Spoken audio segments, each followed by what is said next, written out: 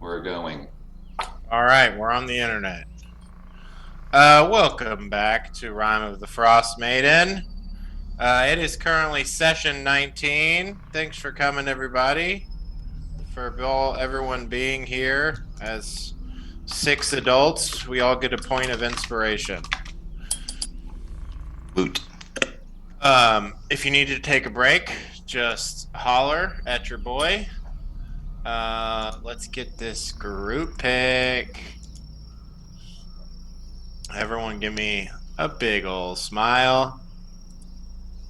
Thank you. Oh, Bryce. Oh, wow, Jesse, you look mad, like crazy. I love it. Um, what's today's date? 1/9/2022. I hope everyone had a good new year. It's been a month since we've played, and we are back, baby. Jesse and Tony, as I read through this recap of what happened last time, would you please send me your list of spells for the day? Uh, and here we go. Recap time. Last time we played, the session started with Jasper and Beery having a conversation about the life path for BB. Near the end of the conversation, you all found out you were being spied on by BB. He said he would talk to you about what he overheard later, and you all carried on. You all had been resting in the Banshee's den, attuning to some items. You healed up, set back out into the forest, feeling refreshed and having a new collection of treasures bundled in a corpse grinder's bag that had been found within the Banshee's den. And you all distributed some healing potions among the party. Uh, hold on. This isn't. Just give me one little. There we go. Is that working? Yeah, okay. Can everyone hear music? Yes. Sweet beans. As you traveled, you spoke to one another about Neela Lunabond, the elf woman that had become that banshee, how she looked somewhat similar to Onga, and how they all might be tied to Ravison and Oril. Carrying on, the snow and wind whipped up into a blizzard, and not too long after that, you all were waylaid by some Chwingas whose faces all featured a snowflake similar to the symbol of Oril. They threw some blinding snowballs that hit pretty hard, and you all mounted a counteroffense and took them out quickly, reducing them back to snow. There was some brief healing, and you all carried on, stealthing past some brown bears, seemingly a parent and two children, mourning the bear that you all had encountered earlier that day and had to sort of uh, beat into submission. Due to the rigorous exploration of the day in the labyrinthian forest, you all started to feel some of the effects of travel weariness, but most of you shrugged it off. There was a brief encounter with an awakened fox and an awakened rabbit. You all remain unnoticed and didn't take action fast enough, and the fox ended up killing the hare and dragging it off. As you got closer and closer to the temple, you found a grisly scene of several dead hunters. You all looked them over and gathered a few items, or no, some coin off of them.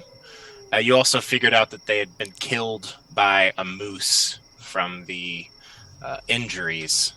Beery said a prayer over their bodies in hopes of their spirits finding rest, and on you carried. There was speaking while you were traveling uh, of a sort of plan to get closer to the closer to the temple, pop up tents, check it out, set a trap, and then you carried forth the last leg of your journey, arriving at this elven temple. As you cross the threshold from the forest into this more open temple space, to take in the location, you all were joined by an ally in the fight against Ravison, an armed and armored griffin riding Goliath who went by the name of Forge Hand. There were introductions, some explanations on Forge Hand's part that the spiritual leader of his tribe, his Skywatcher, had sent him to meet with you all and face down Ravison, since the awakened animals she had been sending out into the world had attacked and killed some of his tribe members. Equinox explained that they were here to face down a moose, and Forge Hand claimed he had seen it just earlier that day. You all took some cover, finding a clearing that was about 100 feet from the temple, like back from that forest line, and 50 feet from the trail that you all had taken to get to the temple. Tents were set up, some conversations were had about and with Forge Hand on his origin, his mission, his transportation, which was a large griffin by the name of Uber. And some scouting occurred. Jasper Drea in a bug-shaped Skywatcher looked around in the temple area, which was dark. You guys were only really lit by the faint light from the aurora overhead and your various forms of dark vision. While you were scouting, you all came across a brazier on a stone gazebo, some statues, a sarcophagus with crystal pillars around it, a structure that seemed to be some sort of moon dial, and a large hole in a stone wall. Jasper also noticed that the snow on the ground around the moon dial was partially melted, which was curious. Sneaking back, you all set up a protective, sheltering dome via Corpse Grinder's bracelet granted to him by a Chwinga, and you went about the long process of the watch. After this long day of travel, everyone needed a solid 8 hours of sleep, and over the course of the watch, you all spotted a few animals that approached the dome to check it out: a rabbit, some wolves, and a polar bear. Needles the Chwinga also returned after having disappeared and briefly harassing you all earlier, and joined up with the Chwinga hay that was brought by Forge Hand. Some treats were baked. Safe, warm rest was acquired. Uh-oh, did someone leave and come back? What's happening? Jesse is switching, but... Oh, Jesse's doing a switch. Just me. Oh, he's got it. I gotta run somewhere. Okay. So, you all woke up in the morning. Jasper and Sky Shadow stepped out of this dome to have a brief side conversation and came back. Jasper gave Corpse Grinder his obsidian dagger, but it has not been attuned to. Beery made you all some breakfast, which are some sweet honey dwarven donuts. And everyone has gotten their armor, cold gear, armor on, cold gear on, yourselves together. The tents are packed up. You guys are ready to go. It's currently 11:15 or so on the 26th of Marpanoth. The dome has another 15 minutes. There is a blizzard going on outside the dome. Everyone has been given, and I assume eaten, a dwarven donut made by Beery. This has granted you all 2 temporary hit points. All of the holy water acquired from the shrine the day prior, the shrine to Mieliki, the magic has faded, and now these are just clean, delicious water in these containers. You all have not yet checked the trap that you had set. The sun is out, but a blizzard is going, so it's limiting your all's range of vision. So it's bright, but still hard to see beyond 30 feet, more or less. You all are here. Life is happening. What do you do, adventurers? I don't know how long those take to make, but I'm going to start by giving my donut to Uber for his trip back. And then I guess if there's time to make another one for me, then I'll eat it. There's not. All right. You feed that donut to Uber. Do you say anything to him?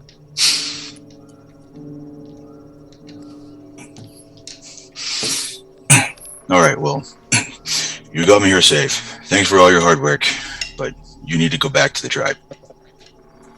He sort of coos a little bit and chirps. You say this to him maybe as you're feeding him this donut. He gladly eats it out of your hand. You are a champ. He sort of like, nuzzles into you, and after maybe you give him some scritches, he steps out of the dome, beats his wings, and then just slowly starts just flying off.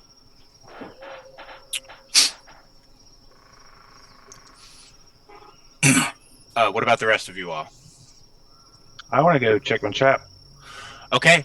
Are you wanting to do this solo? I'll say that out loud. If no one else responds, yes. What? Jasper will go with him. Hey, What did you say? Check on what? The trap that trap. he set. Oh, the trap. Okay. It's like 30 feet away. I'll check it out. No, it's not 30 feet away. Okay. It is, it's like 50 feet back to the trail, and then down the trail's a little ways. It's closer to like 100 or so feet away. The place where you all set up your dome was not within sight of the trap. Just so it's clear. Still very close. But when Corpse Grinder steps out of the dome, it's gone. So, if everyone's ready, are you guys all going together? Yes. I'm ready. All right. What's the walking order on this narrow path? Jasper. I'm not going first. Yeah. Jasper can go first and sneak. If you guys don't mind kind of going slow, I can, hide and kind of check ahead.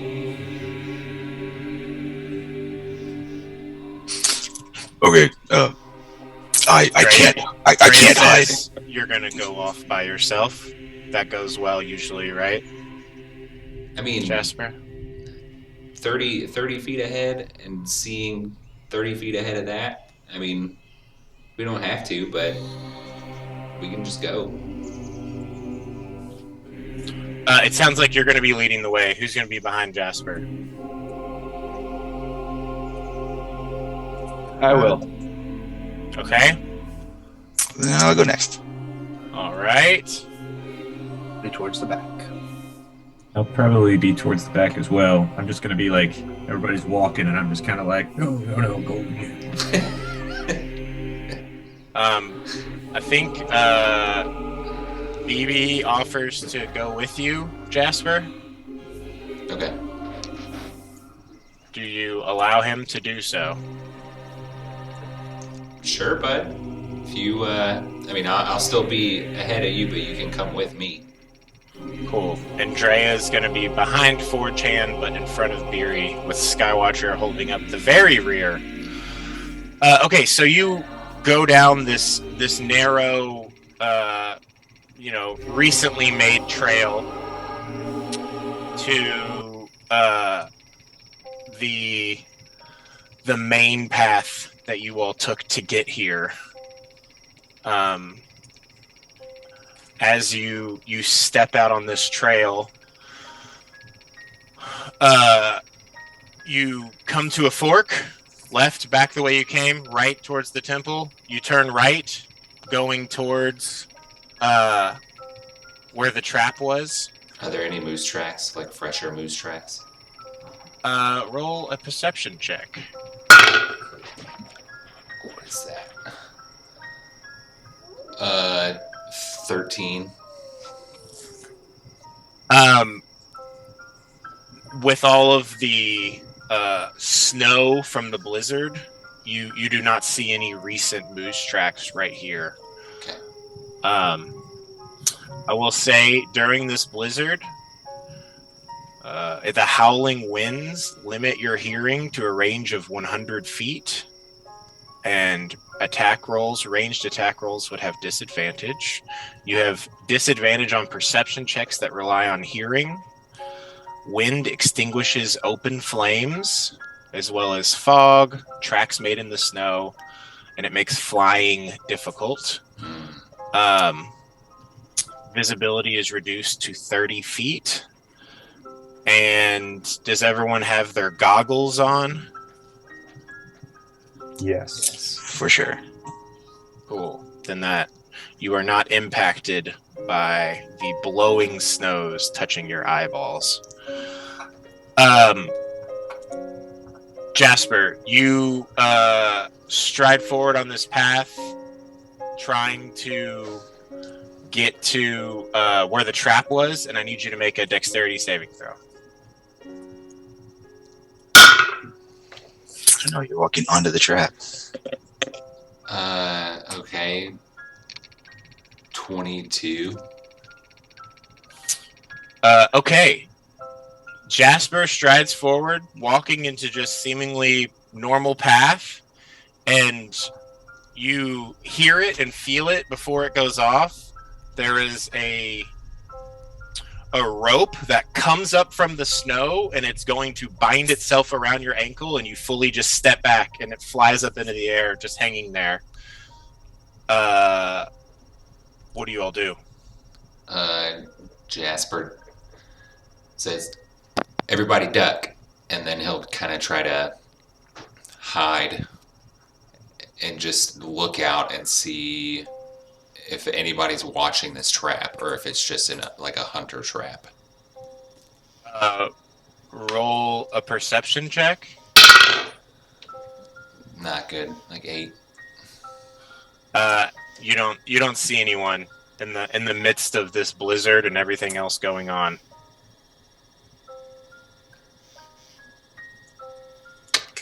I don't know what that was, but I guess maybe we should look out for other traps other than our own. I guess y'all want to keep moving. Yeah, I guess so. Okay. Maybe somebody found our trap and knows that we're here. Yeah, I mean, it could be anything. We can't really tell because the blizzard's ruining the tracks, but I don't know. How far away from our trap do you think we are? You think we should worry about dodging that one too? Corpse Grinder, you remember exactly where you put it? Yep, I remember. I remember where I put it, but it disguised it pretty well. It's a good idea to stay on your guard. You think it's probably about 50 feet or so from here to where this path meets that that sort of break that opens into the area where the temple is. Okay. It's about 50 feet away from here to the path. Then yeah, I guess we'll keep going, and Jasper will just kind of keep his eye out for weird stuff, like trap-wise. Roll a perception check or investigation check. 16. You do not see anything as you carry forward. And I need you to make a dexterity saving throw. Yikes. 18. Man, once more, a rope attempts to coil and bind and grab your leg, and you dodge out of the way. Wow. Is there how wide is the room off of the trail before it gets thick trees? This is like at most 5 foot wide path. 10 feet in some parts, but Okay. it's pretty much just you all. The traffic that come through here has made this path. Sure. Okay. Well, shit. Did you all put these up? No. No, we have one trap. It's Corpse Grinder's trap. I don't know if these were here when we walked through here last. I don't remember them. I don't know. So these were put up overnight. Yeah, we did come through this space before, and these weren't here, right? Correct. Pretty Yeah, spooky. Hmm. Be careful, Jasper. and I'll cast guidance on him. Wow. Okay. Okay. It only works for ability checks, but there you go. Okay. It'll help you see it before you have to dodge it. Yeah. Jasper, you continue to move closer to the trap with the group sort of staggered a bit behind you. I guess, Beery briefly got closer to cast guidance since that's a touch spell.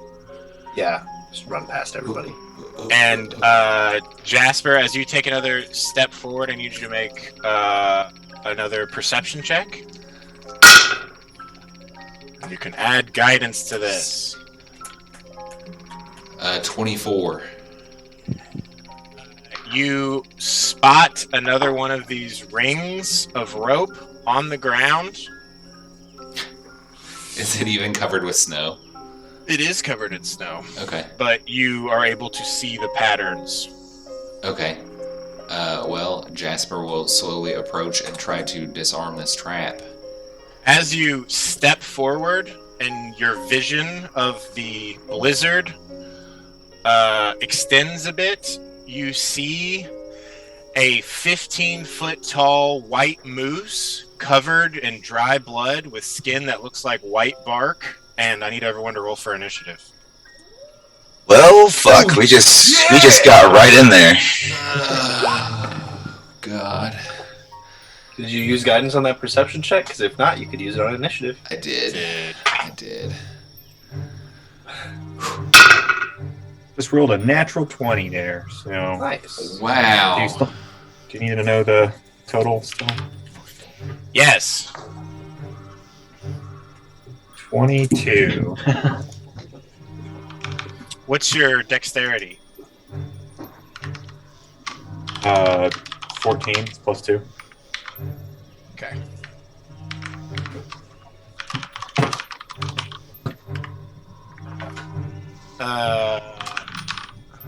Forge hand?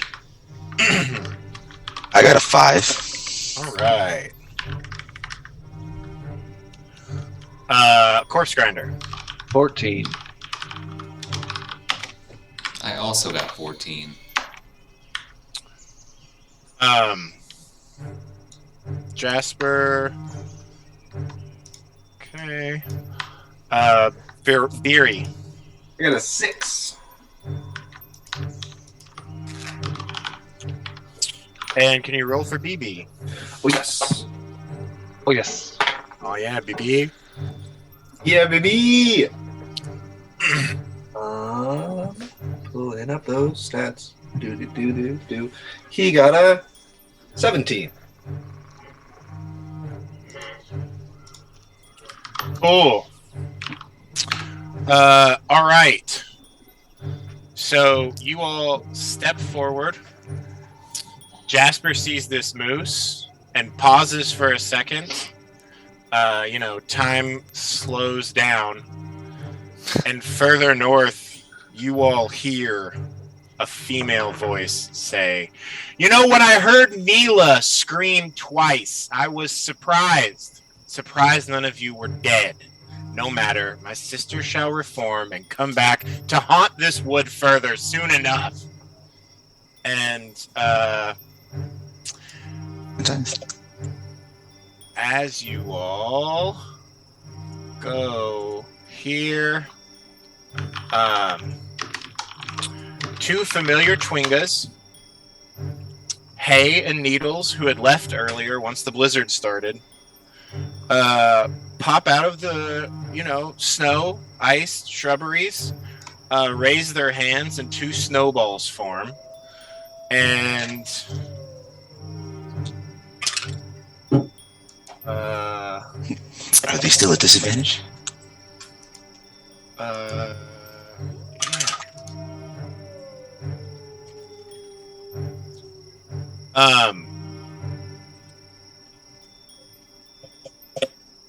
Skywatcher. Yeah. Okay, Corpse Grinder, a snowball flies by your head, thrown by Needles.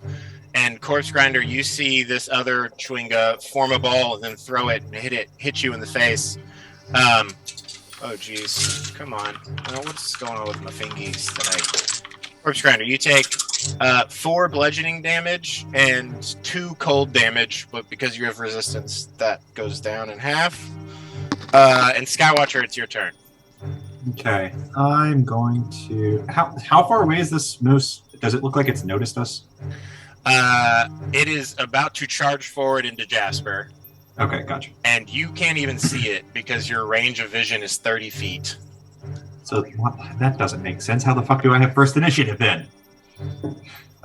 You get the sense that danger is occurring as a Chwinga throws a little ball at your head. Okay, so I cannot see the. I can't see the moose. Can you see the moose on screen right now as a person? I thought I'd limited everyone's range to 30 feet. Yeah, I can't see it. Okay, cool. Jasper, you can see it? Yes. Just on the edge of your vision? Mm-hmm. No? I can, yes. cannot. Yes, I can see it. Oh, you can. Okay, cool. Cool, yeah. Pretty much only Jasper should be able to see it because it's too far down. Okay.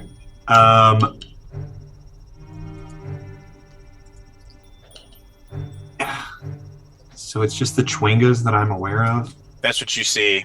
Jasper, did you say anything when you saw the moose?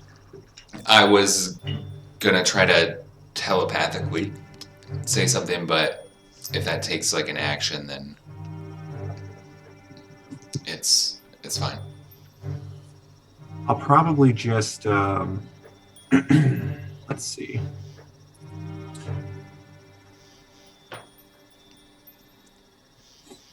Maybe I'll throw a.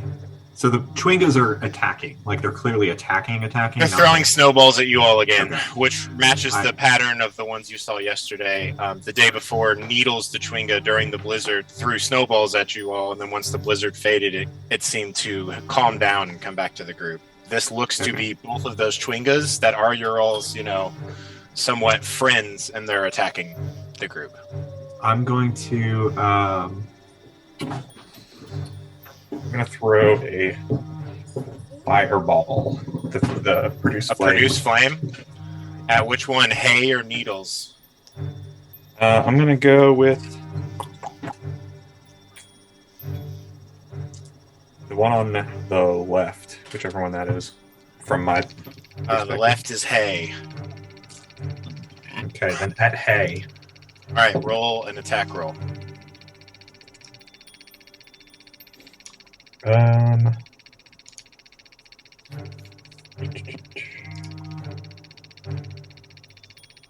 Shit, what's the attack thing on a fireball? Your produce Plus flame. 5? It's not a fireball. And Whatever, I think that's- it would just sorry. be your wisdom plus proficiency. So Okay. I think Okay, it's so plus it's 5. 13 to hit. It dodges to the side, Okay. out of the way. I Bonus action? don't think I really have much I can do bonus action wise. So Wild shaping. yeah, but I wouldn't wild shape for a Chwinga, so I'm not going to do that. Cool. Makes sense. All right. End of turn. Movement. Yeah, I don't feel Cool. threatened. All right. Jasper, you see this moose bear down and then just start charging forward towards you with its antlers aimed at you. As it gets closer, you see its skin is covered. I guess where instead of fur, it looks like it has white bark all over it, and multiple places on its body you see blood from people it seemingly killed. Jasper is going to scream as loud as he possibly can. We'll just say, You guys hear Jasper scream. yeah. Here, I'll show Everybody you moves. all. Everyone, this is what it looks like, but bark skin as well. Did everyone get a pop out? It is the moose's turn, and it charges forward towards you at full speed, moving in a straight line with its antlers. Here we go. First attack.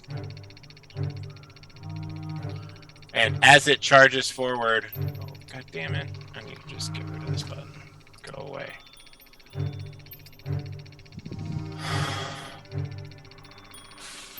Maps.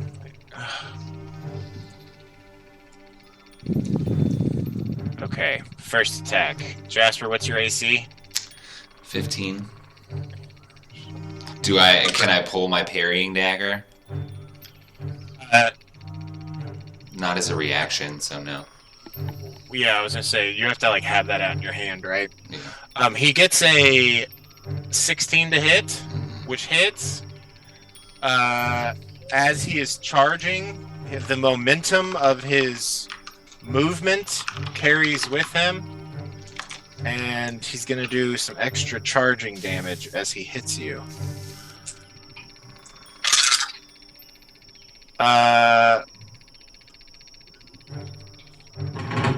Take 22 points of piercing damage as he full force charges into you, and then he rears back and tries to hit you in the face with his hoof. Oh man, natural 20. Oh no, not on the hoof. Oh, God. Jasper, you fucked. Quick, going off in the front. Jasper. You take 17 bludgeoning damage. Oh, Jesus. And how's Jasper looking? Unconscious. Conscious? Unconscious. Unconscious. The moose, So not great. like, the moose charges forward, throws you up into the air with its antlers, you land on the ground, and then it just, like, takes its hoof and hits you right in the chest, and everything goes dark. And BB and Beery, I think you guys can see the moose now. It's clear that it is here, and combat is upon you all. It's in my range too. Cool. And anyone that can see it, within the 30 feet, that's cool. I don't exactly see how you all see it. I'd have to switch to player mode. Okay. Cool. GM layer.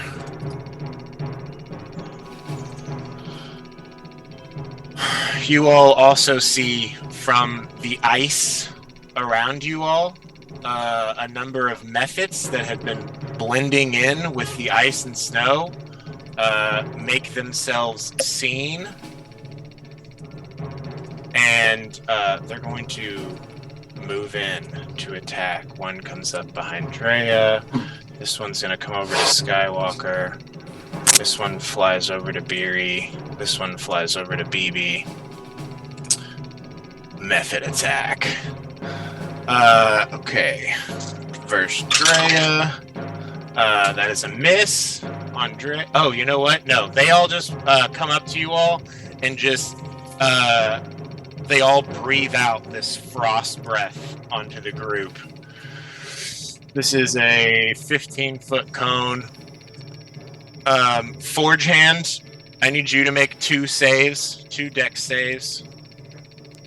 Oh, wow. Is this going to hit everybody multiple times? 1, 2, 3. Okay, we'll just do them one at a time. Drea, Forge Hand, Skywatcher, and Corpse Grinder, I need you guys to all make dexterity saving throws. DC 10. Alright, well, I got a nat 20 to start. Cool. You pass. Drea passes. Skywatcher. Yes. Corpse Grinder passes. Skywatcher, how'd you do? I got it. 16 plus whatever. Okay, cool. Plus 2. So All of you all end up taking 1 cold damage, which if you have resistance, reduces it to 0. Wow, pathetic. Cool. Okay, then the second one over here is going to blow. I need Forge Hand, Skywatcher, Corpse Grinder, and Beery to make a dex saving throw. DC 10. 19 or 21. Okay, pass. And we got a 9. Got it done on that one. Okay. If you failed, you take 7 cold damage. So, and then if you have resistance, it'll be halved to 3. If you pass, you take 3 cold damage, and if you have resistance, that's reduced to 1. Remember, everybody had 2 temporary hit points from the donuts to start with. Yes. Okay, we'll do it again this way.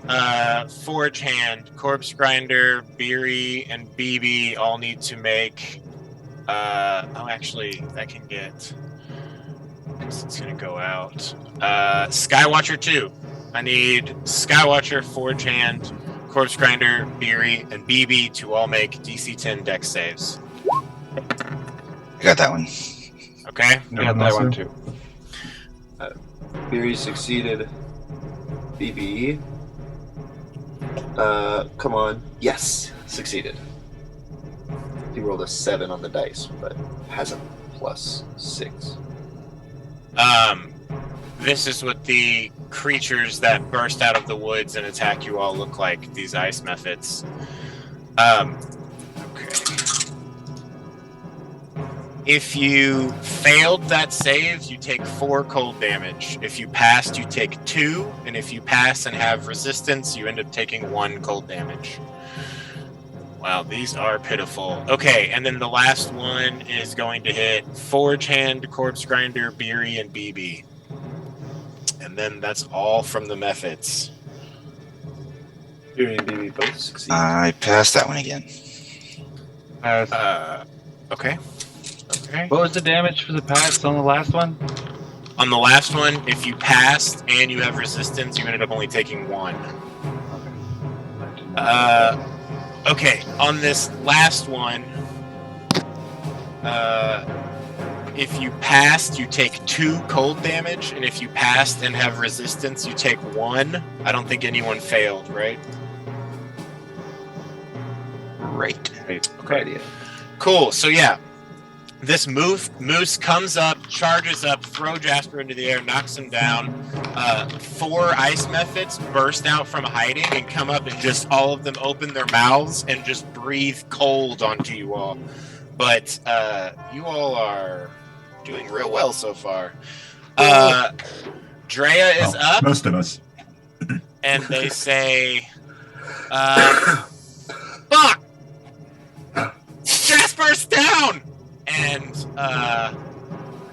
will raise their bow and fire it at these. I think they're gonna fire it at. Oh man, it's gonna be ranged, so it's gonna have. I don't even know if they can see. They're gonna provoke an opportunity attack to relocate. That's a miss. And the second attack. That's a miss. Tilda like rears back and just straight up like jumps up, puts 2 feet or 4 feet on Skywatcher's back, and then just like leaps fully over and lands in this clearing. They raise their bow and they're gonna try and take 2 shots at this giant moose. Both of these will be at disadvantage because of the blizzard. This is gonna have +8. Cool. 16 plus 8, that'll hit. And 11 plus 8, that will hit. Cool. That's going to do 2d10 plus 6.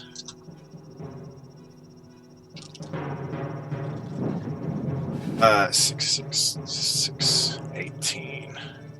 Cool. Yeah. Drea fires off their bow into this moose, and it is impacted by the arrows. Excellent. All right. Those were all of my turns in a row. Oh, nope. That's wrong. Here's another one. What a Spell. And then Wild Shape. And then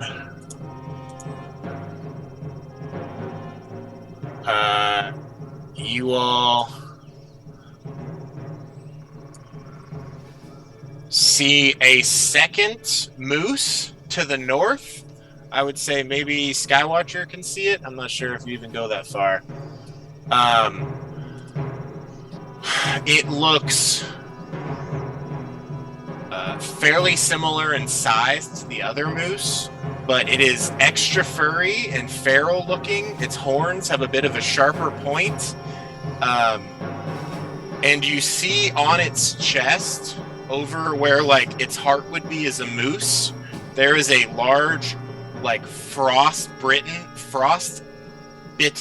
brand of a snowflake right in its chest. And there is this like faint blue aurora around this moose that's up to the north. Cool. BB is up. All right. BB is going to see Jasper up there and the moose that's attacking him and yell out something like, Uncle Jasper! And then he'll fire his short bow. Twice. No, just once. Who? At the lower moose, the southern moose. The southern moose. All right, cool. Yeah. Oh, come on. That is 14. 14. The arrow bounces off of its arc hide. Did you roll with disadvantage on that attack? No.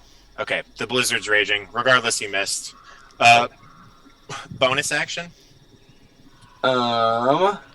He will.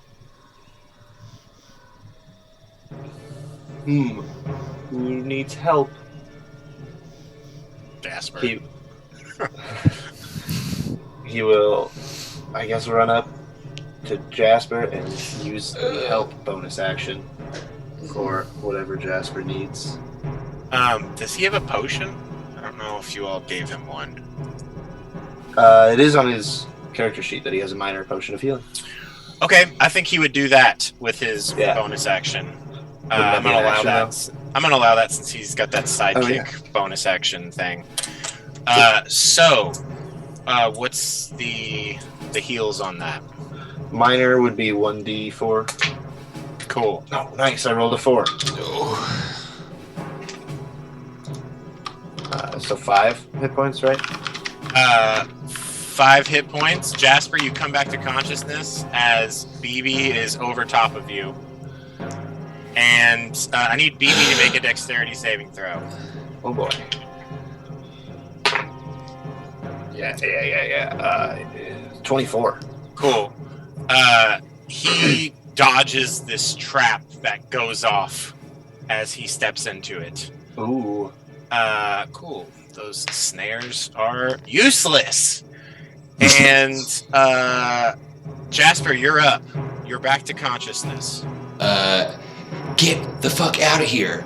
And Jasper is going to bonus action disengage and roll and just try to fucking run back toward Drea and the group. But okay, so you'd stand up first. That's half your movement. okay. Or are you, if you're running, and then you want a bonus action disengage. Yes. So then you have 45 feet of movement still. Yeah. So Jasper's just gonna. Here, I'll do the arrows.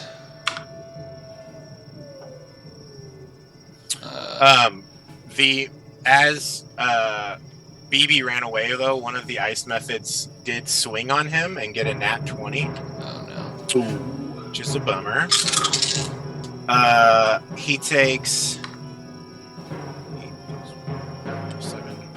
15 points of damage from one of the ice methods, but now none of the ice methods have reactions. Oof.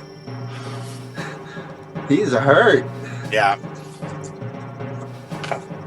Jasper, anywhere else, or is that If Yeah, I mo- 45. if I no, but if I move another one, they get an opportunity attack, right? Disengage doesn't work. They've already attacked Oh. BB, so they don't have opportunity attacks right now.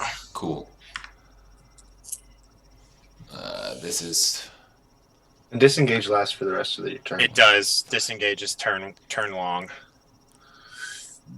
so. This is 40, and I'm just gonna stop here. Okay. You can't be in Oh shit! a Yeah, friend's sorry. space, but I'll just move Drea. No, it's fine. You want to be one down instead? Yeah, that's cool. Okay. Cool. All right. Okay. Communication or interaction? That moose is fucking huge, and it's covered in blood, and it looks like it has like tree bark all over it. This is bad. Corpse Grinder, you take in this whole situation, and it's your turn. Bonus action, movement. What are you doing? All right, so people start getting hurt, and I whip out the old axe and start going, and I think I'll just go to the side a little and do burning hands at these two ice mythics. Okay, cool. Yeah. I'm gonna use a spell slot instead of my racial ability. Okay. So it's at first level. And it's a dexterity saving throw. You have to be 13? Oh, man. Okay. A fail and a fail. Great.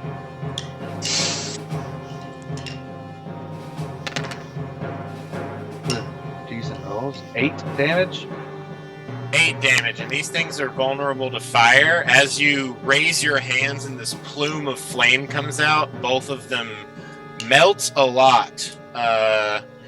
They're nearly dead, but not all the way. 21. Okay. Bonus action?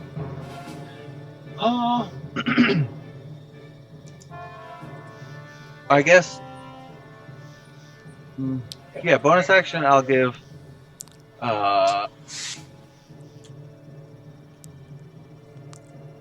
No, I'll say now your tryout starts now to Forge Hand and give him a bardic inspiration. Ooh, And then cool. I'm going to use the rest of my movement to get like right here. Let's see.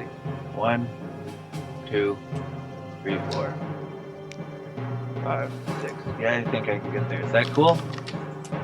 Yeah. Great.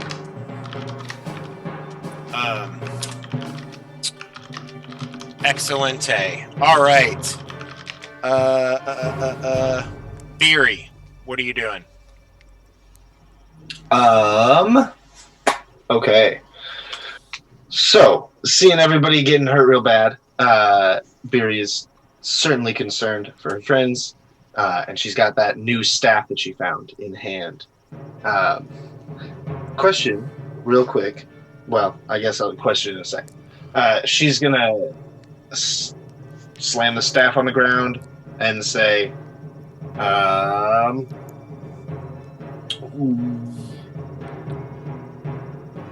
Come on, guys.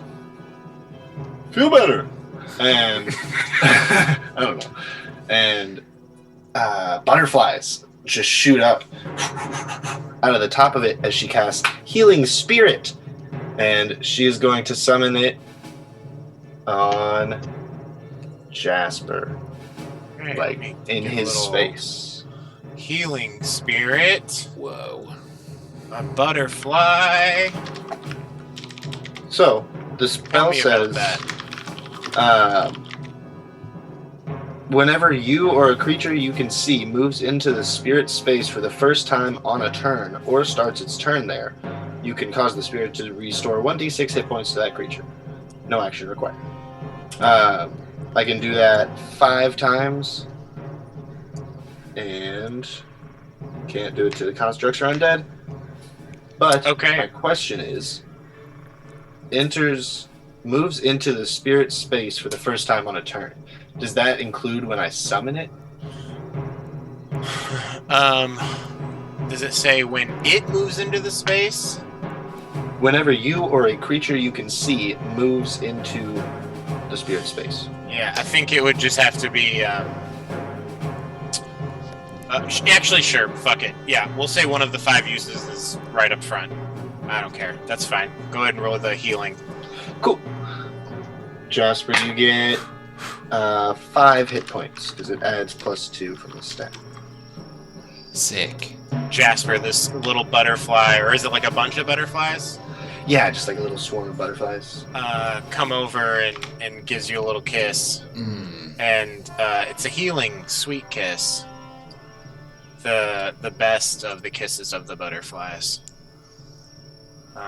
Here, I'm gonna grab a little butterfly swarm. Where are you? Oh, god damn it. Okay, fuck it. It's gonna be this orange one.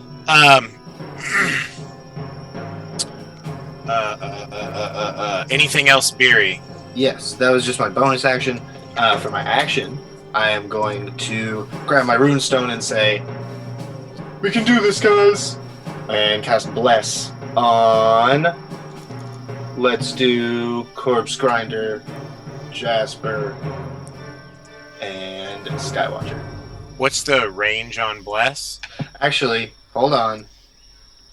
Just kidding. I can't concentrate on 2 spells at once. Okay. Action instead.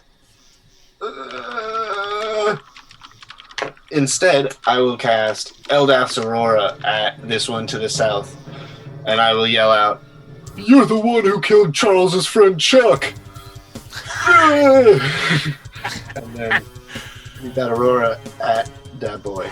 At the moose? Yes. Okay. Okay, go for it. Roll for the attack. You have disadvantage. Oh, right.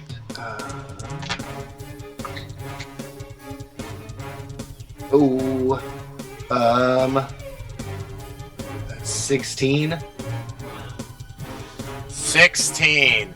That just hits, dude. Ah, yes. Oh, that's scary. I'm only gonna do 2d6 damage and let the next 3 attacks against it have advantage. Okay. Which target was that against? The awakened. That was white against moose. the awakened moose. Okay. The one that I The can one, see. the one to the south. Yeah. Yeah. It was 8 points of damage. 8 points of damage, Alabama, and anything else for your turn? Communication or interaction? I've done a Any lot of movement? communication. If I move, I'll pretty much get an opportunity attack. So no, I'm good. Not this turn. It's Oh yeah, that's right, baby. I don't want to be in the middle of them, I guess. So let's run over here. That's still in the middle. I'll just Forge Hand, you're on deck. by them into the trees a little bit, like going this way. You know what I'm saying? Yeah, you. I don't think you can go too much deeper into that. It's pretty thick foliage. All of this grassy green is all difficult terrain, just so Gotcha. it's known. And I'll get into there and kind of duck down for cover. now Do I is have to the. go Do what now? Do you Can want I to go duck prone? down to get cover without going prone? Yeah, I'll say you've got like half cover back there. Cool. If you go prone, it'd probably be 3/4. But you're very large. Fair. Okay, so we all haven't had to deal with this part. Any creature that's concentrating on a spell in a blizzard must make a DC 10 con save at the end of its turn or lose concentration as the snow and wind hits you painfully and batters your mind. I've only got a +1 to this. That counts as a concentration check, though, for the purposes of like my invocation and the war caster feat. but you use your Constitution saving throw stat Yeah, you get advantage on it. if you're a warcaster. Yeah. I got a 14. Great. You maintain your spell, but you can feel like this blizzard sort of wearing away at your mind. Forge Hand, you are up.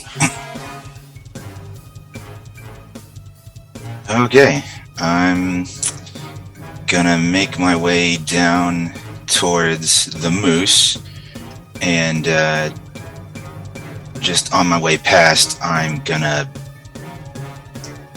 bop this guy Does with. it take 2 ignite your hammer? Oh yeah, should probably do that as a bonus action. Yeah, just going to yell "Stig," and then the hammer ignites, and I will try to whack this guy. Okay, go for it. And that's a 25 to hit. That'll hit. Or 24, whatever. Either way it hits. And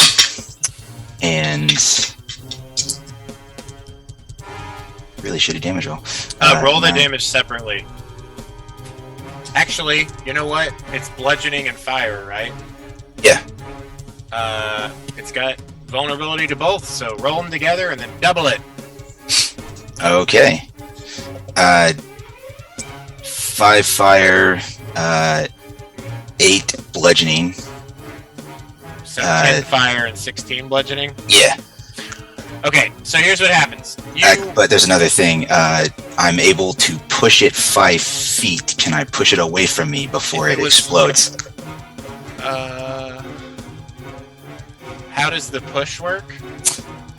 It's just hit a creature with a bludgeoning weapon, and I can push it 5 feet as long as it's no larger than one size. No more than one size bigger than me. I don't think Garoth knows that these things explode when they die. I mean, that's Because just he's never faced an ice method. because he would push anything anyway. Space for himself. Okay, I'm gonna give you this. If you push him, you won't be able to damage the second one, which is what you're about to do because there's like a cleave rule sort of thing. So it's up to you. If you want to just kill the one, you can. If you don't push him away, I will let you kill both of them. Okay, fine. Let's get both of them. Okay. You draw this hammer, ignite it with your little power, your command word there, and then just do this wide swing. As it impacts, the first one just quickly covers and cracks, shatters, and bursts, and then the hammer carries through and hits the other one, and it does the same thing. Both of the ice methods die, but I need 2 DC 10 dexterity saving throws. First one's a pass. Second one's a pass. Cool. Then, Hell yeah. if you pass, you take half. If you pass, you take half. Boop a boop a boop. You only take 2 piercing damage. Wow, very low rolls. And they just friggin' explode, man. All right, what's next? Then gonna use the rest of my movement to get right up in front of the moose. Okay, cool. You do that. You are right there. Wow. All right, top of the round. Back up to these Chwingas. Oh, actually, I want to stay one space up. A snowball whizzes by your head, Jasper, and then a second one manages to hit Drea in the face.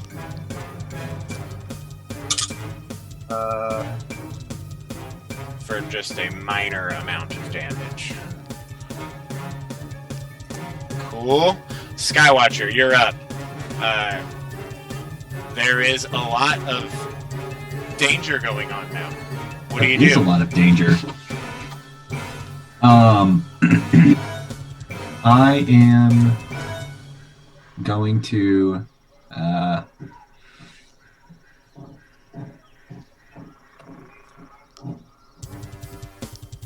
I'm going to throw the staff at the ground towards the new moose that I see coming from. Of course. And I'm going to yell Snakeify, obviously.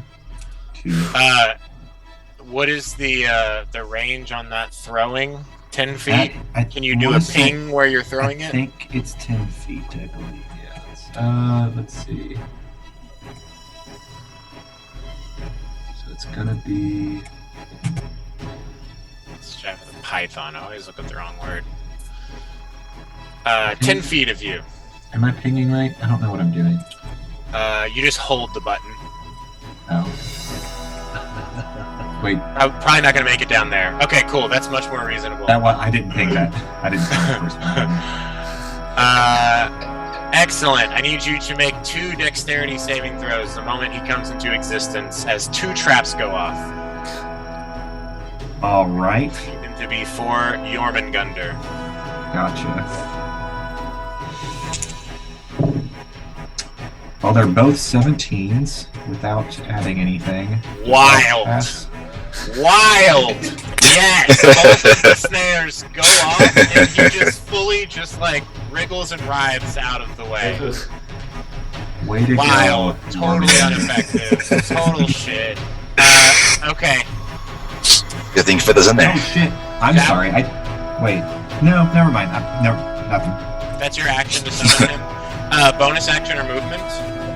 Bonus action. I'm going to wild shape into a direwolf.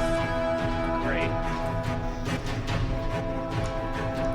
Direwolf, Tony, baby.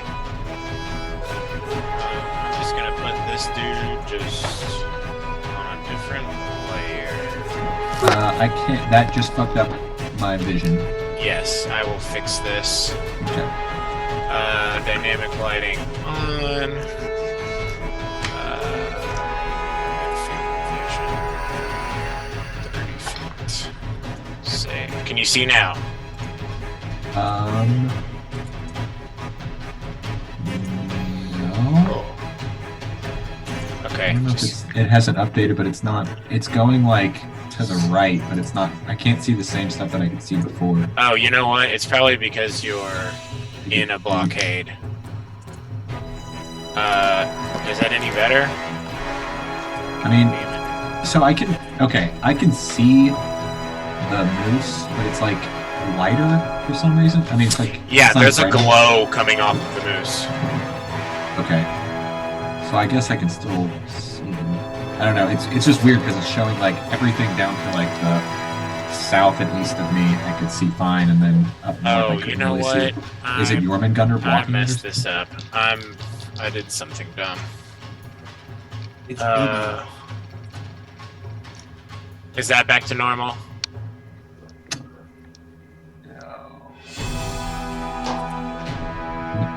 What I mean- do I do here?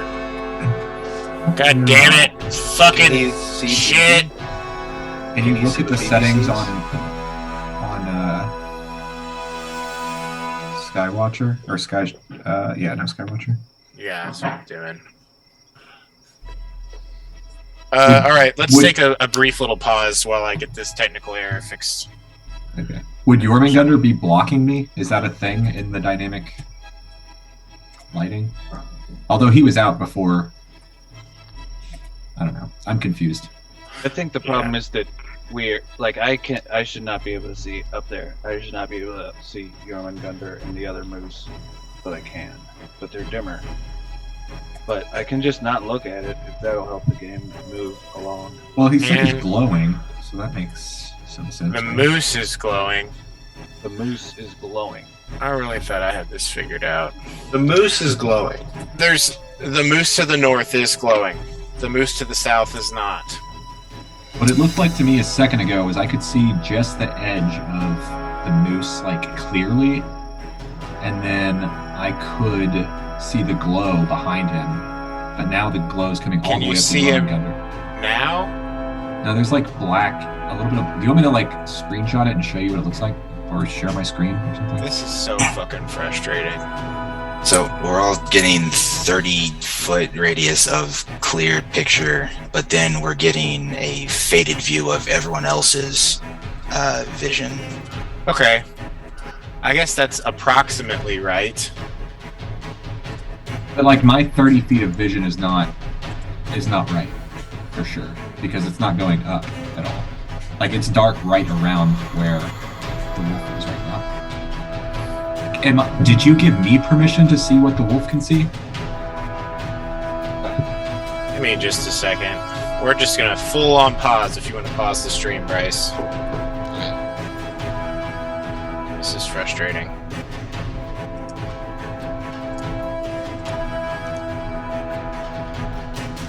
I think what it might be doing is it was showing me like Skywatcher, the like centaurs.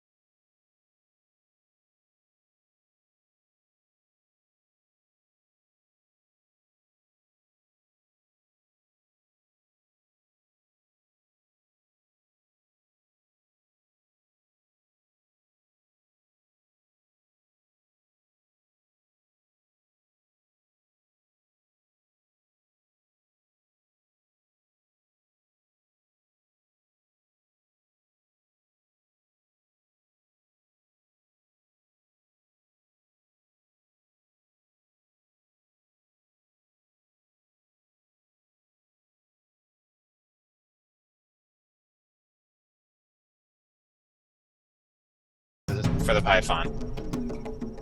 I just realized I Just would have because had him we go both for the- forgot about that. Yeah. Well, it was really bad, so that's works for this purpose. So that means it probably would have gone before me last round. It Well, he just put it out this round. yeah. So it wouldn't have gone. My main concern was like it probably should have gone before the moose attacked me. But that's fine. I'm not upset. Rolled a 4 plus. It's a 6, I guess. Yeah. Okay. This is going to be your Mudgander. Great. Okay. That is all of their turns for a while. BB is up. All right. Moose didn't attack him, right?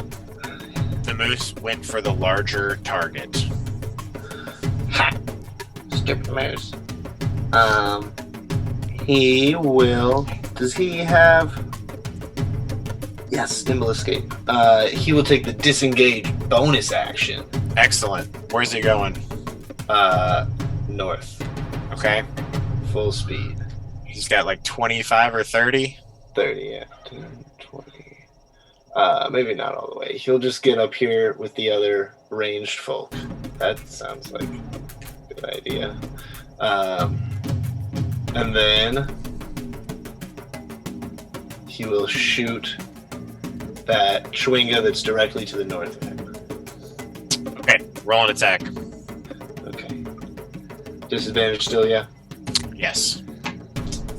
That's As the needles, blizzard right? rages. The top one is needles. Good roll. The one closest to him is needles. This one is hay. Okay. This one is needles. That's 18. I rolled an 18 and a 14. That will hit. Roll damage. 7 points of piercing damage. The arrow slides right through Needles' head, and his body is reduced to snow and ice as he passes from this realm. That was action, movement, bonus action. Jasper, you are up. You automatically take healing at the start of your turn. What is it? D6? Yeah. Beery, Yeah. you roll that. Yeah, it's 7 hit points. You regain 7 hit points. Okay. Wow, this is great. I'm like... is it cool if I take another charge of this thing? You just have to stand there. Yeah. Well, he's just gonna stand there and then, take out his longbow. Yeah, I don't even think it really occurs to him that that's how this is working, because he's never seen this spell before. It's just like, oh, butterflies kiss me and make me feel better. Sweet. Then he has no idea that he can honk at all. Butterfly kisses. Butterfly kisses. So yeah, he'll kind of crouch down and try to hide and like kind of get in these trees a little bit here. And then we'll shoot at the awakened white moose with the longbow. So you heal, move over here, bonus action hide, roll stealth. Where did it go? Oh no, natural one. You have advantage on the attack anyway. From You- Eldath's Aurora. Inspiration. Oh, You do have inspiration. well, if I have advantage on it anyway, then that's what I was going for. So you're not going to hide? Well, I failed at hiding. Okay. Well, Hey. I was seeing if you're keeping that roll or not. It's Oh, up to you. yeah. Okay, so you move over there, attempt to hide, and fail, but then realize this moose is glowing. You'll be at disadvantage because of the blizzard, but advantage because of the aurora, so it's a straight attack. Because you're not hidden, you won't have sneak attack. Yeah. Although you have an ally nearby. Boom, there you go. It will be sneak attack if you hit. Wow. Straight attack. 18. That will hit.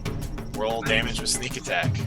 Wow. Okay. So that is 1. And then the longbow is a 10, you said, right? Yeah. Okay.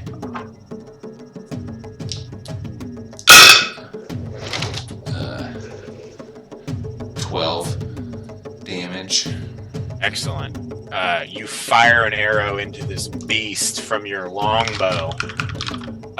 Some of the aurora around it begins to fade. The next 2 attacks against it have advantage. Communication or interaction? No, because he ate shit on the hide attempt. So. All right. Corpse Grinder, you are up. I'm gonna throw some more notes into my riff. And as I play on the fretboard, my fingers, orange tracers come off my fingers, and you see the same orange light kind of compact around this awakened white moose down here, and I cast Hex on it. And then, Ooh, nice. can I, without stopping playing, just have a arcane circle fire Eldritch Blast from in front of me, just for flavor? Yeah, you just continue to play as once your hex is in place, you fire out a blast. Go ahead and roll to hit. Great. It'll be at disadvantage. The Aurora is melee or ranged. It's the next attack against it has advantage. I'm pretty Okay, sure. cool. I'll double check. Then, yeah, go ahead and roll a straight attack, because the Aurora cancels out the blizzard. Did you, Jesse, Fury, did you cast Bless, or did you decide not to do that? I unable did not to. do that. Correct. I'm concentrating on Healing Spirit. It's Yeah, gonna be a the next attack has advantage.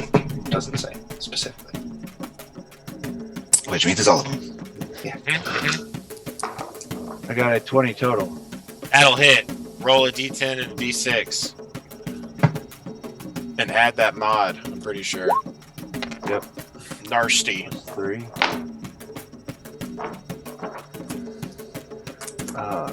D10. Okay. D10 is 8. D6 is 4. 12 plus 3 is 15 damage. Damn! Nice. Y'all are doing some hits. Once more, your music turns into just a blast of pure concussive metal force, and it impacts this moose, damaging it, breaking a few bones, its ribs, as it calls out in pain. Fuck! And this Movement? hex spell gives it disadvantage on strength checks. Okay, Watch your language! cool. It looks at Beery. Movement. I'll move back 1 space. Okay, cool. That's it. All right, Jormungandr is up. All right, he's going to try to constrict a moose. Okay. That's a 25. 25 will hit. All right, and then Go ahead and roll 1d8 plus 2 wait, what? And a 2d8 for the Plus constrict 4. attack. hit is 2d8 plus 4. Oh, I'm looking at the wrong. Oh, is it not a giant? Oh no, giant constrictor. It's a giant thing. constrictor thing, I'm on the yeah. wrong stat block. Yeah, you're good. Whatever Okay. it says. Cool. 12 bludgeoning damage, and the target is grappled. So here's what happens. Your Well, snake maybe. moves forward to try and wrap around this moose. It briefly holds on and does some damage, and then some magic within the moose, it just like phases out of the grapple, and it seems to be ungrappleable. As you, That's weird. How much damage did you do? 12. 12. Cool. And as your snake grapples him, the cold aurora around him flares up, and your snake takes 5 cold damage as it is impacted by this magical force around this moose. Does that only hit the snake? Yes.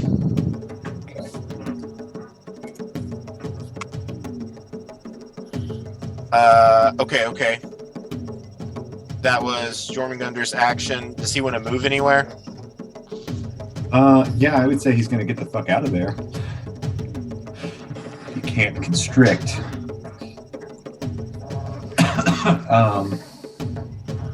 Roll me like just a quick, I guess, insight check. Okay.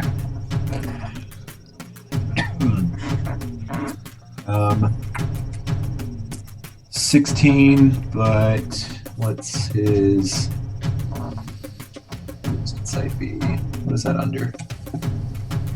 Wisdom? Oh, he has. Wisdom. This is going to be for Skywatcher, who's making the insight check. Oh, okay. 21. In your training to be a druid, you were told about the many spells that a druid can cast, and one of them rings in your mind called Freedom of Movement, and this is a spell that you can cast to make you easily move through terrain, escape confines and grapples and everything, other things of that sort. And you think that this moose up here is under the effects of that spell after seeing that effect happen. Okay, gotcha.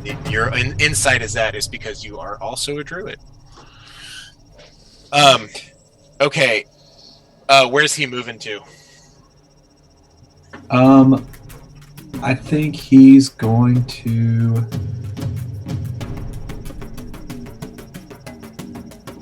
Fuck, actually.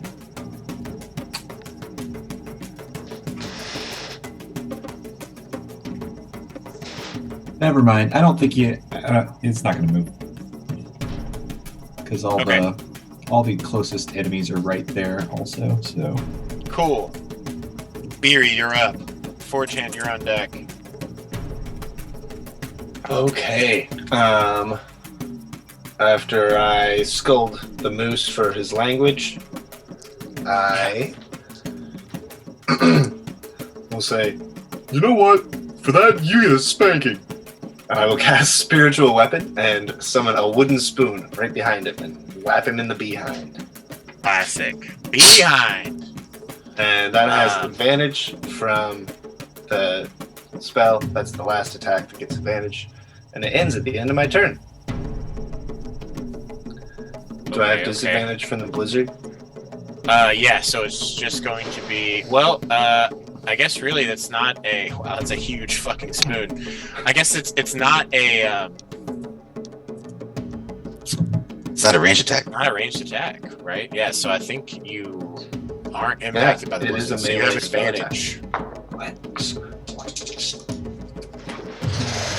I can't read that. That's not good. That one is 23. That will hit. Go ahead and roll damage. Oh boy, 6.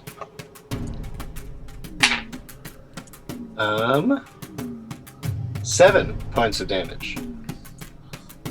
Excellent. This thing is looking worse and worse. He says, "Ah, magic spoons!" And that was your bonus action. Action? Is it a? That's not a concentration spell, right? Correct. It's not. Oh, Corpse Grinder. I need a concentration check from you from the blizzard to maintain Hex. Advantage. Natural 20. Great, you're good to go. I'll start running back this way a little bit, just to not be directly next to that moose. Not I'll be so say- close. Yeah, and I'll say, Run through the butterflies if you need any healing. so that everybody has an idea how it works. And can you move the butterflies? I can, but it's a bonus action, and that was Spiritual Weapon. What's your action? That is a great question. Let's do Emboldening Bond on Jasper and Corpse Grinder. Okay, cool. This is Beery's like class form of bless. Once per turn, you all can add a D4 to an attack roll, ability check, or saving throw. Is that right? Excellent. Okay, that was communication or interaction. Communication's done. Interaction was pushing that little tree out of the way when she was running. Did you want the spoon to be back there? Did you move that or did I? I moved that. Yeah, Okay, he was cool. getting spanked in the behind. Gotcha. Classic behind spank. 4chan, you are up. All right. He's just gonna yell, I think it's time I picked on someone my own size. And then he just yells, fuel! And it's another giant word. And then he suddenly grows to be large. Wow. Yeah, you all see him grow to be like 13 feet tall. All of his armor and weapons and everything around him having this faint glow and it growing with him. Okay, that happens. And we're gonna swing on the moose. And that is gonna be a 19 to hit. That's gonna hit. So 6 is fire, and then 17 bludgeoning. Damn. Yep, you hit really hard as you grow into size and you're now like sort of eye to eye with the moose. You raise this hammer and bring it over and you just hear like the crunching of ribs as you hit him right in the side full force. Anything else? If he's still standing, then I'm gonna action surge and go again. He is still standing. You action surge. Roll again. Holy ficus. Great attack. Motherfucker, that's only a 15 to hit. Yeah. This time You you still see have it the coming. bardic inspiration. Oh god damn it! I do have. I'm gonna use that bardic inspiration to make Hell it yeah. make it definitely hit. All right, it would be 1d8 plus 1, so it's definitely going to hit. Go ahead and roll Yeah. damage. That is 8 fire damage, and oh yikes, that is only 8. Rolled 1 too many dice. Sorry, my bad. Let me reroll the bludgeoning. There we go. Okay, I got 11 bludgeoning. So 8 fire and 11 bludgeoning. 8 fire, 11 bludgeoning. Yes. Ooh, he's looking so rough. I want to push him on this attack. The second one, I'm going to push him 5 feet. Is that just automatic? Yeah, that's part of the feat. You hit, as you hit him in the ribs, and then you bring the hammer up and just I'll say you take it and swing it underneath and catch him right in the right in the sternum.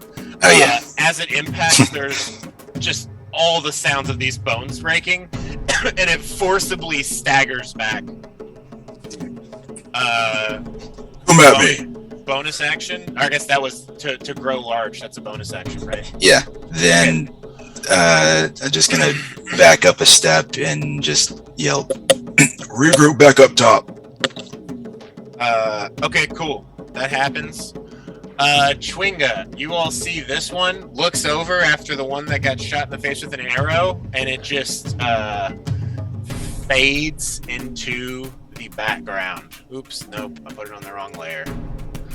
Boop, boop, boop, boop, boop. Disappeared as it merges with its environment. Skywatcher, you are up. You're looking pretty rough. I am looking pretty rough. Well, I'm going to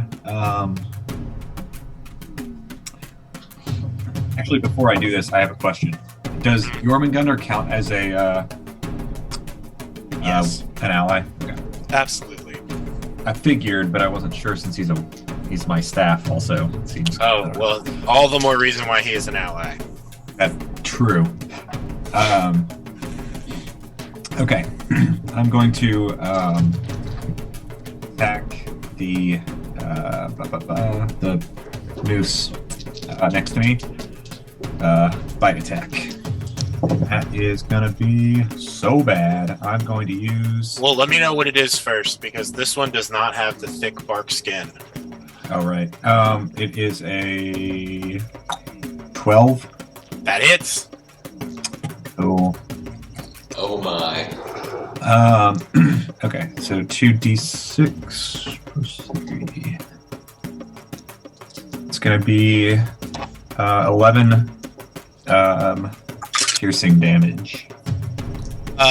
Okay, you bite into it, doing that damage, and as you do so, this cold aurora around it flares up, and you take 9 cold damage. All right, so I turn back into a. You turn back into you. Right, and does that so damage transfer over?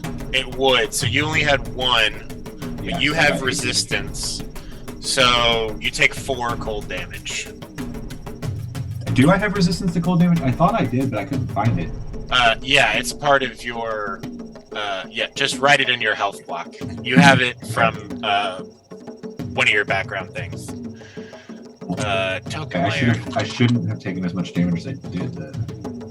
Well, it was going to be 9 No, damage. I meant earlier, the damage that I wrote in. I know, I'm just going to add 1 because I know there was 1 that went from 1 to 0.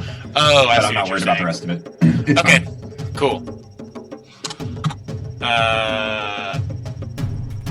Great. And then, As you bite it, this aurora flares, and it's just this bright light. And as it fades, it's just you there, no longer in your wolf form. okay, also on the bite, I don't know how this will work with his thing. If the target is a creature, it must succeed on DC 13 strength saving throw or be knocked prone. I'm guessing Yes, that would have worked. He got a natural 20 on the save. This moose did, so. No dice. Okay. Bonus action? bonus action, I Could technically do it again. know, but then he's just gonna fucking hit me again. Better than him hitting you in that form. That is true. Probably.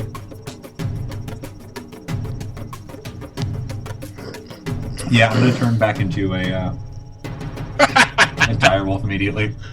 Okay, perfect. Yes. You just you bite this thing, and its aurora hits you so hard that you're driven back into your form. And then you're like, "Oh fuck!" and then immediately just turn back into the direwolf again. Excellent. I love it. And you're back at your full 37. Okay. Cool. Any movement? No. Couldn't move anywhere without provoking an opportunity attack, right? So. Okay. All right. At the end of your turn, the next thing happens. Off Striker, that's this thing's name. You guys didn't know it. Off Striker, this giant moose, backs up, and then it looks to Beery and just full on charges right at Beery. What's that armor class? 16 plus 3, 19. Oh, can I get a con save? Did I get a con save at the end of your turn for? No. But that's a dirty 20. Great. There's not a strength check involved in that charge attack, is there? Mm-mm. Nope, and it got 20 plus to hit. So that is gonna hit. As he's approaching, I'm just gonna point my hammer back towards one of the ice methods that I can see because it's actually in range. And just gonna yell "Sky" and have I'm gonna make that ice method this guy the target of that attack instead. Oh, can you? This is my cloud rune. The cloud rune. Okay, hold on. Creature within 30 feet of me that gets hit. I can pick a different creature within 30 feet to instead be the target of the attack. Does it involve you seeing? Yeah, this method is in my vision. It's within 30 feet. Yeah, I'm just. You were turned around facing the other way entirely. Didn't he start walking away though? If he's you doing back it as up? a reaction. Yeah, I pushed the boost away and then I stepped back up. I was looking over to regroup to see how everyone else was doing. Oh, okay. Say cool. regroup. So you had turned around. Yes, that's right. He said it. I heard it. We were all there. I hate it, but it's.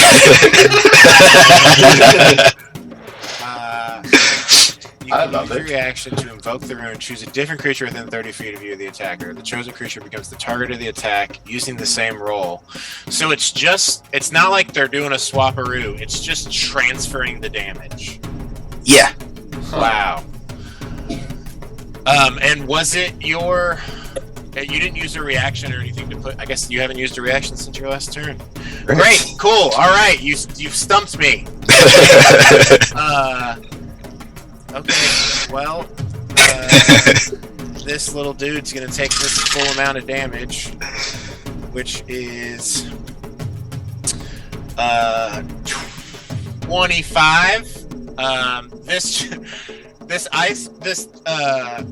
moose comes charging at you, Beery, and as it does so, 4chan just sort of looks and does a gesture and a rune on what is that one on? That's on the head of the hammer. On the head of the hammer ignites briefly, and his attack just like his horns pass into a cloud, and over here a cloud appears and horns just come out of it, stabbing into this ice method. It fucking explodes. Skywatcher, I need a dexterity saving throw. Does it hit the other method? Yeah, for sure. That's a 21.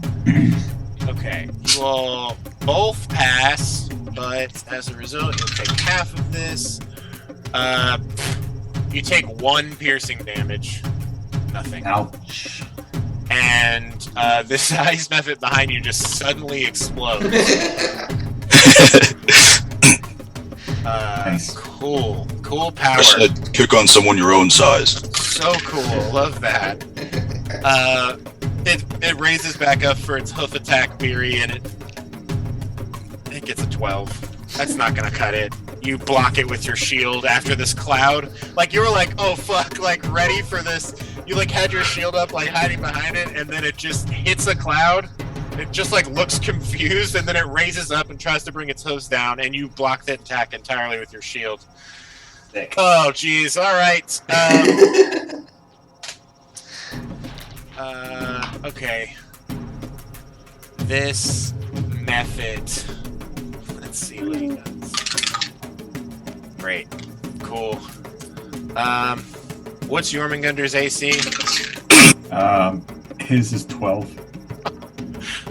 Well, a 10's not gonna cut it! Okay. Oh, poor Elliot. No, it's alright. Drea is up and says, "Stay away from Beery!" And Drea fires off 2 arrows at the moose. That first one misses because it's a disadvantage, and the second one hits. They fire this arrow, and it hits the moose right in the jugular, and there's just this spray of blood that comes out of it as the moose collapses to the ground, and it begins the process of making death saving throws unless you all kill it. Ravison is up. Oh, Ravison. Well, all right. This second moose up. It already says Ravison on the moose. Okay, cool. So I wasn't sure if you guys had put that together. I was. Yeah, we can. Great. Question mark? Great. I need you. This moose starts to back up. You guys, Jormungandr and Skywatcher both can make an opportunity attack if they'd like. Yeah, I'm gonna do that. You have seen that doing so can kind of hurt you. Yeah, I don't care. Fuck it. Okay, cool. Go for it. All right. I'm trying to. Oh man. Why is this fucking not? Hold on. Okay. So I can attack with what? Well, I guess the wolf only has bite. So opportunity attack, bite. But pack tactics still. Right. You would have advantage. That is going to be a 13 to hit, That will hit. and that'll be 10 piercing damage from me. Okay. Skywatcher, and then I suppose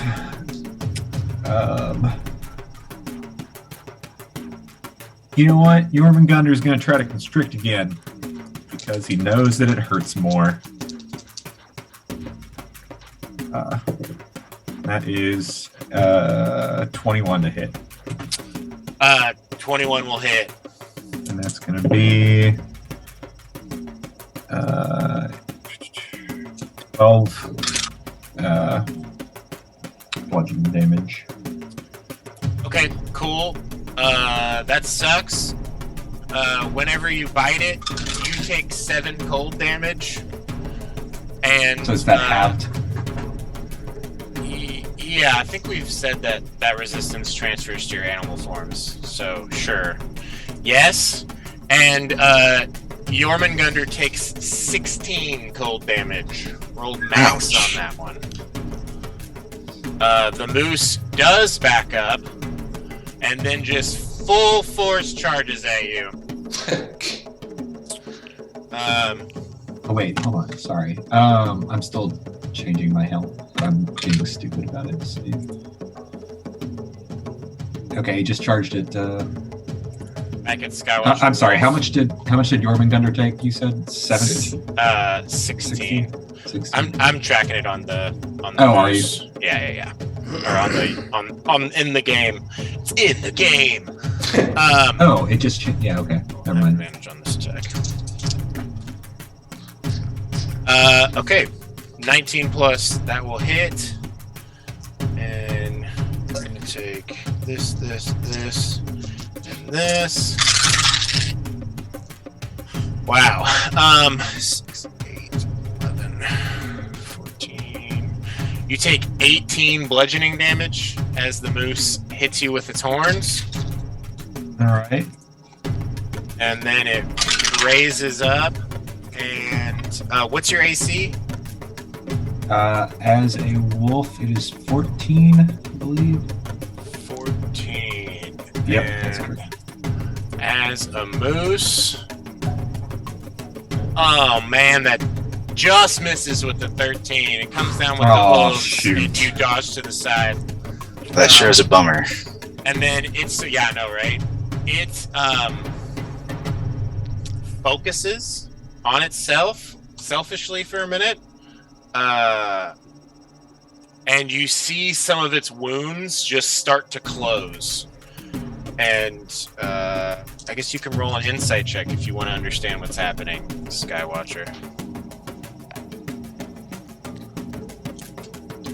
Oh, he locked up. Oh, my boy's frozen. He's locked up. Oh, shit! Everybody get in the same position that he's in. Yeah. My back hurts. I can't do that. There we go. Let's see if this does anything good. Yeah, it does.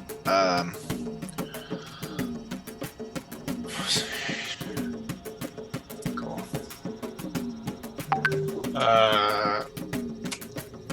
What did Tony just say? He got disconnected, but he'll be back. Tight. This moose to the north, some of its wounds seem to heal. Let me mark off some stuff here real quick. Do this, do this. All right.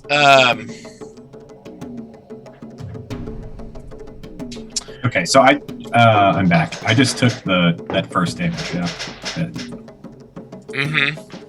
Yes, and then you can roll an insight check. I can roll an insight check. Bryce, those dice are beautiful. Thanks. I didn't know that matte dice were hard to read. But I'm having issues. I have to roll it and then pick it up. And I'm trying to get my form down so that I don't alter my roll at all. How's that insight check going, Tony? 23. Okay. Yes. You can do this same thing that you just saw as part of your combat wild shape. You're able to use a bonus action to heal yourself. And it looks like that's what just happened with this moose in front of you. It seems to also be a moon druid. So I know that I can use a bonus action to heal myself using what? It's just one of your class feature. It uses spell slots. It's D8 just- per level. And it heals your wild shape form. It doesn't heal your body. Interesting. Maybe after spell casting. Do you? 1d8 per level of the spell expended. Yeah, there's no addition. That's All right, cool beans. BB is up. Okay, BB heard old mama calling out about them butterflies, so he's gonna run into that and get some healing, baby Classic BB move. boy. He gets 6 hit points back, so he's up to 9. Oh, they kissed that tickle my skin! And then he will duck into right here and try to hide as a bonus action. Great, roll me a stealth check. Does he have a point of inspiration? Sure. We'll give it per character. He rolled a natural 2, so I'm going to use that now. That's a 7, so 13. He's firing. That's a stealth check. 13. That's Who's he trying to hide from? Or just everybody? specifically the ice method right there. Okay. Ice method. Yeah, he quickly pops into a bush just above this passive perception of this ice method. Go ahead and roll me a sneak attack, which is just going to have advantage if that's what the setup is here. Yes. So it's just a straight attack. Right, that's what I was going to say. That's real cocked. I wanted that 15 though. That's 12, 16 total. That'll hit. Okay. He does 3 damage plus 1 for Fury of the Small, so 4. Excellent. He fires an arrow into that thing. Gives away his position a little bit, but there seems to be a lot going on in this battle. Jasper, what are you doing? This moose has fallen to the ground dead. Its blood did spray on Beery Jasper, and 4chan. after taking that in, Jasper will come over here. You see, it's like on the on the ground, just like, you know, in its death throes. Yeah. And get some of the sweet little buddy fly kisses. Yeah. Is it once per turn or once per person's turn? Once It's per round. I think it's once. If I just move whenever into they it. enter it. Okay, yeah, cool. But the limit is Yeah. on the number of times you can have. Butterfly kisses. 5 hit points to you. Hell yes. There's 1. You're use adding left. your extra stuff from the staff too, right, Jesse? Yeah, the extra plus 2. Cool. Cool. And then Jasper is going to try to move past Drea and slide in over here and try to hide. You'll need to go a little deeper into the That's- shrubs. That's fine. We can put this you here. way. Go ahead and roll a Yeah, stealth that's check. cool. And I get the D4 from emboldening bond, right? Yes. You can add it to this or an attack. You can choose when you want to add it. Okay. Well, Not both. 14. Who are you trying to hide from? The moose. There's a lot going on, but you don't feel hidden from this moose. Cool. Okay. Longbow shooting. The moose. Well, shit. Do I have advantage from being in melee with the direwolf? You wouldn't have advantage, but it would. Or- I get sneak attack if I hit, but it's Yeah, disadvantage. but you have disadvantage, and you can't have sneak attack if you have disadvantage. Okay. So I think it doesn't work. Cool. Well, If you go for melee, you could, but I don't think I have enough movement for that. Cool. do you want to fire at the ice method instead? Sure. Okay, go ahead and roll an attack. This will just be a straight attack because you are hitting the ice method. 16. That will hit. Go ahead and roll damage. This will be a sneak attack because your allies are next to it.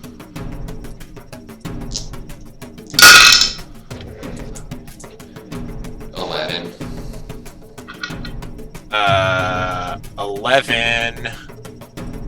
Nice. It's looking very rough. Its body is filled with all sorts of cracks as you have multiple arrows have been fired into it.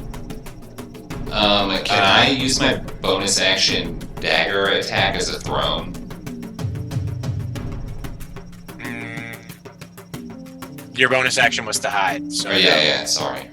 No, it's okay. I guess can't I do that though? I'm not super clear on the Okay, I'll offhand look it attack if it's ranged. Yeah, I'd look it up. I think it's possible, but I don't think you'd add your modifier to it. Yeah. Corpse Grinder, what are you doing? Hello. Okay, I'm gonna slow it down a little bit. And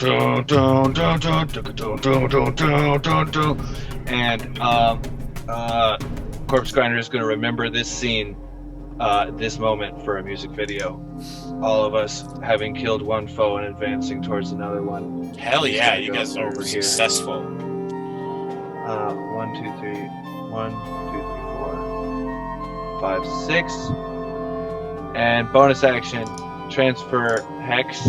I'm going to call it Bane accidentally a whole lot, I bet. But do I have a... Sexy line of sight? Hexy! Yeah, I would say with these two dudes, it's got a little bit of cover, but it's not too much. It'll be, I'll say, a 13 to hit this moose. Great. If it's a What ranged did- attack, it has disadvantage. Why? Because of the blizzard. Because of the... Okay, what did Beery do to me? Emboldening Bond. Emboldening Bond, you can add a d4 Once per turn. once per tween. So it's a disadvantage. Mm-hmm. 13, 12. Excellent. You know Party what? This on. says disadvantage on ranged weapon attack rolls. Oh, is a spell attack the same as a weapon attack? It is not the same. Well, it All right, says you weapon. do not have disadvantage on this. Well, I rolled really well for having disadvantage. Okay, cool.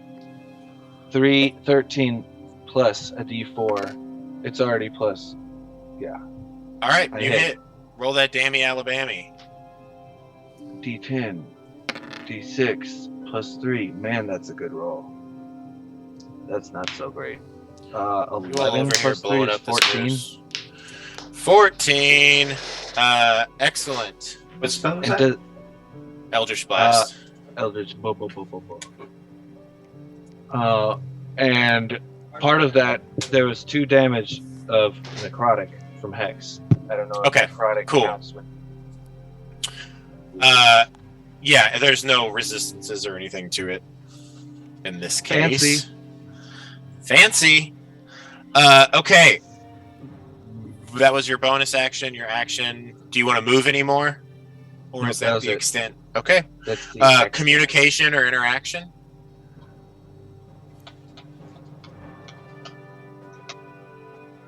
Do you wish to communicate with your group?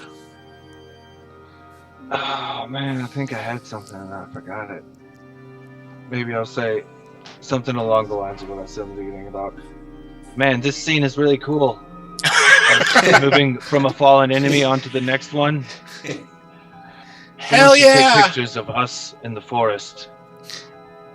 He's just like, oh, like doing director This is shit. great. Yeah, with like getting a good shot of my body laying under a moose. Excellent. Yeah. I love this. Okay.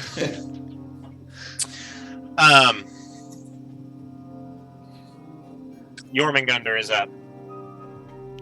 All right, he is going to go for that old constrict again Okay.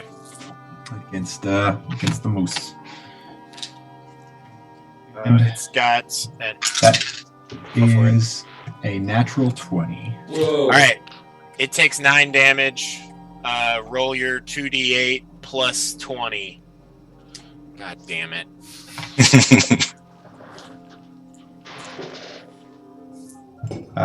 So that's 7. Do I add the plus 4 or is it just plus 20? I did plus... yeah, so the plus 20 is I took your 2d8 and I went ahead and added the 4. Oh, okay.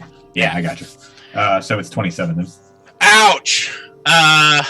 Your snake moves forward, wrapping around the moose as it fades out, but just long enough to do damage. The moose does take 9 damage from this attack, or not the moose. Jormungandr takes 9 cold damage, which I once more will take note of.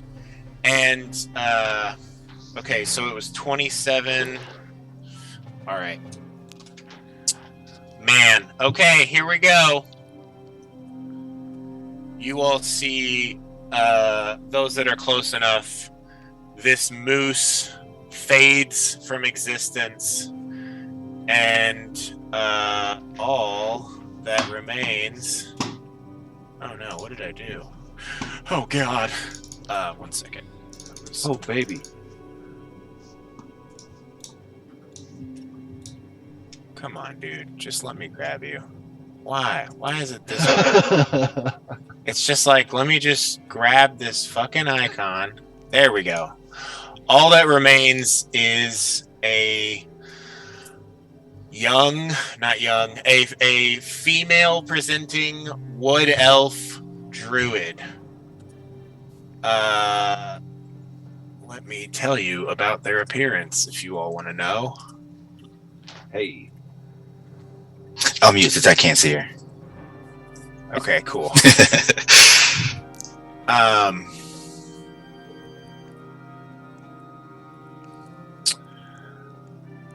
Who can see Ravison right now? I can. I can, but I think it's from BB. Okay, that makes sense. I can. Well, then I think in Corpse Grinder you're in that range too, yeah? Yeah, just barely. Let's see. If he's down here, I can't. Great.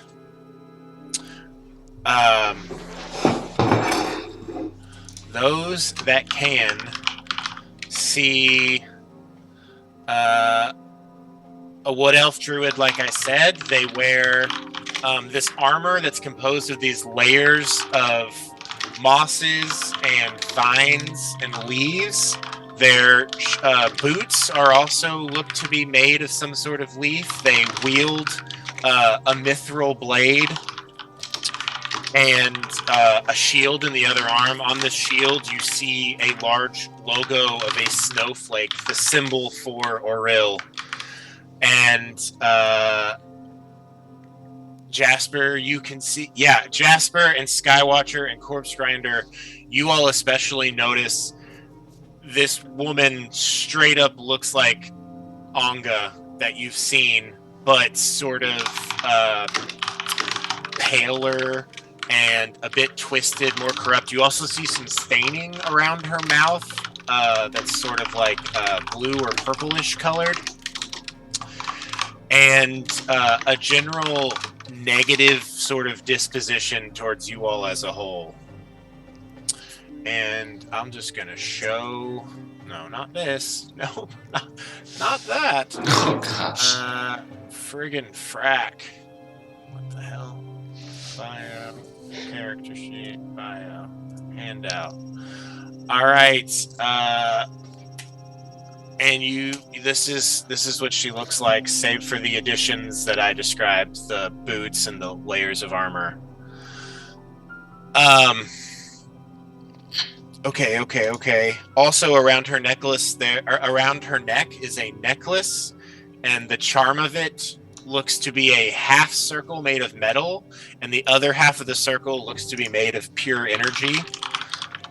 There is a glowing ring around her finger. And yeah, that's the full details of that. That was all from Jormungandr's turn. Beery, you're up.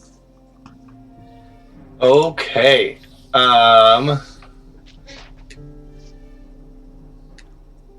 She will say, Thanks for saving me. Oh, could have been real bad. and then she'll start taking off this way. She's gonna move the spoon as she goes. That is 20 feet. Give him a little bop. Who The bebop? moose. The Okay. moose. Yeah, go ahead and roll. Just, Roll an attack with advantage. I'll show you. Oh yeah, advantage. 'Cause he's down. 17 to hit. This moose, or the spoon, raises up and comes down and cracks the moose right in the skull, and it stops moving a bit more. It seems very close to death, like actual death. It's already unconscious. That was 2 failed death saves. Is there anybody who looks seriously injured and in need of desperate healing? Good. I would say probably Jasper and BB are the ones that look the most I'm- injured. I am almost You're full back to now. full. BB, I guess. Okay. She will go cast a Cure Wounds on that little boy.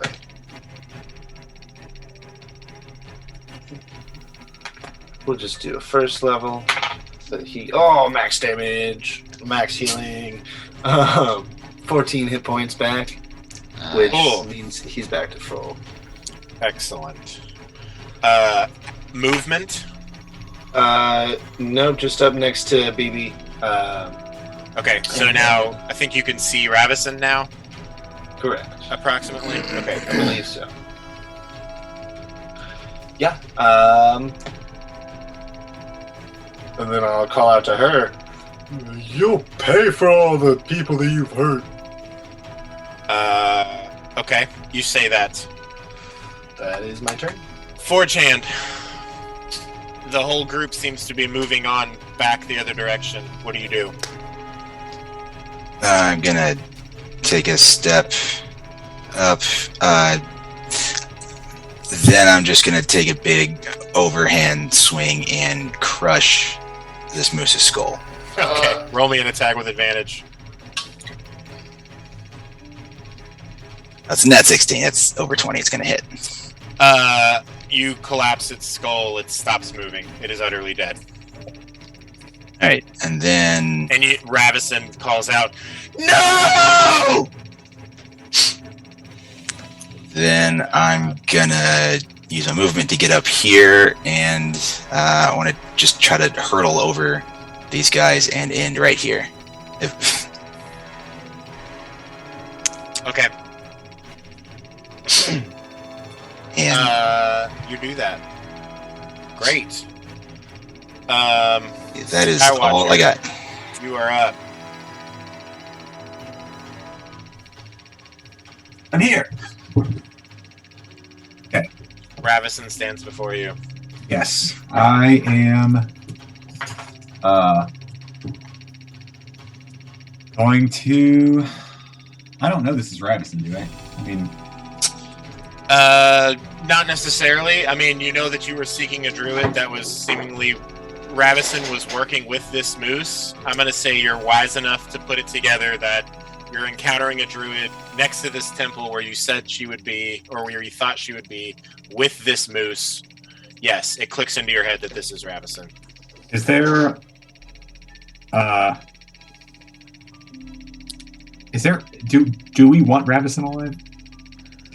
Do I know? Like, You guys were coming here to kill her because her animals. okay, had that's been what I fucking with thought. people. I just wanted to make sure before I continue attacking because that's what makes sense to do. Okay. I am going to attack then. Let's see. Also, suddenly, Forge Hand is really huge, standing right next to you. Yep. I think that happened when I was out of vision. Yeah, you Nice. see Forge Hand is now like 13 feet tall. Awesome. This is definitely going to hit it. 16. plus. Officially the tallest member of the group now. Right.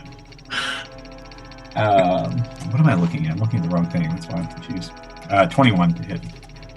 21 will hit. All right.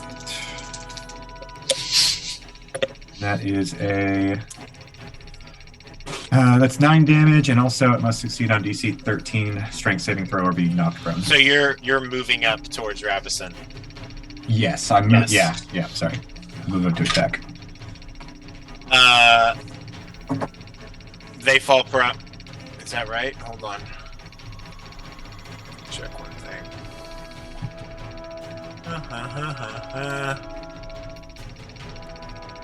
So, Jesse and Kevin, you guys are both rule masters like me.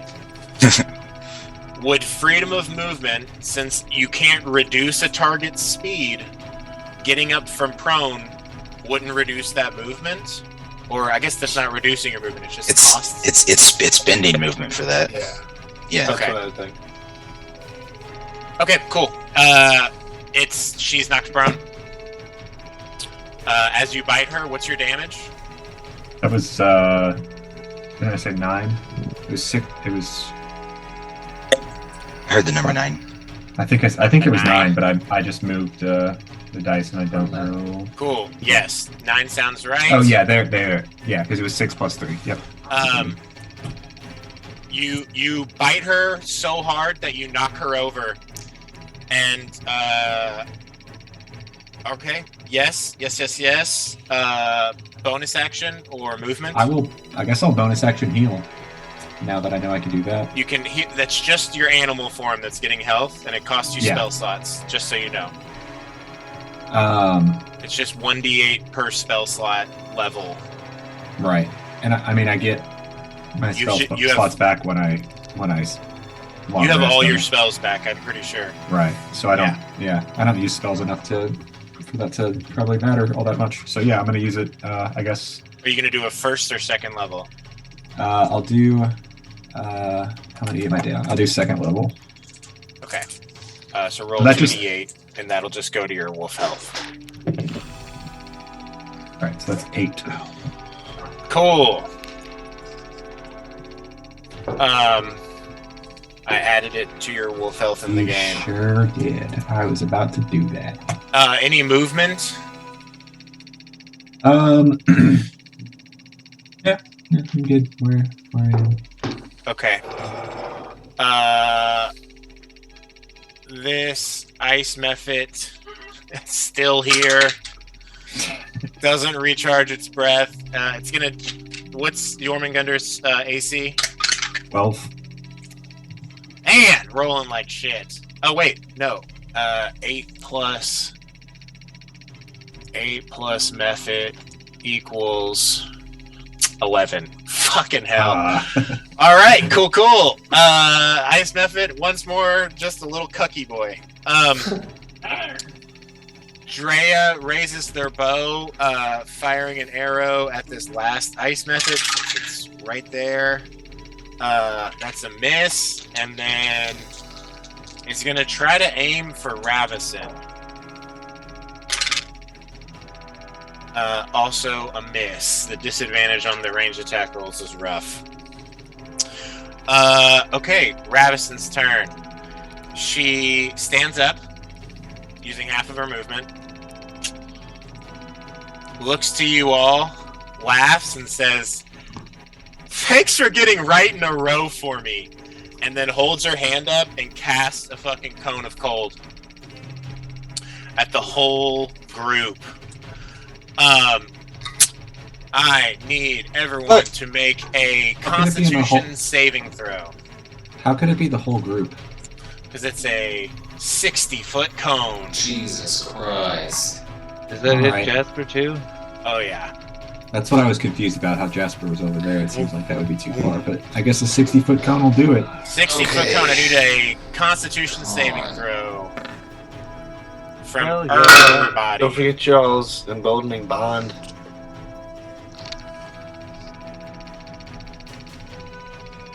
Well, safe to say I succeed. Oops, 30, I rolled 20. that wrong. Where's the... Oh, how do I do this? Okay, here we go. One of cold is nasty.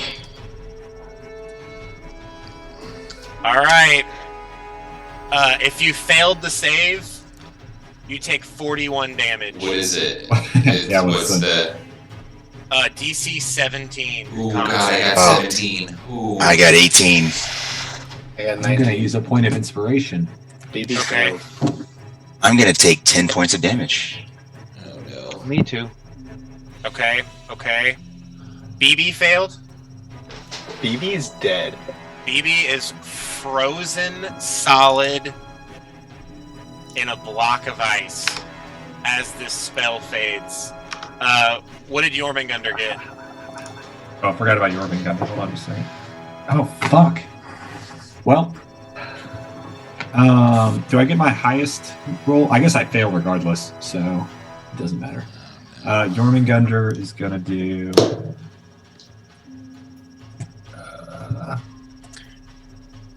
When you're wild shaped, you can use your con or the dire wolf's con, whichever one's higher on that con save.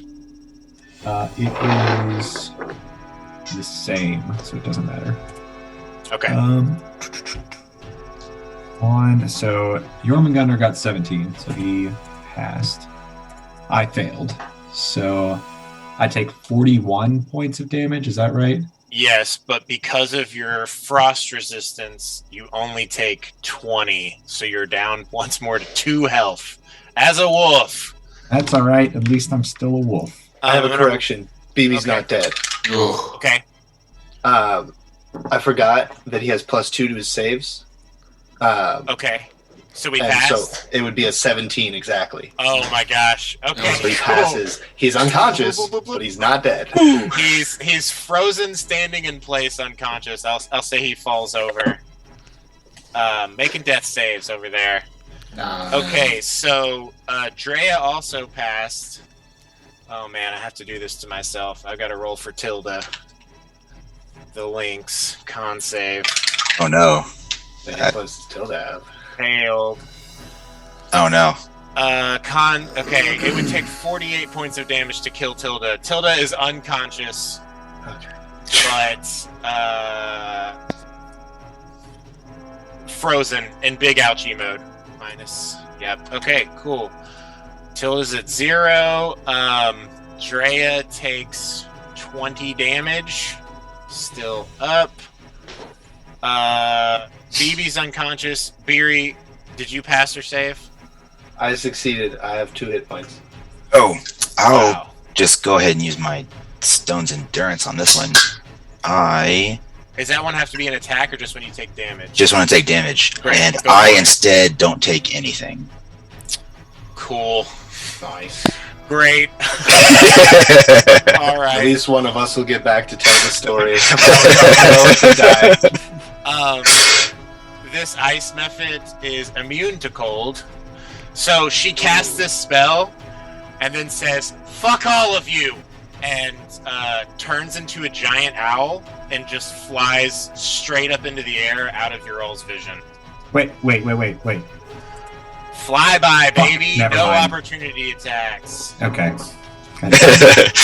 Finally, Ellie gets to tell all of us to fuck off. Did she use half her movement to stand up from being prone? So she would only have been able to fly 60 or 30 feet? She does, but she seems to be under the effect of Long Strider. So Buffed up. she is. So- She's buffed to the max. Behind the screen here, very few spells going on. And Can I get an Eldritch Blast with a range of 120 feet? the issue is that you can't see beyond 30 feet because of this blizzard. But So she flies up into the air beyond where you all can see.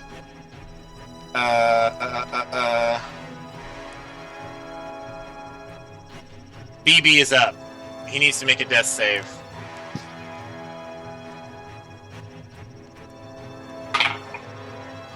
Failure. BB has a memory of being a child and having food stolen from him, and then he gets a rock and comes back and bashes the head of another goblin and steals the food back. This was a pivotal memory for BB in the past. It was when he first stood up for himself. Jasper, you are up. okay. So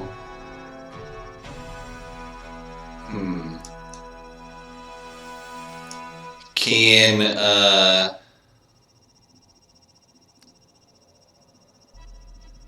would it cost me movement to carry BB since he's small? It has to be 2 sizes smaller than you. What's your strength score? -1. What's the actual score? 8. 8? What's 8 times 15? 120. With all of your gear and everything, yeah, if you pick up BB, he'll slow you down. He'll decrease your movement speed in half, just because he's sort of bulky and you've got a lot of gear strapped to you already. Okay, and that method is still up, right? Yeah, that's the only reason we're still in combat. Yeah, okay. Jasper's just gonna pull his hand crossbow and shoot the method. Well, actually, no. Rapier. I'm gonna get up and do melee, so it's not.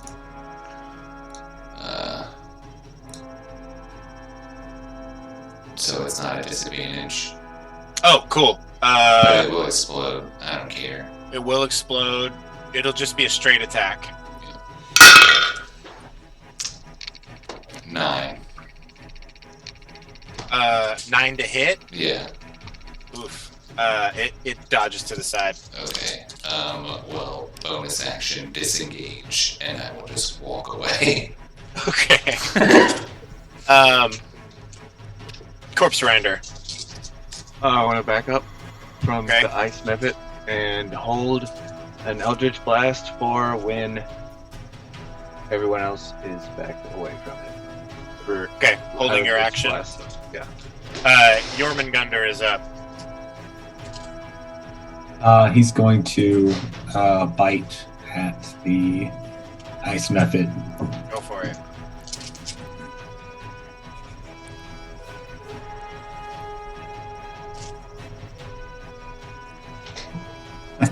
That is a natural 1. Guessing he's gonna miss. Yikes, that's definitely a miss. Roll me a second attack. It's a natural 20. Is that gonna hit? Is that gonna hit Skylauncher? No, you bite your snake. I bite myself? You bite Jormungandr. That was Jormungandr's attack. Oh, yeah, he bites Skywatch. Actually, I guess really, he'd be biting towards Forge Hand. I think he flies forward to bite. The ice method flies up a little bit, and he's going to bite Forge Hand with that natural 20. What the hell? Ouchie. Stupid. It'll be 2d8 plus 20. Fuck! That's Or no, it's not, because it's the bite attack. It's less damage, right? Giant plus Constrictor. Oh, yeah. it is it's 2d6. 2d6 plus Okay, so it's going to be So plus 16. 2d6 plus 16. so it's I rolled an 8 between the Okay. 2d6. So- Ouch. 24 24. damage. The only attack that's hit Forge Hand this whole time is from an ally. As the snake bites you and then like immediately looks so embarrassed and like slithers backwards and like even like keeps going a little bit, like just purely out of embarrassment. If you could hear it speaking, you'd hear it apologizing. The ice method tries to take a swing at Jormungandr when it moves back, and it still fucking misses. Rolled an 11. Beery is up. You see Okay. BB frozen next to you, and Drea on a frozen Tilda. Yeah, I'm gonna say that I like shielded myself from that cone of cold to the right, so I see Tilda first, and then I'll use my bonus action to move that healing spirit so that when their turn comes around, go Oh, to Tilda. kindness. Or wasn't the final? I guess BB didn't get the final one. There was just one more. Right, there was one more. Cool. And then turning and seeing BB, she just howls in emotional trauma and yells, "No, not again!" Gets down on her knees and starts like wiping the dirt off of his face with her trunk, like licking it and then like wiping the dirt off. And she's gonna cast Cure Wounds. Okay. Roll your healing. Roll that anti-damage. Second level spell slot. Average 9 plus 4 plus 2. 15. Okay. BB has that much health again. He just starts screaming a little bit. As you, I'm gonna say, like, are comforting him, he immediately like goes in for the hug. Oh yeah. And in that moment, like, all of the tension in your all's relationship that has formed over the past, day or so with him over, like, creeping on you all and hearing your conversations, it just fades as it's just like you're a mother and this is your child and you're taking care of him. I would say. Bonus action or it was bonus action to move that thing. Any more movement? Or are you good where you are? I am good where I am. Okay. Forge hand. A ice method stands before you. Okay. The greatest Yeah. foe of the battlefield. Yeah. So, being aware of them exploding, this time I am going to go for the push. Cool. I'm going to take a swing at it, and that's 21. And That'll hit. I got 5d6. Does that matter? Is it going to die? Since it's all fire and bludgeoning. Yeah, just roll it. Six fire, 14 bludgeoning. And I want to push it. Turn, when you hit a creature with an attack that deals bludgeoning, you can move it 5 feet to an unoccupied space. Okay. When you hit it, but it says before you deal damage. So you hit, drive it away. How much damage? 6 fire, 14 bludgeoning. It explodes and it's gone unharmed. No one is hurt by this. And then just gonna close his eyes for a second, take a deep breath, and second wind. Okay, go ahead and roll that health. Roll that healing. As this ice method fades, you all can't even hear the flapping of wings from this howling blizzard wind that's still passing through. And there's a moment of respite as you all look around. The butterfly kicks in and brings Tilda back up, and then Drea immediately pumps some cure wounds into Tilda. 6 hit points from the butterflies. Okay, cool. And they'll do... And then they disappear. That's the wrong one. The butterfly kisses.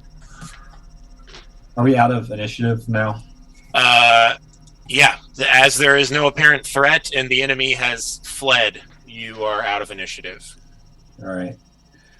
I'm going to turn back into a centaur and de-snakeify Jormungandr. Okay. You do that.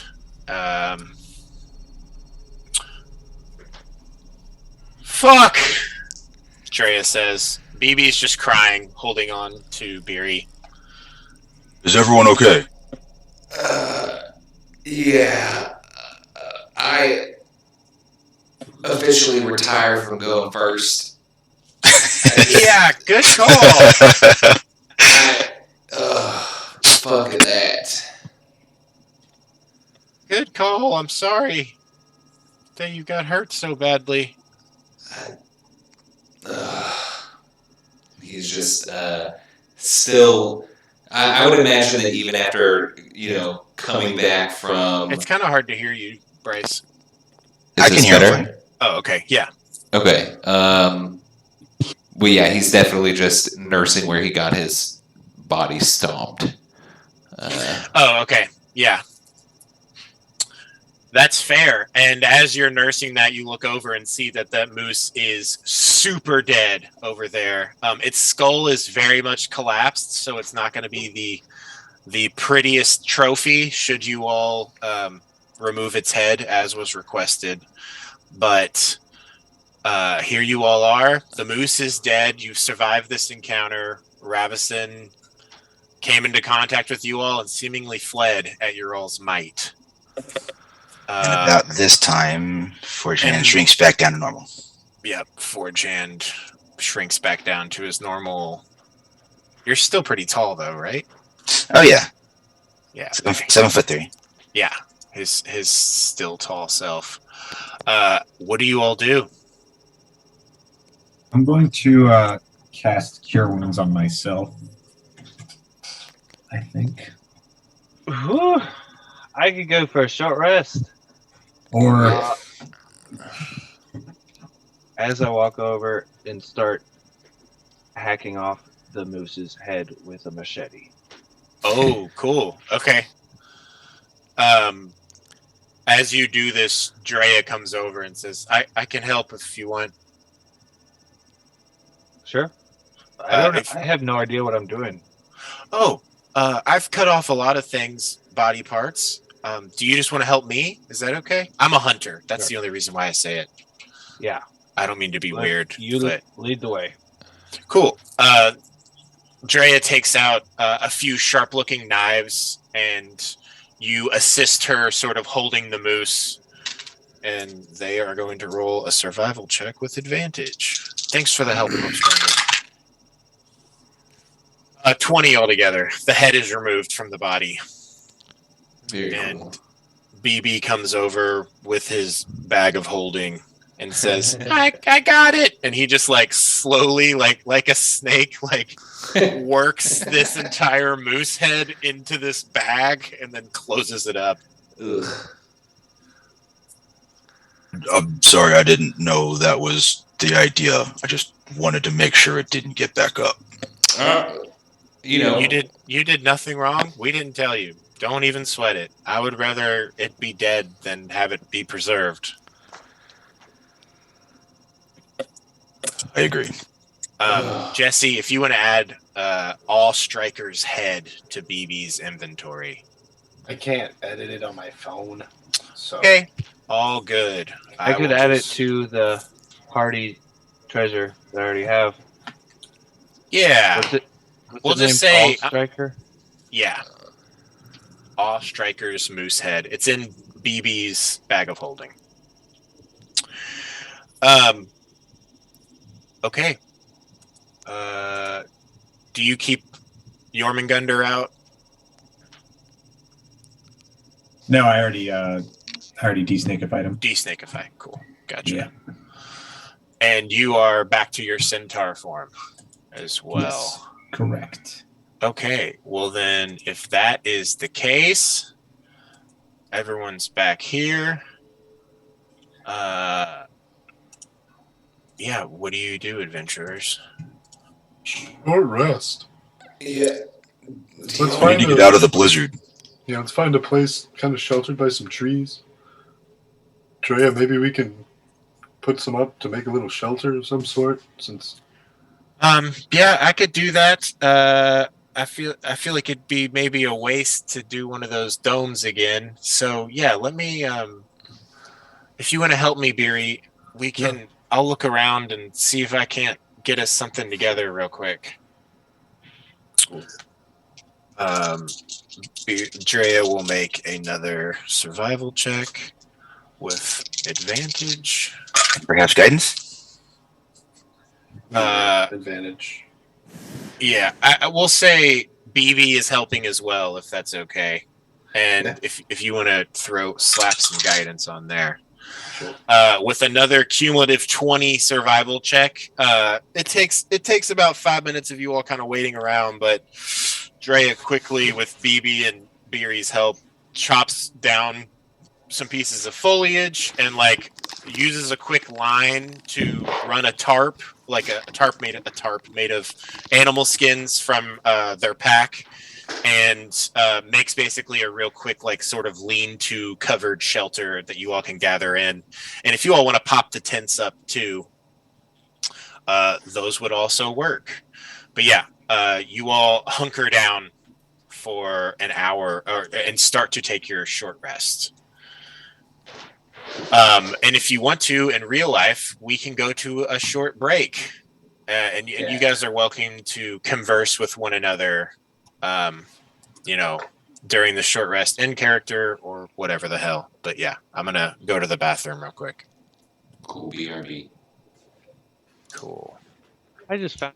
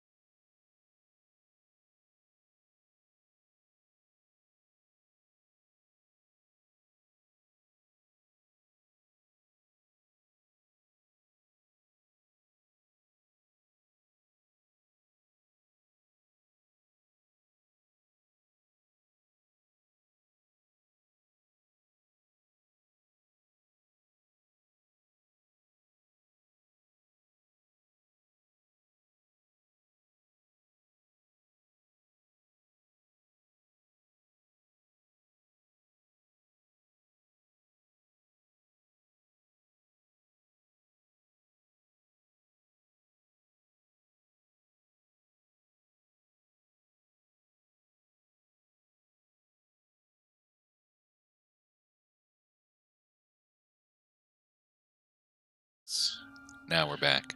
as words. This staff, when wielded by this, +2 to any healing administered. You administer healing on yourself by Band-Aid. Yeah, I'll allow it. Yes. Thank you. You're welcome. How much do your donuts give? They're muffins this time. Your muffins. Chocolate they're- muffins. An extra D8 +2. Eerie, in the middle of this forest, you guys are like have 2 tents crowded together with like some lean-to shit over it. Barry breaks out this pan, quickly like whips up some dough and just bakes muffins while you guys are just sort of sitting around, patching up your wounds, bandaging anything, cleaning yourselves up, recovering various spell slots. Tony, you get both of your wild shapes back, and I think it clicks in your head. Oh, cool. She gets both of her wild shapes back. This other moon druid that you're facing. I'm gonna harvest divine power to regain a spell slot, and then get my channel divinity back. Very cool. Evan, you get. Go ahead. How much did the muffins recover? 1d8 +2. We roll that ourselves. Okay. Yeah. What would you rather Jesse roll and all of us have that, or everyone roll individually? I already rolled mine individually. Okay. I already rolled mine individually too. Excellent. And it was a really good roll, so I'd like to keep it. They What were only you gonna work. say, Elliot? They only work if you are recovering hit die already, right? Correct. Okay, cool. Yeah, you So have to spend at least you one. have to roll at least 1 hit die to gain this benefit. So that's 4 back for Drea, and then let's roll. Oh, a D10, not a D8. That's the wrong hit die. I forgot. Just get D10s. They are strong. Plus 2, 7. So that's 2. So that'd be 13. Sorry, just rolling to recover health. Did you roll for BB, Jesse? Or is BB back up to full? I will roll for him. Cool. So, are we assuming that lady was Ravison? Yeah. Yeah, I think so. I think that's safe. I think that's safe to assume. I assume that's who it was. You know, Well, I think. the moose is dead at least. Sorry, go ahead, Jasper. Well, so I guess there's some kind of backstory stuff that is eventually going to get probably worked out. But 4chan, have you ever had like an interaction with your deity before? I know it's a really weird question, but it'll make sense. I've only had one interaction, and that was immediately before I came here. Okay, cool. So that that'll probably happen again at some point. We kind of do this thing where, every once in a while we'll have a dream, like while we sleep, where our gods talk to us and stuff. And there have been a couple occasions where we've been able to ask them a question, and I feel like the farther we get into tracking down, what's going on in the towns, the more we're probably going to end up getting direction from them. So we are trying to find like a murderer, kind of going around through the 10 towns. But we had decided with this former member of our group that if we had another dream where we got to ask him a question, that we would ask him if a certain person was the murderer. Would you be able to maybe remember a name in case that dream comes up ever again?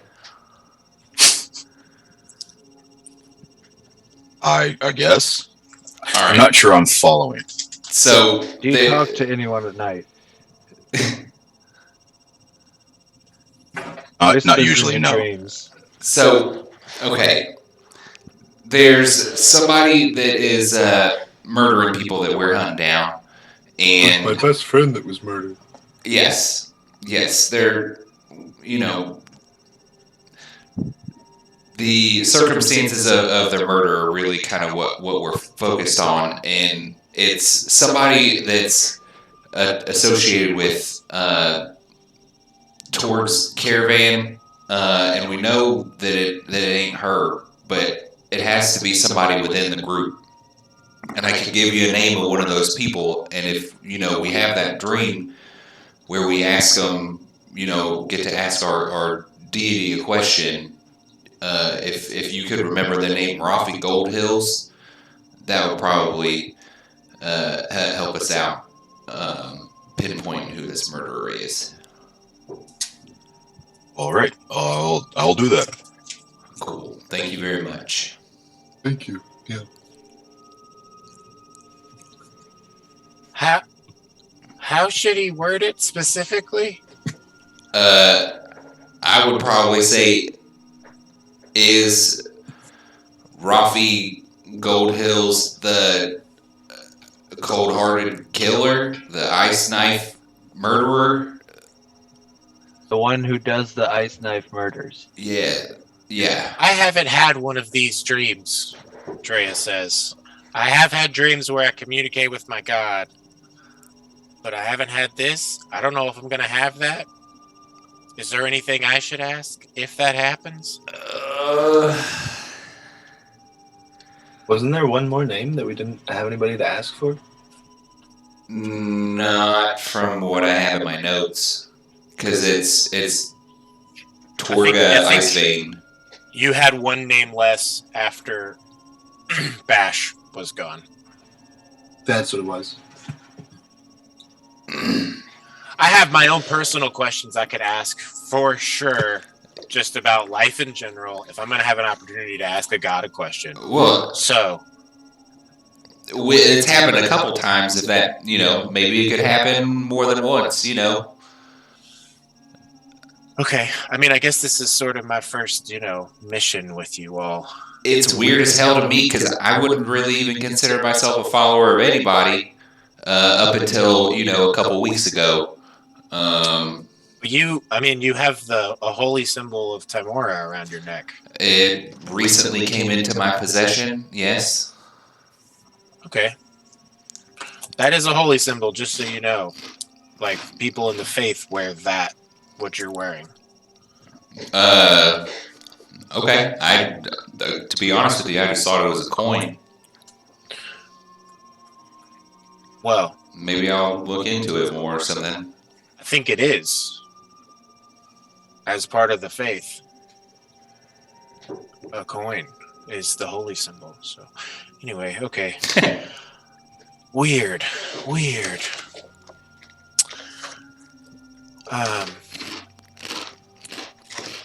So, do you all just want to go check out this temple, I guess? That's where Ravison probably fled back to. Okay. Yeah. Yep, for round 2. I'm sure she's got some tricks and traps in there for us. Is everyone feeling better? Would it be out possible? of my top magical capabilities, but I'm feeling much better. Oh, can Tilda eat some of your snacks too? Yeah, absolutely. Cool. I don't think there's a limit on it. Oh, enough of this food for a number of creatures equal to 4 plus proficiency bonus, so I can make 6. So everyone here, that would have actually excluded Drea then. Yeah. Okay, no, used it that's already. fine. Drea's got some bulky hit die. Yeah, so that puts that at the same amount, actually. And then, actually, no, it'd be 2 better, because I rolled low on the treat healing. And then, I guess Tilda, as a lynx, would have hit die. Yes. Healed. Yeah, I'm feeling back up to to at least, fighting readiness minus some spells. Hopefully, if we fight something, it won't be outdoors because this blizzard sucks a lot.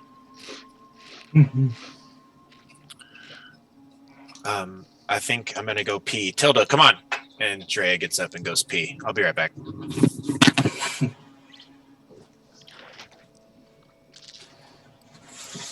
What if Ravison didn't go back to the temple and is gonna hide out somewhere? Do you think we should not leave the temple until she's dead?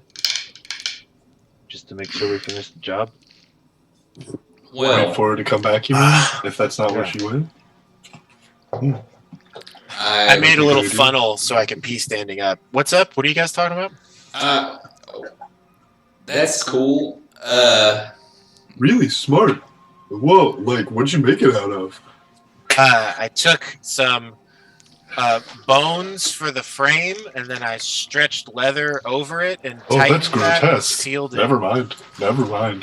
There's a lot of thin bones and birds, so I've just used those. They're very thin. Do you wash it out? Yeah, I'll run water through it. I'll play vegetation. Yeah, so It works. I sealed it with chemicals on the inside and out. Go ahead. Sorry, what are you saying, Jasper? I would like to maybe point out that our only mission, I think, was to figure out what was going on with the moose.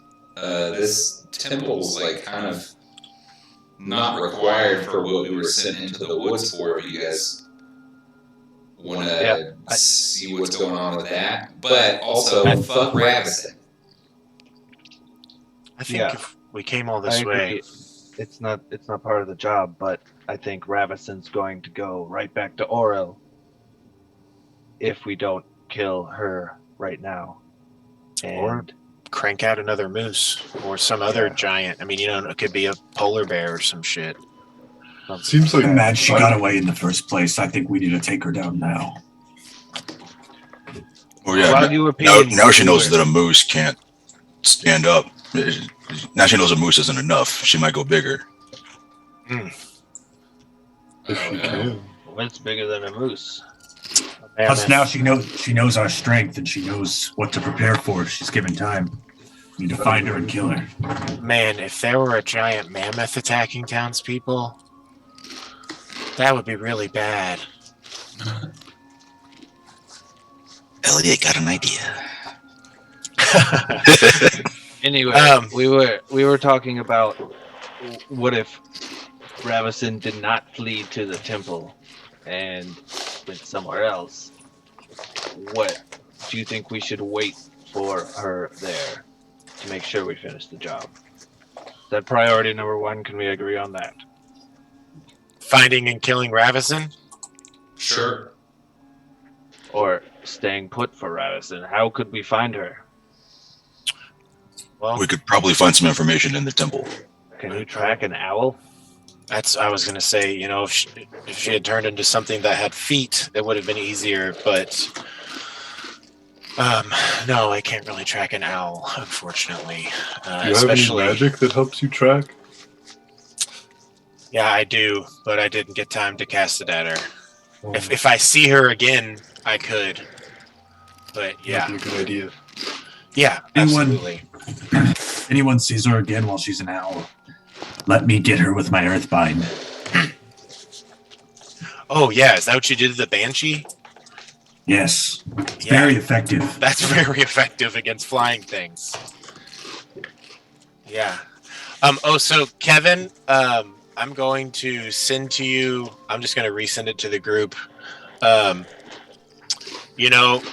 This isn't information that you have, but it will be available in time, and we just do it for the sake of tracking. I've sort of made a little mini wiki for our group, and if you want to go to this link, post session, if there's like a conversation, you can be like, oh, I want to talk to, Beery about Bryn Shander, and then it's like, okay, now you have most of the information here, or, whatever X topic is, whoever you're talking to.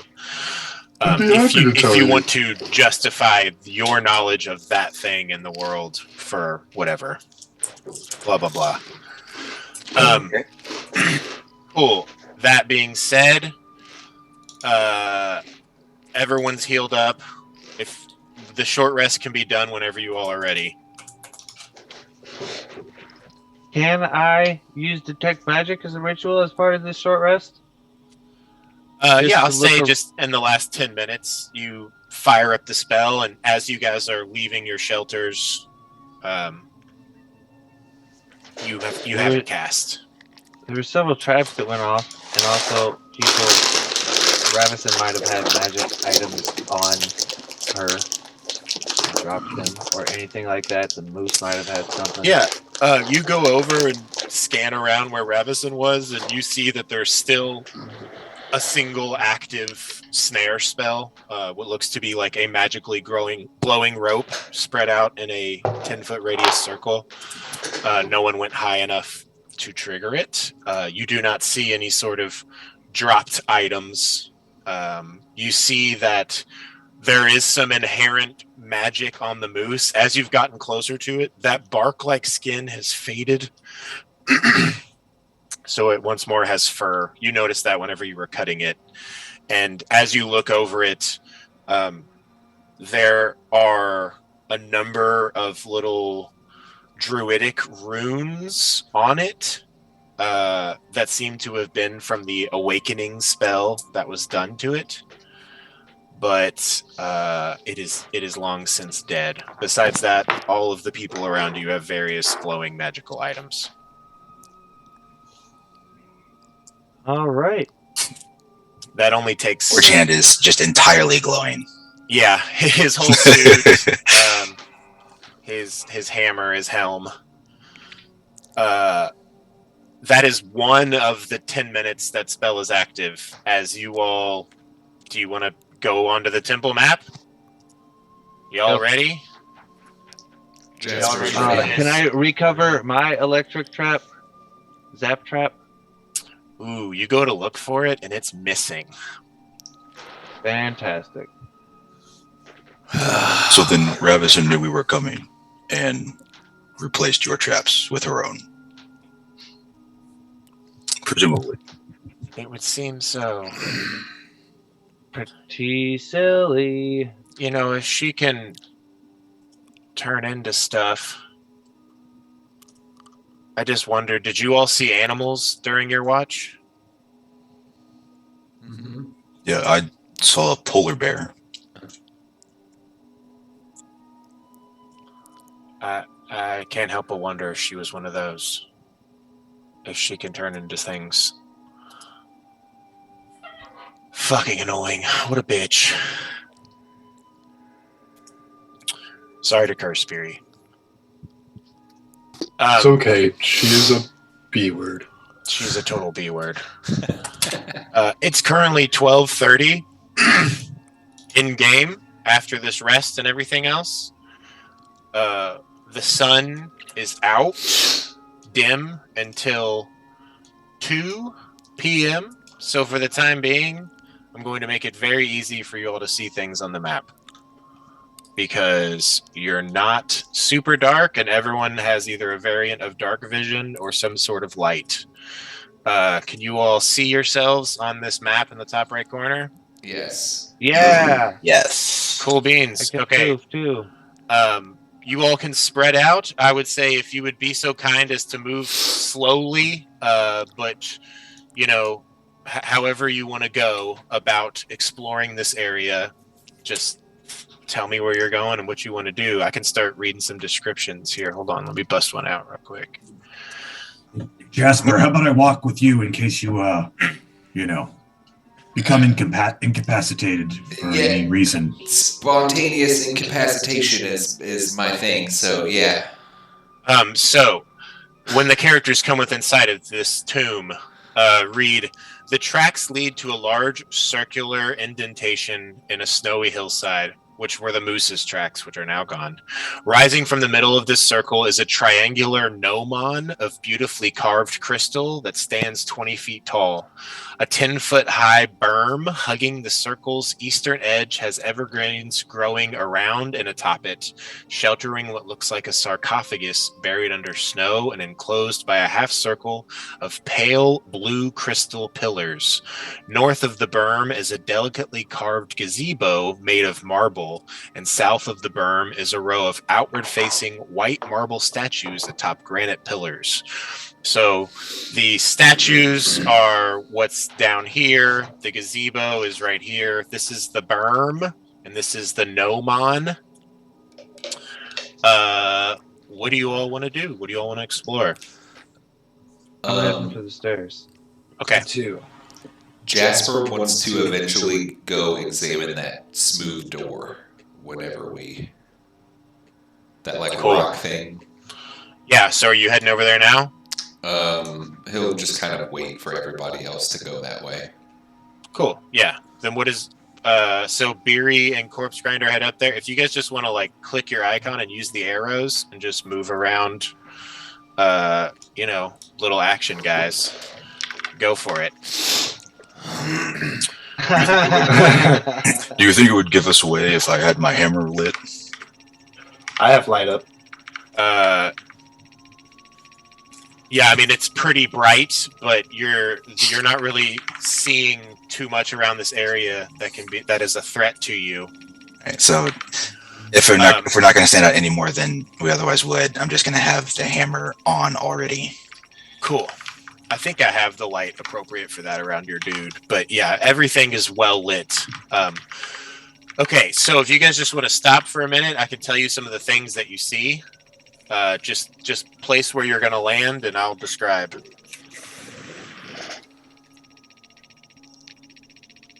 Why do I keep not being able to move my guy? My guy! And Like I'll be moving him, and then it just like it gets stuck almost, and I can't. It just stops letting me move it. I don't know if it's my computer is freezing up but like I can't grab him. Yeah, if you just click them once and use your arrows, it'll avoid that. Oh, yeah? That you should. just see how fast I'm moving? Wait. No, not in real time. I'm moving you now. Oh, I was like, why? Okay, That's not where so I'm it going. looks like you guys are all gathering around this sarcophagus up here. Yeah? Yeah. Yeah. Mhm. Do I recognize Um, these crystal pillars and what material they might be made out of? Let me just read some stuff to you first. Do it! Atop the eastern burn, a granite sarcophagus rests in a half circle defined by 5 crystal pillars, clearing the snow off the lid, which the blizzard is blowing the snow away. Also, you all notice as you move into this temple area, this tomb, as you're starting to see, looking upon the sarcophagus, the blizzard's effects don't seem to be as potent here. It's not like it's snowing, but it's not nearly as bad as it was just right through that clearing into the forest. So the 30-foot sight restriction is currently lifted as well. The blizzard's snow, though, did blow off. The blizzard's wind blew off the snow from the lid, revealing an engraving on the lid that is a picture of a brazier. You also noticed a carving near the top of each pillar. From north to south, these images depict a twig, a pine cone, a flame, a feather, and a humanoid hand. Did you repeat that?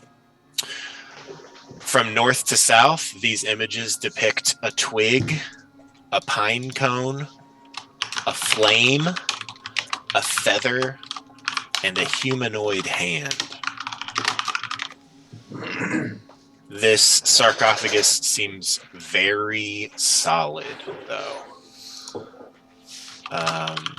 And the crystal of these pillars appears to be a sort of quartz, cloudy quartz. I will try to touch the one with the hand with my mage hand and see You if do anything so. activates. Nothing occurs. Gotta touch it different. Drea from over here says, "Hey, there's a brazier over here.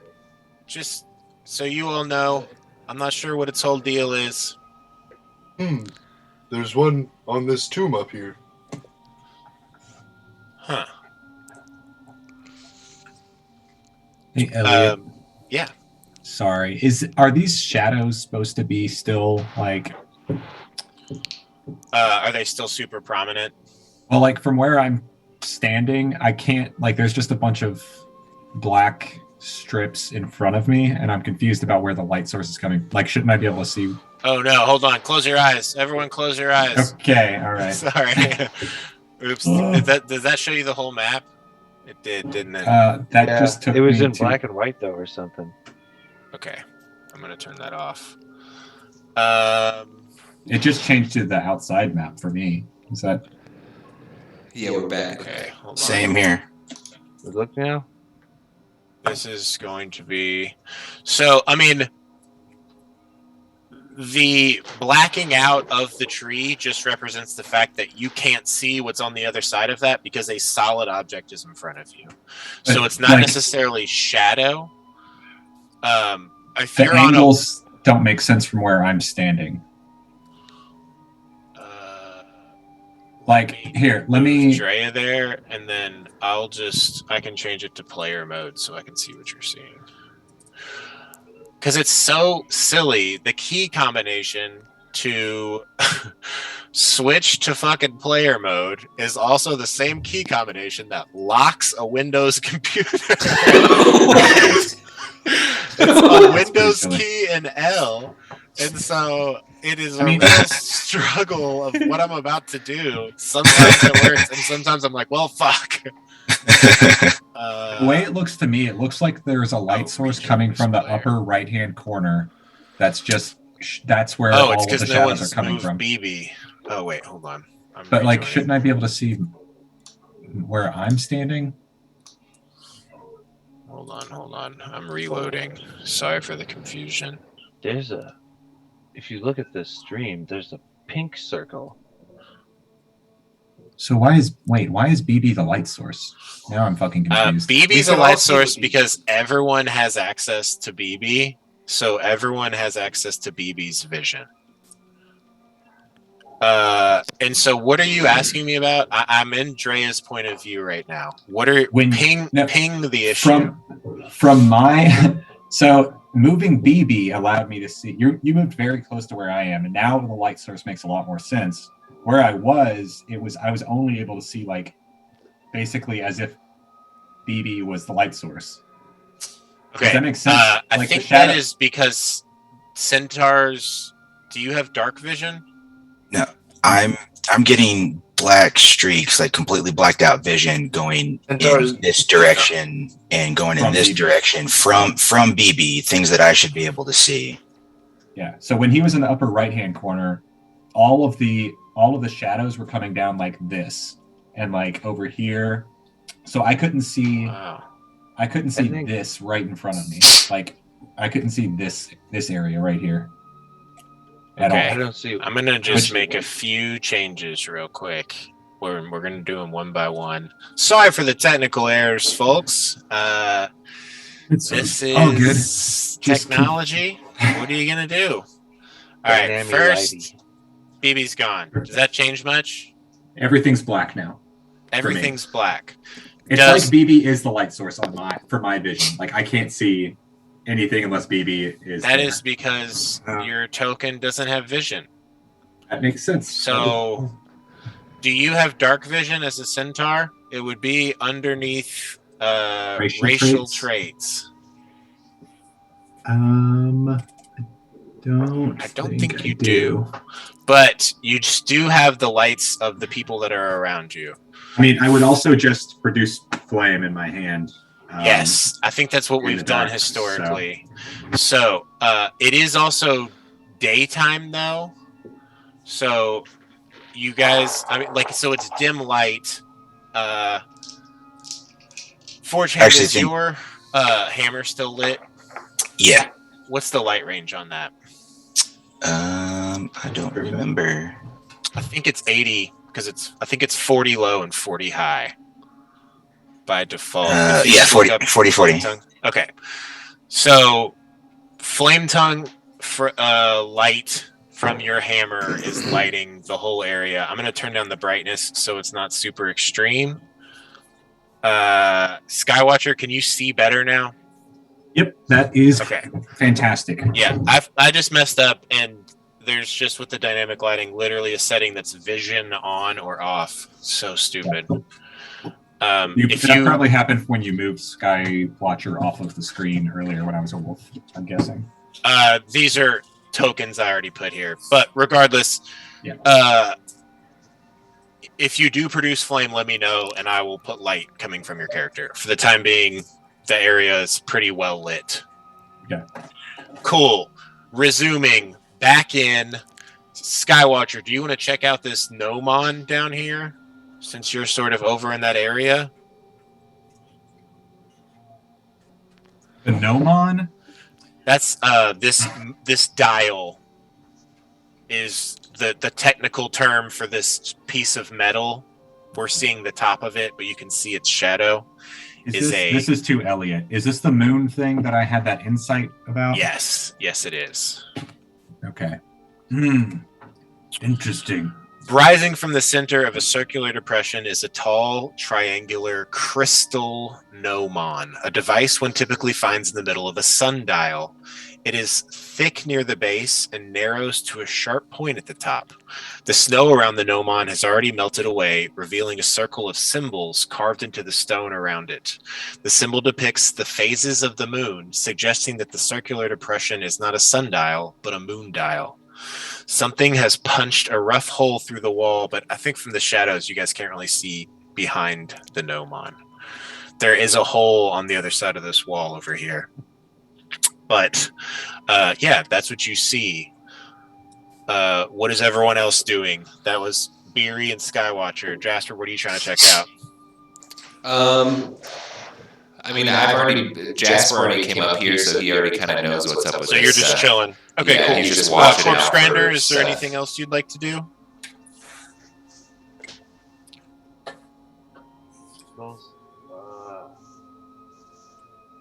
Does this...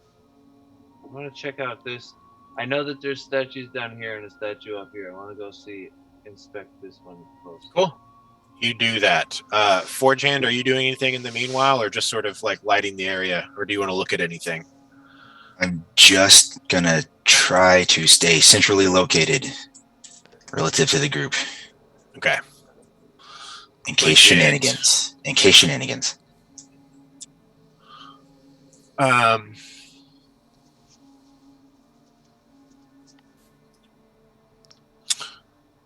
You walk up to that statue. Oh man, I know that there's something down here about it. Hold on. Oh, work eyes. Going full screen. Sorry, you all. Oh, Boop boop boop boop. Statues.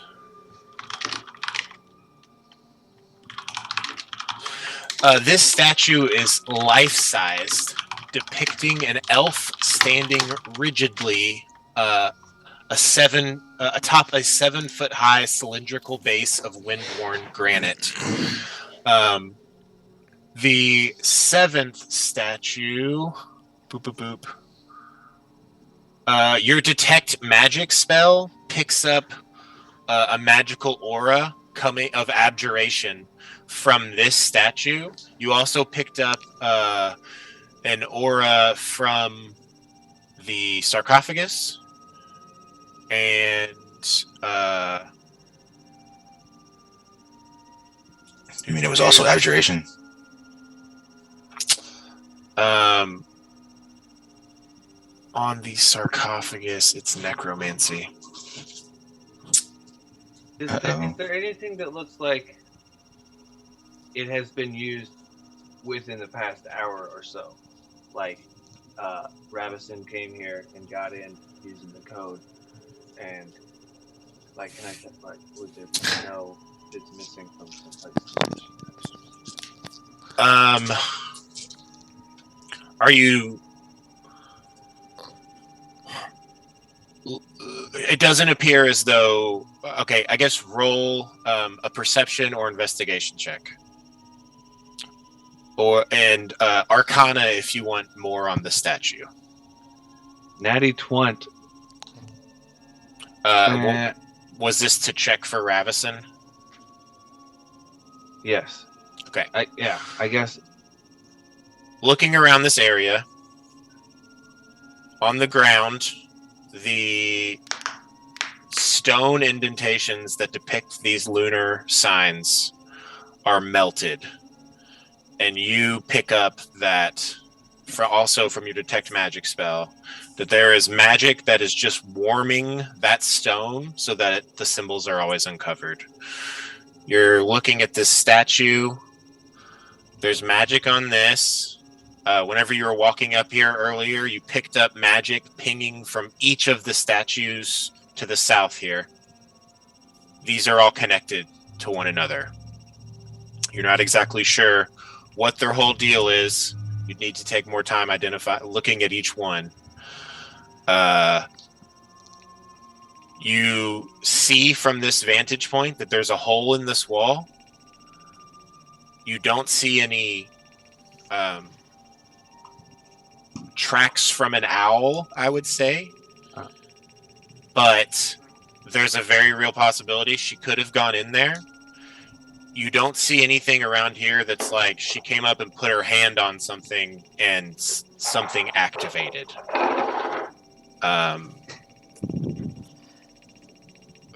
That is what I'm going to give you with your natural 20 from the vantage point that you're at. All right, guys. It looks like. Well, first of all, this sundial thing is pretty suspicious that all the snow is melted on it. I think if we cover it up somehow, we could limit Ravison and maybe Oriel's power.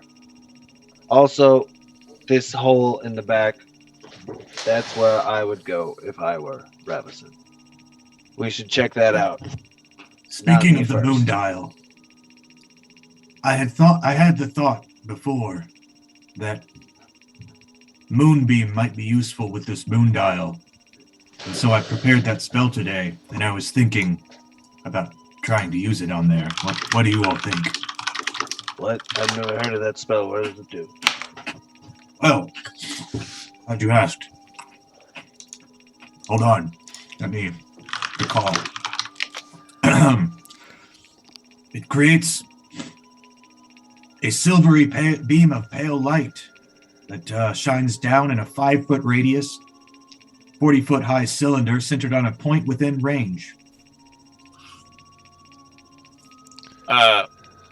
One last thing, Corpse Grinder, that you notice, and you only notice it because of the angle. There is a triangular shape.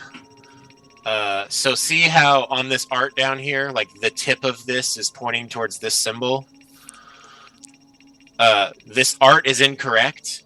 It's pointing towards this, which is a waning or a waxing moon, which the moon, is always in the sky. And this symbol right here is glowing with a little light, and it's pointing towards the waxing moon. You're talking about this shadow is pointing? Yes. This art that is on here is incorrect, is what I'm saying. And that this shadow is actually pointing up here to a waxing moon. Skywatcher, you're very in touch with the moon. You know that it's waxing. A full moon is coming. Oh yeah, I sent you a message. Cool. full moon might be a bad time to spring a trap or invade someone else's territory. What do you think, Skywatcher? Is that you think Ravison will be at her most powerful? Should we not wait? Do I? Is that accurate, Elliot? Do I know that? I mean, I assume I would as a you moon personally, as a moon but, like- druid, you're very aware of the lunar cycle, but it doesn't have much in the way of detrimental or beneficial effects to your individual power set. Okay. I'm not aware of any reason we should wait or not. We are aware of the moon cycles, but I'm not aware of power shifts. Well, that As a sets my result. heart at ease. So should I try to use this moonbeam on it based on my thoughts about it? I'm not sure where I would use it or how I would use it on this moon dial exactly. Do I have any insights on that, Elliot? Yeah, do you want to hop down there and start looking around? Yeah, I'd love to do that. Tight.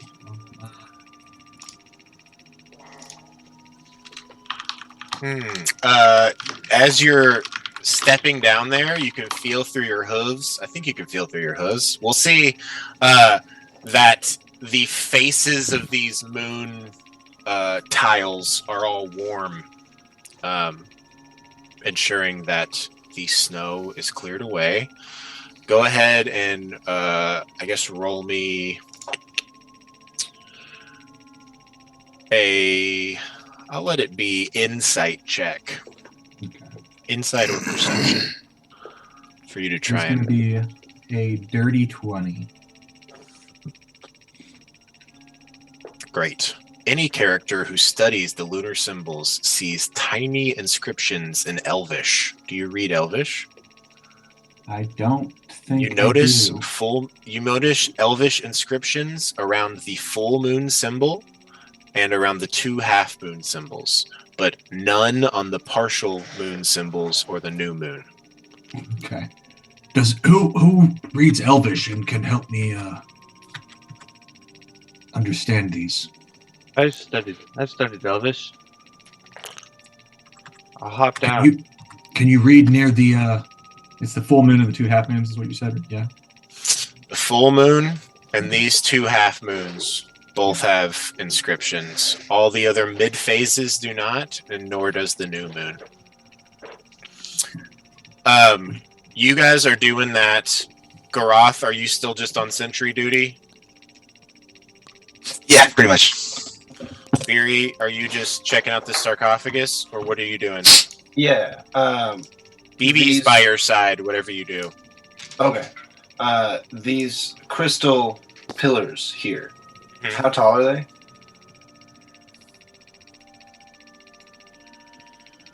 They are. Didn't you say there were symbols on top?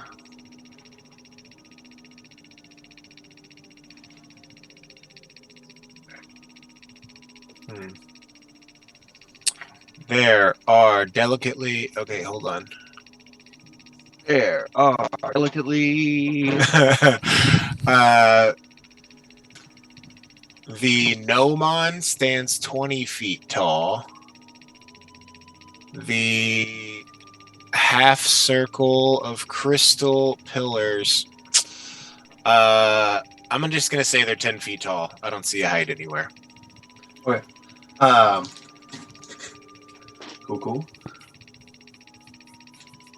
Well, I'm trying to figure out like why they were put here. Was it just decoration for this grave, or is there some connection with the statues? Yeah, are you willing to sort of like walk around and move about? Yeah. I'll go Do down you want to and check out the statues. statues first? Okay, cool. These 6 elevated white marble statues are arranged in a line depicting slender robed figures facing northward. The engravings on their face have been worn away by the wind, but pointed ears make the statues identifiable as elves. Each of them is standing atop a 7 foot high cylindrical base of wind-worn granite. Are you casting any magic or using a particular skill to try and gain more insight? Yeah, just looking to see if there's any like distinction between individual statues going the whole length of the thing. Cool. I'm trying to use my perception. Yes. Roll a I'm perception asking check for me. LDOT for guidance. You say a quick prayer. Dirty 20. Excellent. All of these statues are facing north. Their details have been worn away by the wind. Corpse Grinder, did you mention that they were magical to the rest? What? Did you mention Yes, that the statues are the magical. statues? Yeah. And- Okay. Cool. And the sarcophagus too. Yes. What kind of magic are they? What kind of magic? Abjuration. Abjuration. Okay. So you're looking at them, this solid granite base, this statue, you know that they're magical. I would say with your dirty 20, you think that these statues are anchoring some sort of magic to either this tomb or this forest or something. They've worn away some, but they're still standing strong here. You know, like I said, as you passed from the forest into this clearing, the intensity of the blizzard just faded. So, like, already there's something to that. You see that there is one that was over there by Corpse Grinder that he checked out. So far in total, you've seen 7 of these. That's what I can give you.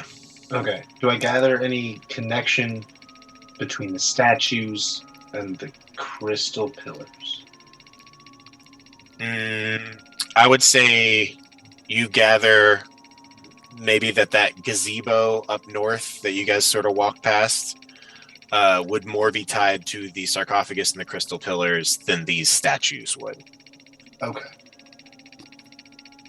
So yeah, I'm gonna put you back over here, wherever you were. Jasper, you're just hanging back and keeping guard. Yeah. Okay. Do you all want to go till 11, or do we need to stop at 10? I can go. I'm good. I'm good to go. I'm good for a minute. Okay, cool. You're keeping guard. Forge Hand's doing the same. I'm gonna say Dre is gonna come over here and do the same as well. Skywatcher and Corpse Grinder, what were you all trying to put together over here? Figuring out stuff about the moon, and you speak Elvish is what we came up with. I just Okay. wanted to tell me what it means. Yes. Corpse Grinder, you look at the full moon inscription and read through it. And if it's cool, I'm just going to send you the text of what it says, and you can read it aloud to the group.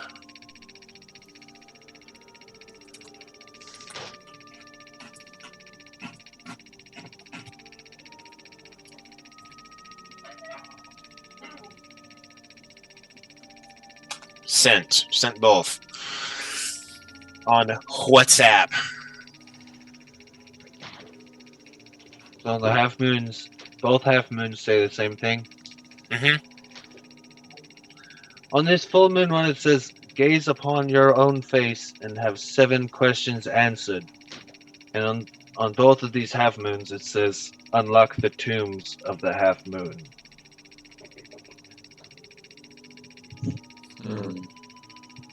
That's it. I'm sorry, what was the full moon one? Gaze upon your own face and have 7 questions answered.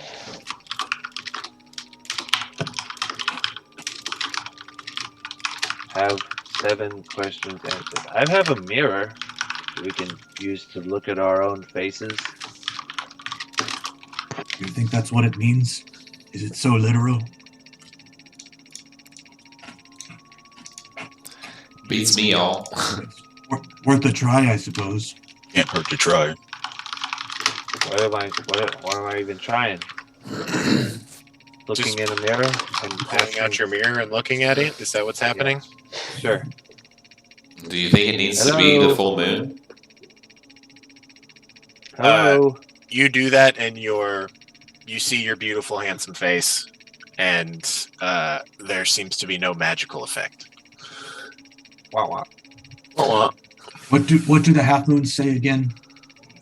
Unlock the tombs of the half moon. Plural tombs, singular moon.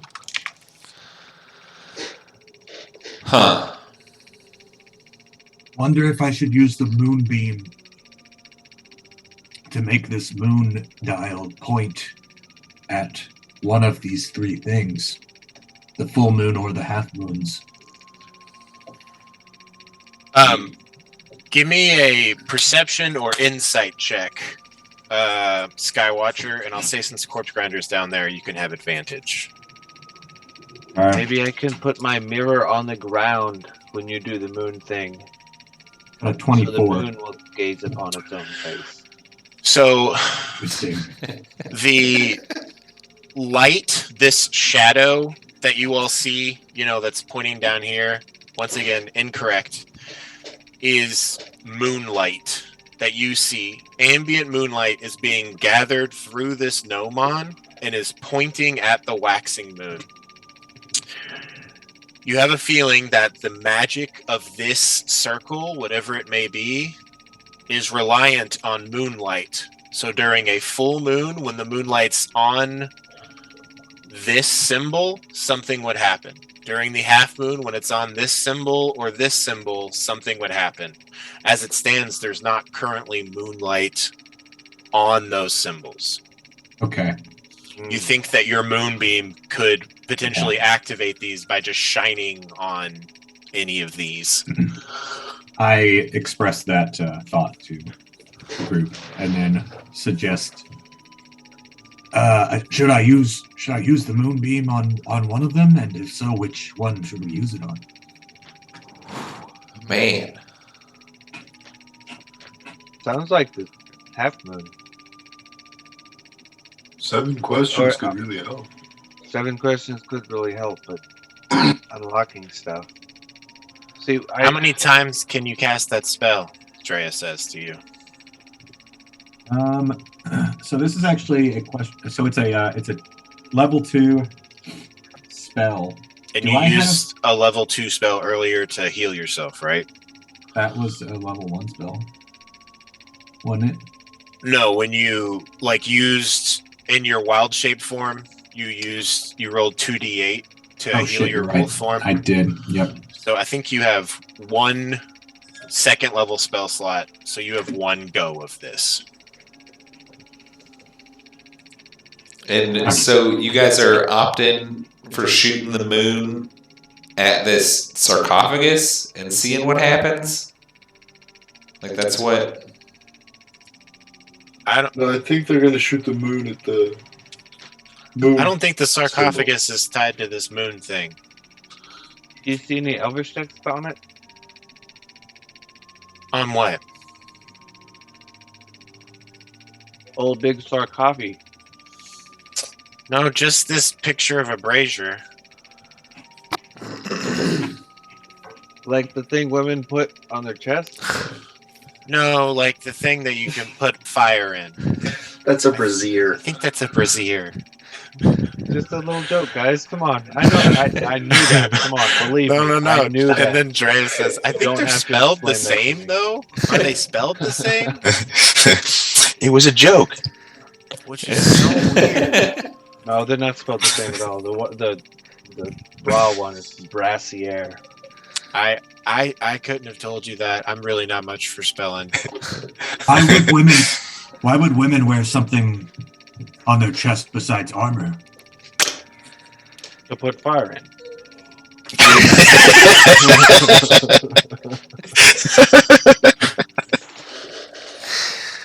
Makes You have sense. some messed up ideas, son. Wonderful. I guess. I guess my only thought is if you can just do it the one time, maybe it would be good to look around more first. But Yeah, maybe we could come back and use that if you still have the capability. it's just Makes a little sense. weird. There's I'm no also pretty hole Also, here. if we rest until, before doing it, I could do it again. I could do it a total of 3, long rest. If we rested here for, the night or something, or nearby. If we long rest, Ravison might just go back to Oro and recover even more strength. That is true. I think we should at least explore beyond this hole in the wall. All right. We can come back to this. Beery, did you want to check out this gazebo?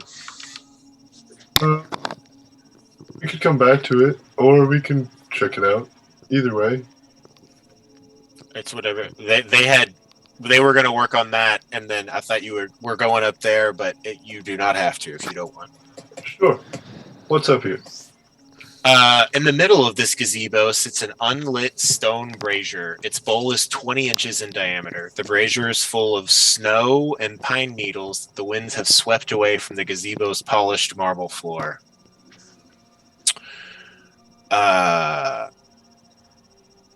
That is what you see. Okay. I would say you also notice there is a pristine quality in the preservation of this brazier in the face of the elements that it's in. It gives you some magic feels with your passive perception.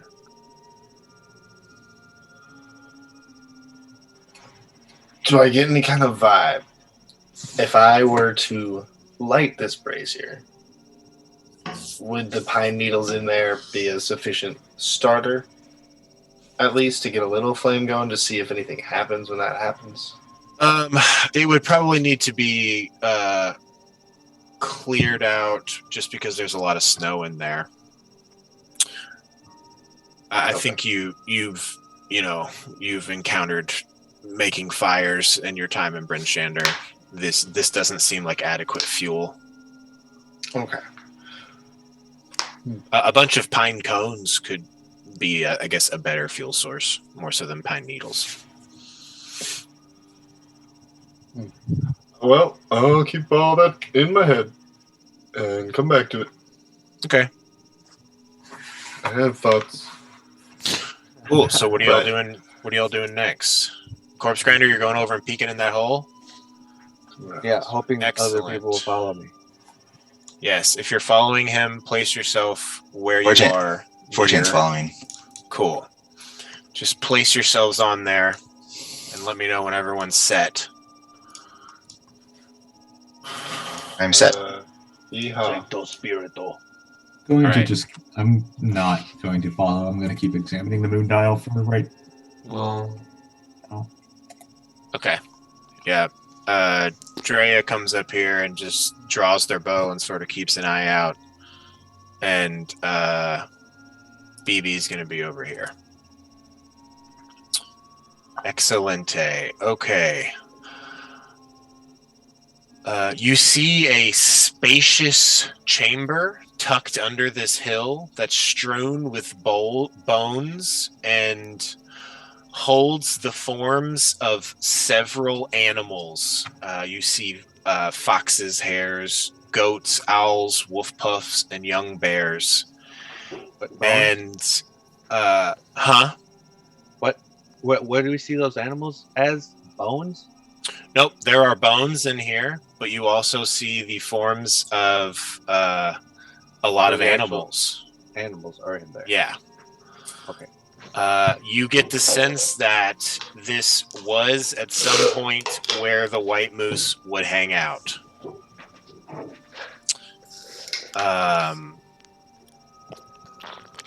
You see that Some of the animals are like looking up, and they kind of seem a little scared or nervous. Some of them still seem to be sleeping. Some of them look like they're like trying to hide a little bit, but they're not doing anything. In addition to the animals, this area contains 3 white marble statues of elves that are identical to the ones outside, except that the wind has not worn away the detail in their faces, and they don't stand on pillars. All 3 are facing east towards the nearest wall. All 3 also glow with the same magical abjuration. Give me one where. So, and from where you are, I would say you can see the light from Forge Hand's hammer is sort of reflecting on this wall in a way that makes you think that there is a mirror right here that you can see through this like little opening.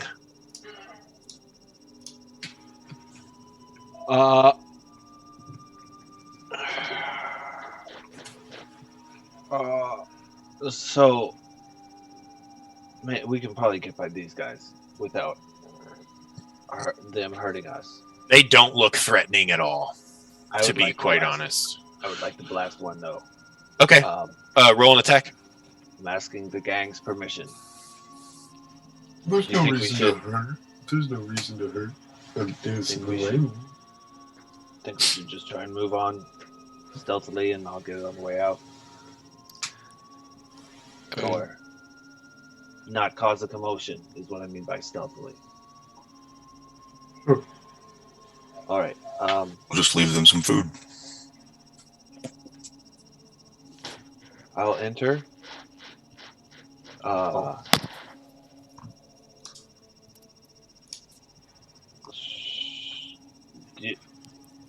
That place down there looks like it's got a mirror.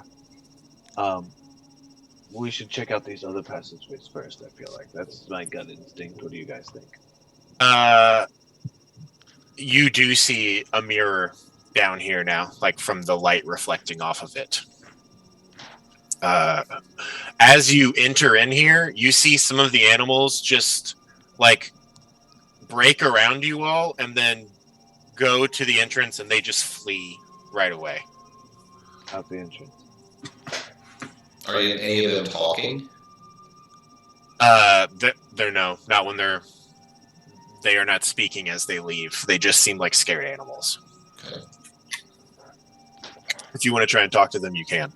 As like a pack of animals just starts running by, Jasper might just be like, "Hey, y'all, do y'all talk to any of them?" Just A little goose or a goose. Yeah. No. Yeah.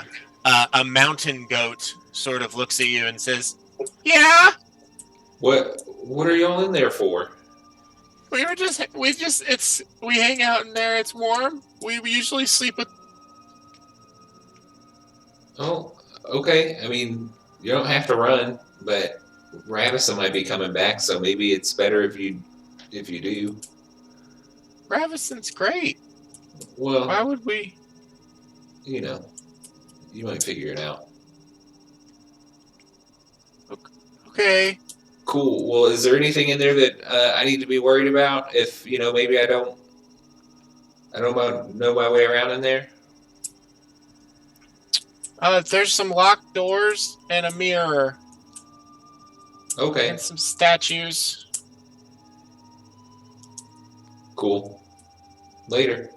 Bye. And he just sort of hops off as a goat does. Corpse Grinder, Forge Hand, Beery, you guys are all in there. Skywatcher, you're still checking out this moon dial. Yes, I am. If you want to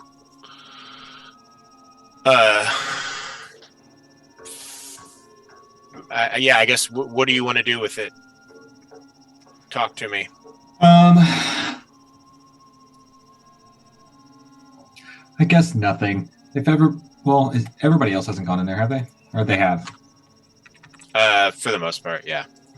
Yeah, I guess once I realize that they're not, like, I can't even see them anymore, follow along. BB's just quietly hanging with you all, and he has his hood up and a bow drawn, and he seems to be on edge. Nearly dying was troubling for the young Beavis. So yeah, what do y'all do? Well, Jasper was waiting for Algangor to go inside, so now that everybody's kind of packed in, he'll move into this hallway. He's just kind of watching this everybody. is just sort of like a large open barrow in this sort of stone hillside. It has the features I described. What's next? Think we should check out the mirror? See your own face in it and have 7 questions answered? Gaze upon your own face and have 7 questions answered? Think that's the mirror they were talking about? What could possibly go wrong? Do you approach the mirror? I'll approach the mirror. The underground passage narrows before ending at a wall upon which is mounted an oval mirror 7 feet tall and half as wide, encircled by a decorative stone frame. Why don't you go ahead and give me a Arcana check? Or Perception, whichever one's better for you. It's perception, and it's 22. What would that have been as Arcana? 19. Okay.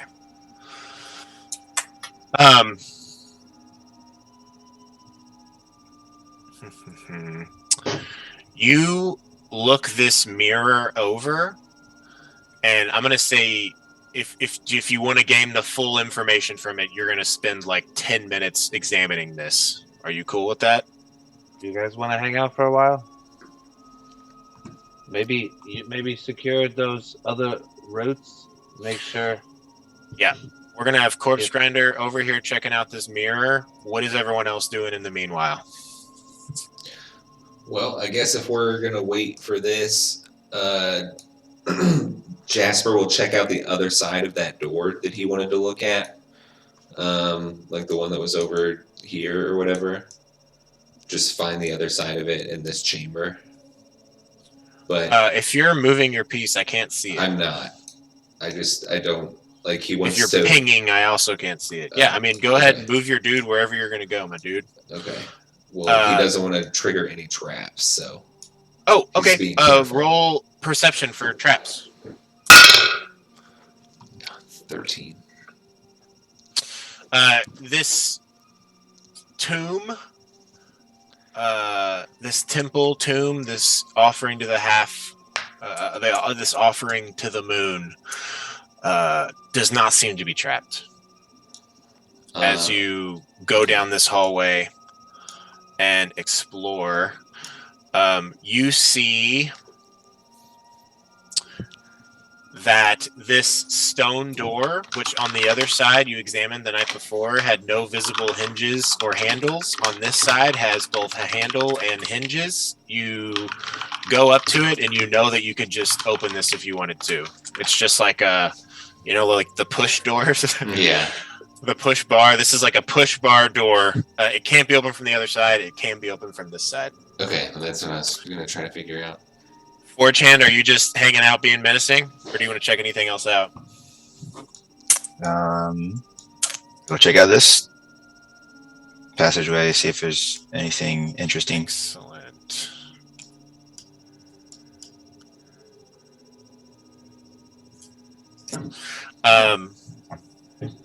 This stone door to this tomb is engraved with a white semicircle, the symbol of a half moon, with its rounded edges facing towards the right.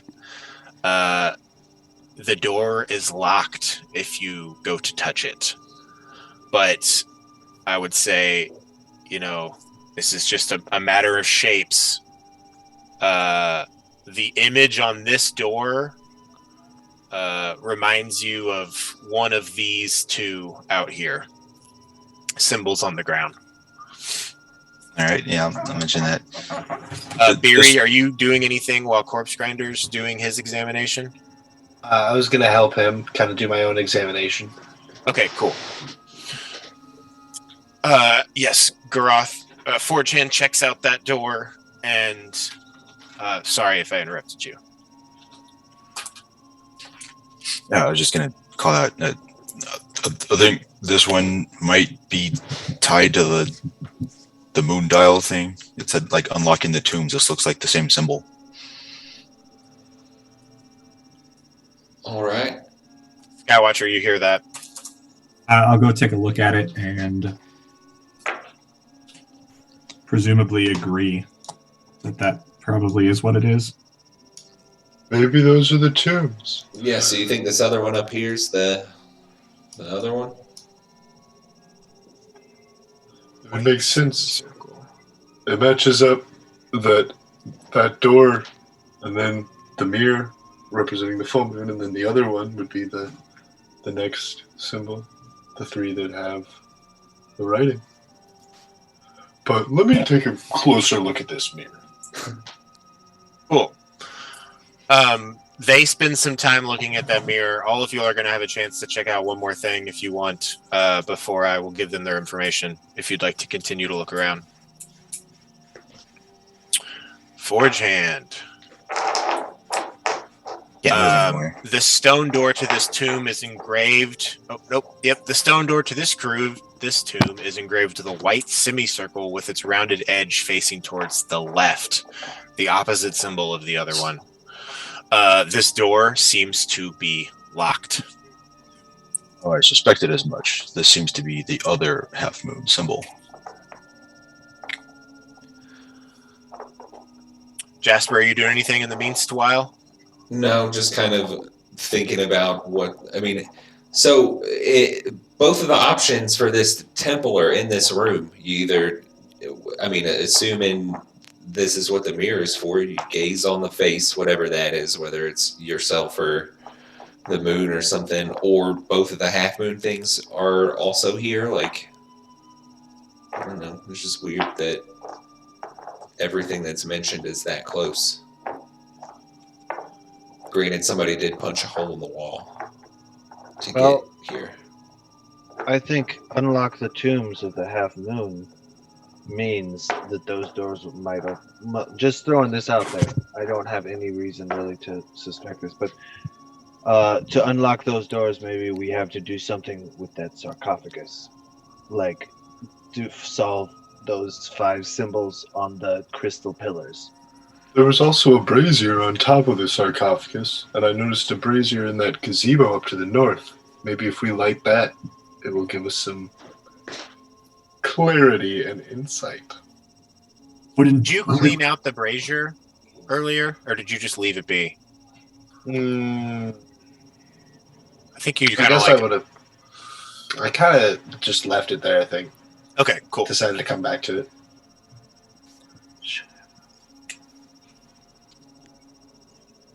But now I'm looking at this mirror. Cool. Corpse Grinder, you complete your investigation of this mirror with Beery alongside you. Unless, Skywatcher, did you want to do anything else? I don't want to skip anybody. No, I mean, I'm just listening to, I guess, or I'm looking at the stuff that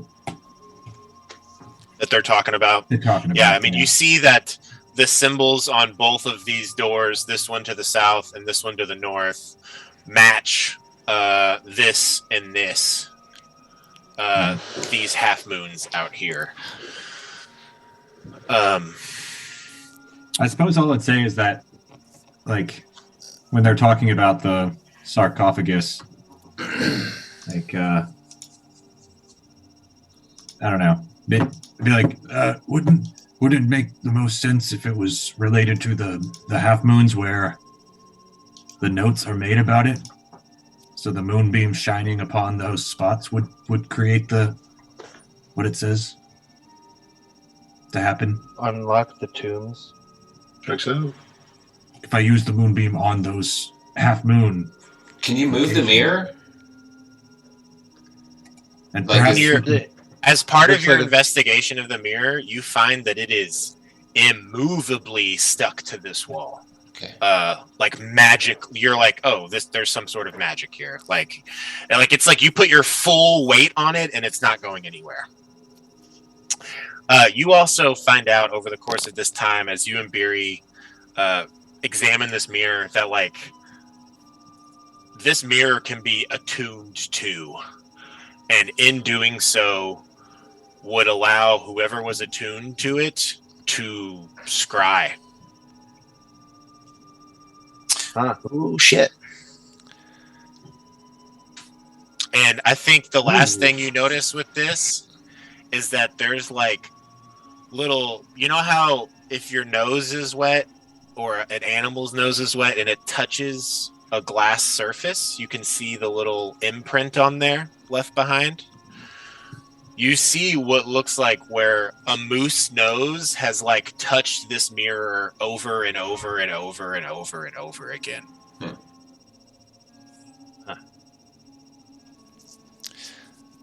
So the moose was spying on us. Or Potentially. Do you announce that to people, yeah. Evan and Beery? Yes. Huh. I mean, he could. Doesn't look like there's a door behind this mirror or anything. It does not.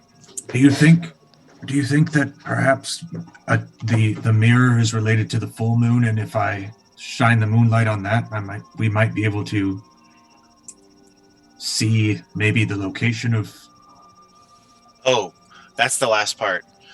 For this scrying to activate, it needs to be fueled by moonlight. So there you go.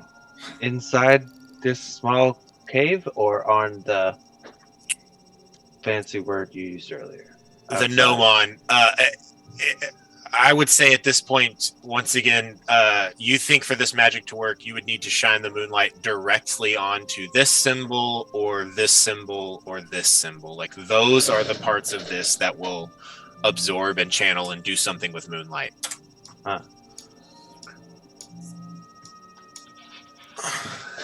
Jasper Well, it is. sounds- Go ahead. Go ahead. No, you. Jasper's just gonna start messing with his weapons and like applying something to his weapons. I'm gonna... He pulls out a little vial. Hey, corpse grind. Wait, who said they had a mirror earlier? Was it corpse grinder? Me. Corpse grinder, can I see your mirror for a moment? Yes. Don't break it. Okay. Elliot, I'm gonna go back out here. Can I like try to shine? Where's the moonlight coming from currently? Or is there moonlight? It's daytime, isn't it? It's daytime, but there's always ambient moonlight, and it's faintly pointing towards this waxing moon. It's just the littlest bit. Can I just go like where the moonlight is and try to just reflect moonlight with the mirror down to this one here? Just like, whatever. See if that does anything. You're trying to use. It's too faint. Okay. For that to work. Cool.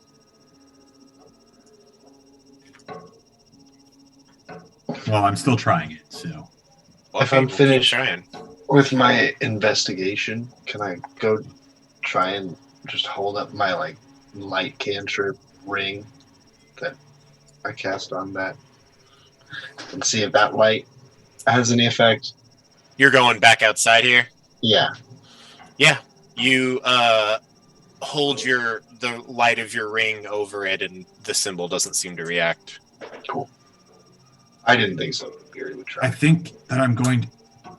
Here's what I suspect here. Beery. Corpse Grinder, I'm going to say, you know that the power of this mirror won't work if you're not attuned to it. Yeah. Okay. I think that the tombs are unimportant right now. And I think that if we're going to use the moonlight on one thing, it should be the full moon. Cool. What questions do you have in mind? I can't think of any specific ones. So I'm assuming that I'm aware of the scrying thing that they were. Yeah, I yes, didn't- I shared that. Roll an insight check. Me? Yeah. Did he not share that with us? Yeah, I'm just saying. If 21. Yeah, you've heard of the scrying spell. You were taught about it by your mentor. From your understanding, it basically lets you see and hear as if you were somewhere when you're not. There's no part of the scrying spell that you know about that involves questions. Gotcha. All right. And to reconfirm, from what Corpse Grinder's saying and what you're putting together, that mirror, if it's tied to this full moonlight, won't work if no one's attuned to it. Right. Okay, so what I suspect is that someone must attune to the mirror, and then the 7 questions is simply suggesting that we would have 7 opportunities to use the mirror to watch a location of our choice, or is it a person or a location, or is it like, do I know that? Like, can I just be like, oh, I want to watch? You can go ahead and look up the scrying spell, and you know how it works. So go ahead and just look that up. Okay.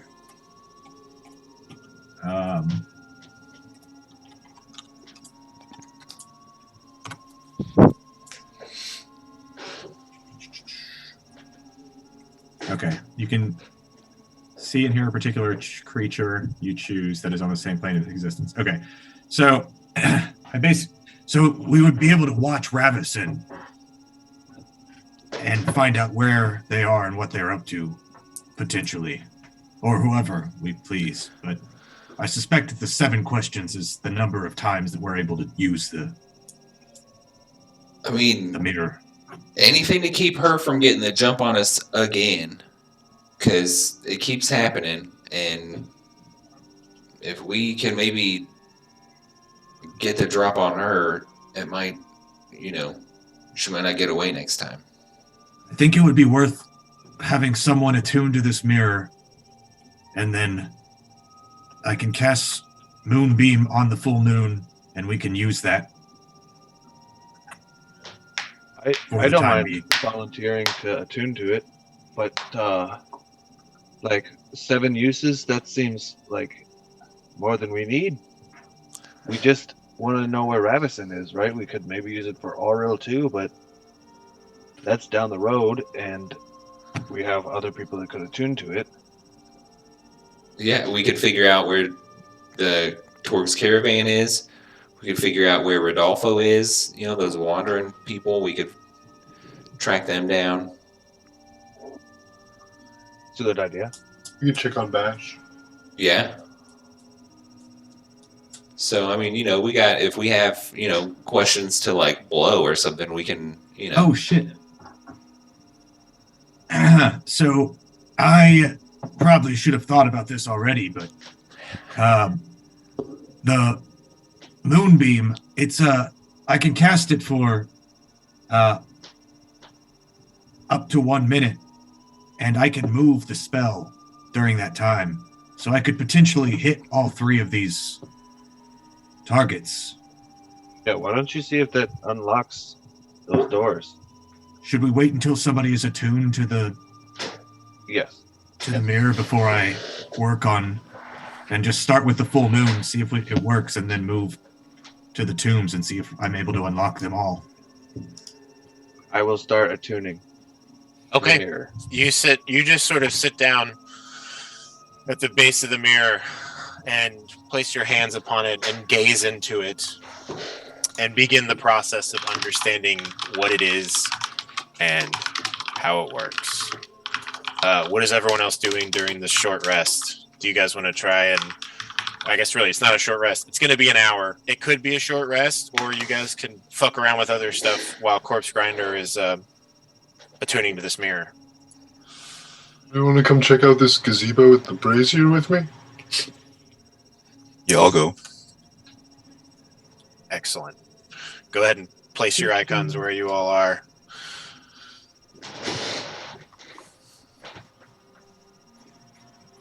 BB's going to join you. Jesse, I've given you back control of BB. Cool. Yeah, I'll go in there and clear the debris and dust and snow and pine needles out. Excellent. As you clear out the debris and dust and snow, you see within this brazier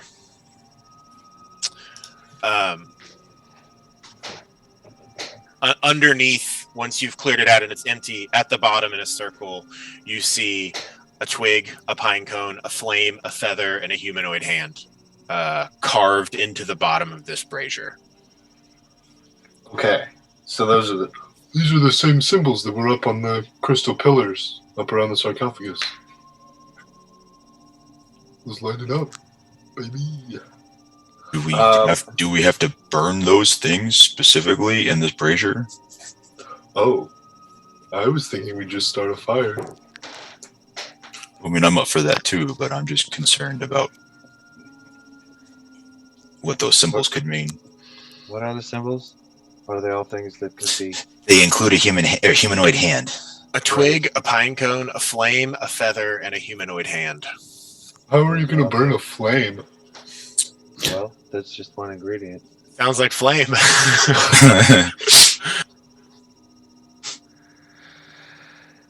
Shall we find some stuff to fill it up? Yeah, do you Yeah, guys start so. searching for a twig, a pine cone, and a feather? Yes. I look at these pine trees.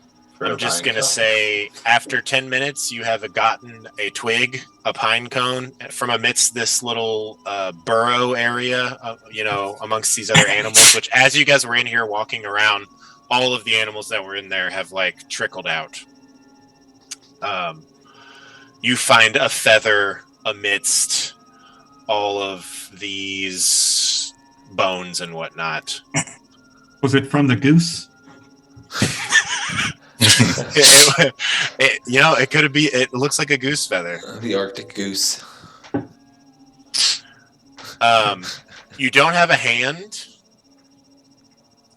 I would say Beery's wise enough and has a great memory that you know that there are 3 dead hunters, not 15 minutes walk from here, and they all had hands. Oh, God. I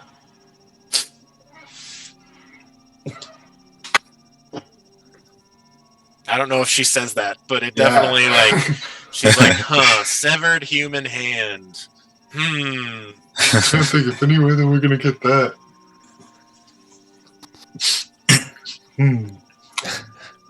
Are there any bones back there by that broken wall? Are there any hands over there?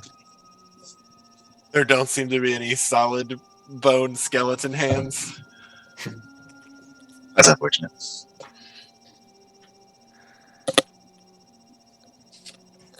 Can we find 2 of each of those ingredients that we have just for backup?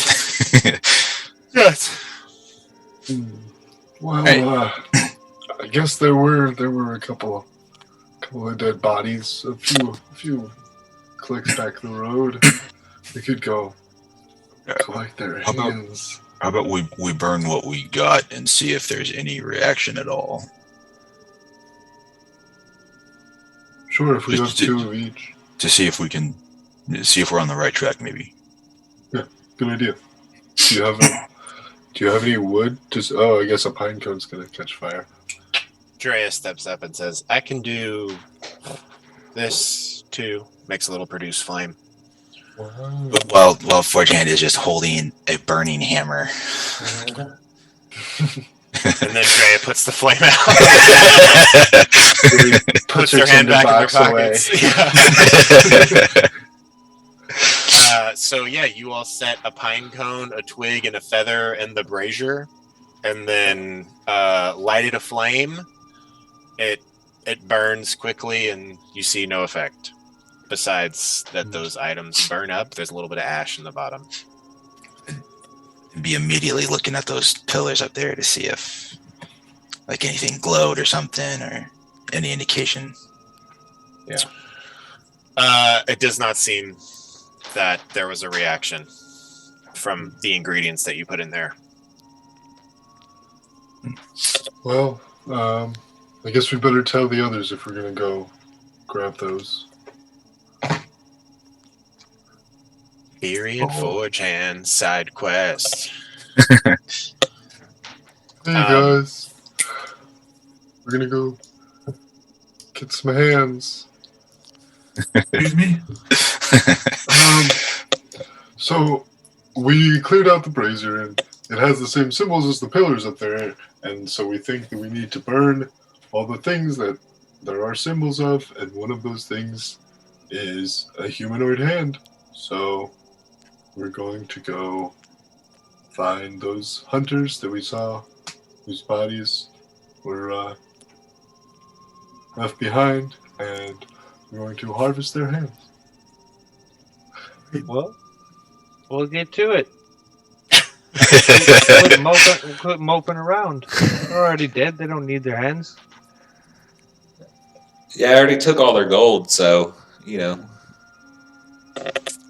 Probably should have grabbed the hands while we were up there. BB offers to go with you, and Drea offers as well. Yeah, Trey, I think you probably have the right skill set for this. I'll stay here, BB says. Okay. Cool. You guys stay inside and you be safe. Yeah, whatever, Mom. He turns his hat sideways and walks inside. Barry smiles. You guys make your way into the forest. I'm going to give Drea the survival. She has advantage on this. Guidance. And you give her guidance. Or no, wait. What is it? Is it...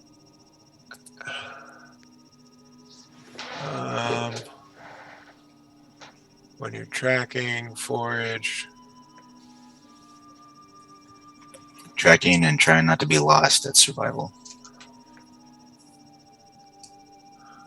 Okay, cool. Yeah.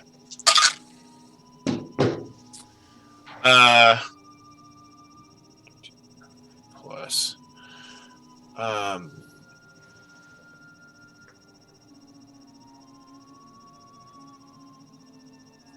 With ease, Drea leads you all back to those hunters' bodies as you cross the threshold from this tomb, which you're putting together. Like, you know, I guess there are some temple elements to this, but this is also a tomb. As you make your way from this tomb, the blizzard kicks back up, but you all very much stay close together. The heat of Forge Hand's hammer and the light from it melts a lot of, the snow as it comes near you all. And without issue, 30-minute trip there and back, you all make it to the hunters. How many hands do you cut off? I let Forge Hand and Drea handle that, and I keep an eye out for danger. You keep an eye out. You hear 2 quick chops from Drea. And they say, I got 2. I think that'll be enough, hopefully. I sure hope so. Cool. You all roll me a d6, Jesse. 3. You all encounter nothing. I mean, as you're making your way back, you see a few animals here and there that sort of flee away from you all as your travels go, and you make it back to the group safe and sound. Did you all do anything while she was gone? Corpse Grinder is just sitting, staring at this mirror, attuning to it. Skywatcher or Jasper, did you all do anything in the interim? No. No. Jasper's just like watching everyone. Jasper, kind of roll me, or Bryce, roll me a d6. I'm just kind of looking over the moon dial, making sure I'm not overlooking anything. Maybe What'd you like get? walking back and forth to like the doors and the stuff, and just Yeah, I mean, so you're putting together. I mean, I think you're like, I think I've got the whole of it. If I use a moonbeam, I could hit all three of these symbols and activate whatever effects are here. You feel confident in that matter. There's something I'm worried about, guys.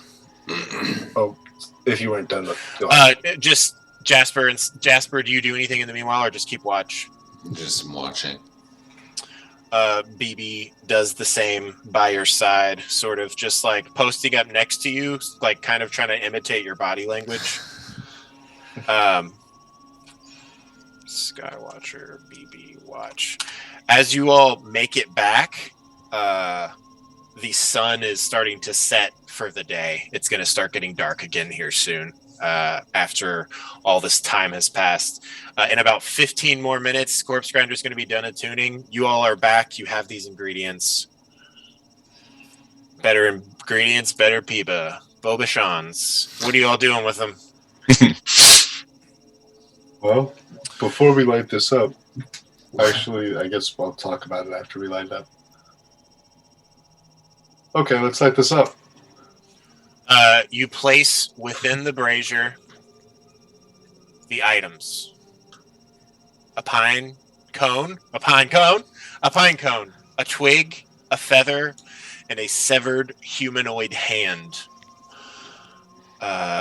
You hold your hammer to them. They quickly light on fire from its heat, and you see that this fire shifts to a silver color. The crystal pillars next to the sarcophagus, boom, boom, boom, boom, boom, all light up with a silvery light. There is heat and light generated from this fire. It feels great to be right next to this. I mean, it feels almost like the interior of the dome when you were there. And you all hear up on that pillar, there's a clink from the sarcophagus as the insignia on top of it flares to light and then sort of fades. Is it open now? Hearing that, There's nothing like dupe, you just heard a noise. We can go check.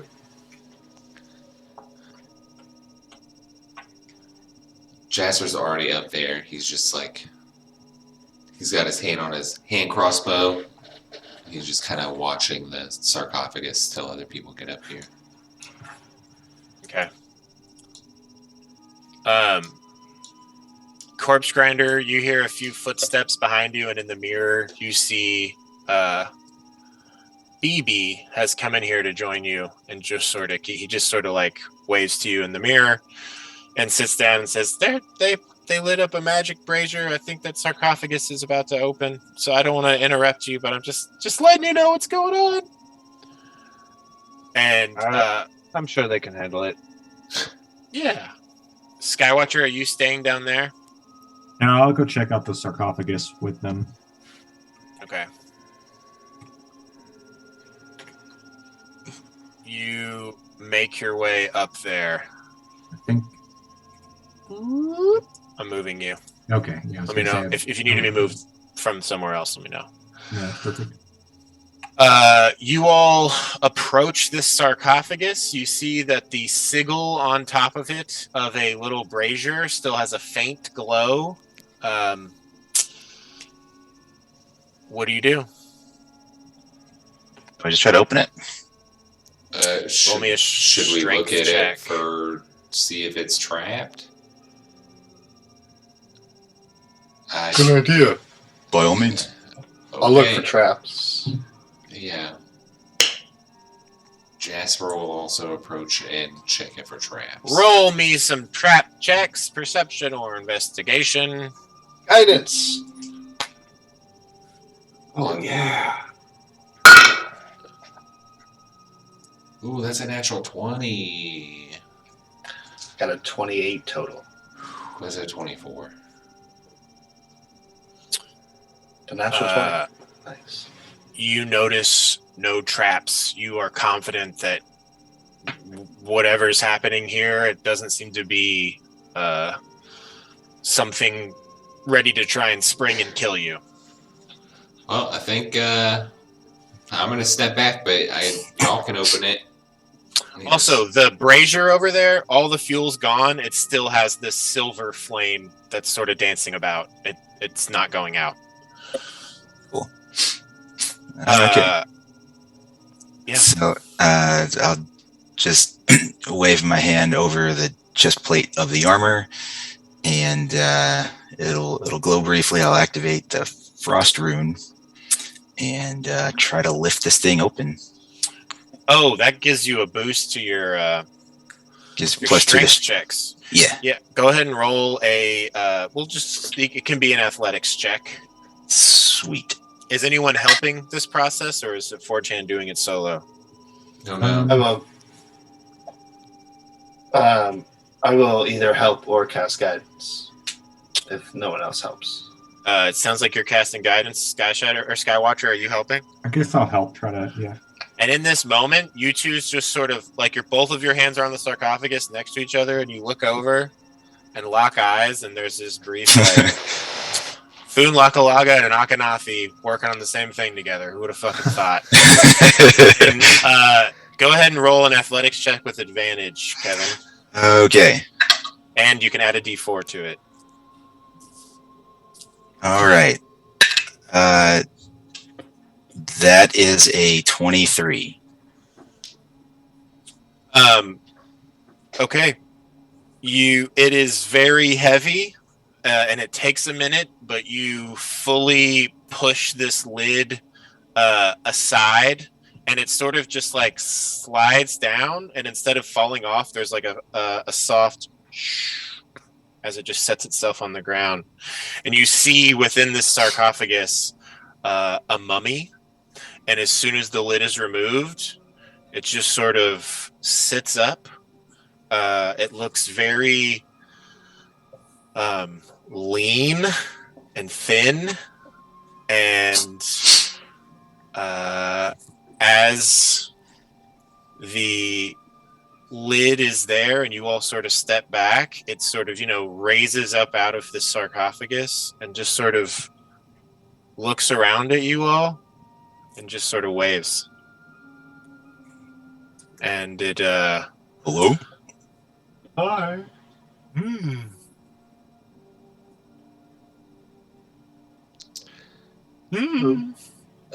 What? What's your name? Jasper's gonna connect to this mummy. You hear the thoughts of this creature, and you hear, "Oh, my vocal cord. It's so hard to speak. I want to just say my name is Sonar." Jasper will telepathically say, hello, Sonar. "Oh, who's that?" I'm over here. Don't worry about it. How are you? Do you wave? No. Jasper's still hiding. Who's speaking? We're here. You all just see her go, and is looking around. Yeah, Jasper will say, I'm going to try to talk to it. I don't know. And then he'll say, its name is Sonar. So you said that to the group? Yeah, the Sonar part. I'm going to say you're speaking out loud to them is sort of giving away wherever you're hidden. Yeah. Just so it's clear. What do you say to them? The mummy's name is Sonar. Oh, right, you can talk to. How can you tell? It's a really long story. I get these really weird headaches, and people tell me that they have to do with these like mind powers. I don't know. I don't really understand it, to be honest with you, but I can hear people's thoughts sometimes. So if this thing can't talk, I can hear its brain. Oh, this part's super cool. As you all removed the tomb lid and saw this mummy sort of raise up, there's the faint smell of pumpkin spice coming off of her. Pumpkin spice mummy. Jasper, do you say anything else to her as Yeah. she seems to be confused? Yeah, sorry. Who's speaking to me? Yeah, hey, Sonar, it's me. I'm back here, and he'll kind of wave. Hello. Would Hey. you like me to come and talk to you? No, I mean, can you talk? It sounded like you're having a hard time. Well, it is pretty hard. Are you reading my thoughts? No, I'm talking to you into your mind. It's two totally different things. Oh, cool. Yeah, you're talking back to me, and I'm talking to you. It's like we were using ears, but it's not. Whoa.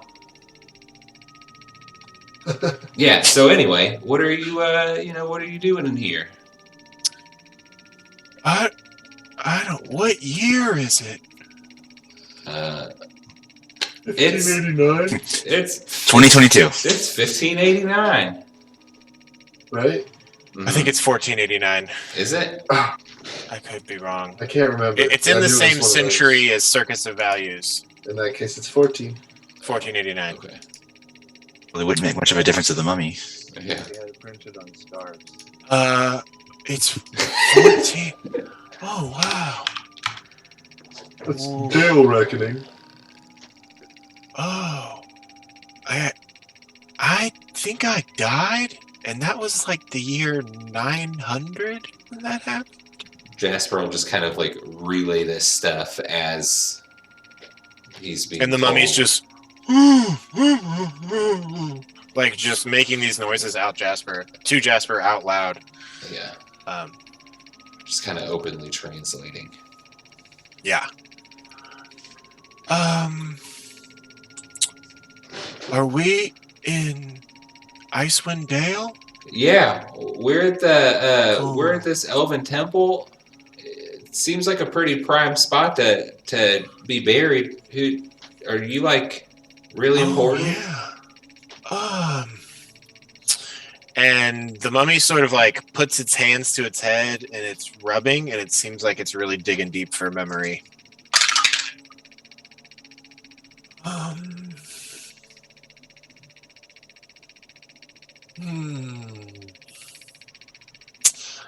I think I was a princess or a priestess. That sounds right. Oh, it's so hard to remember anything.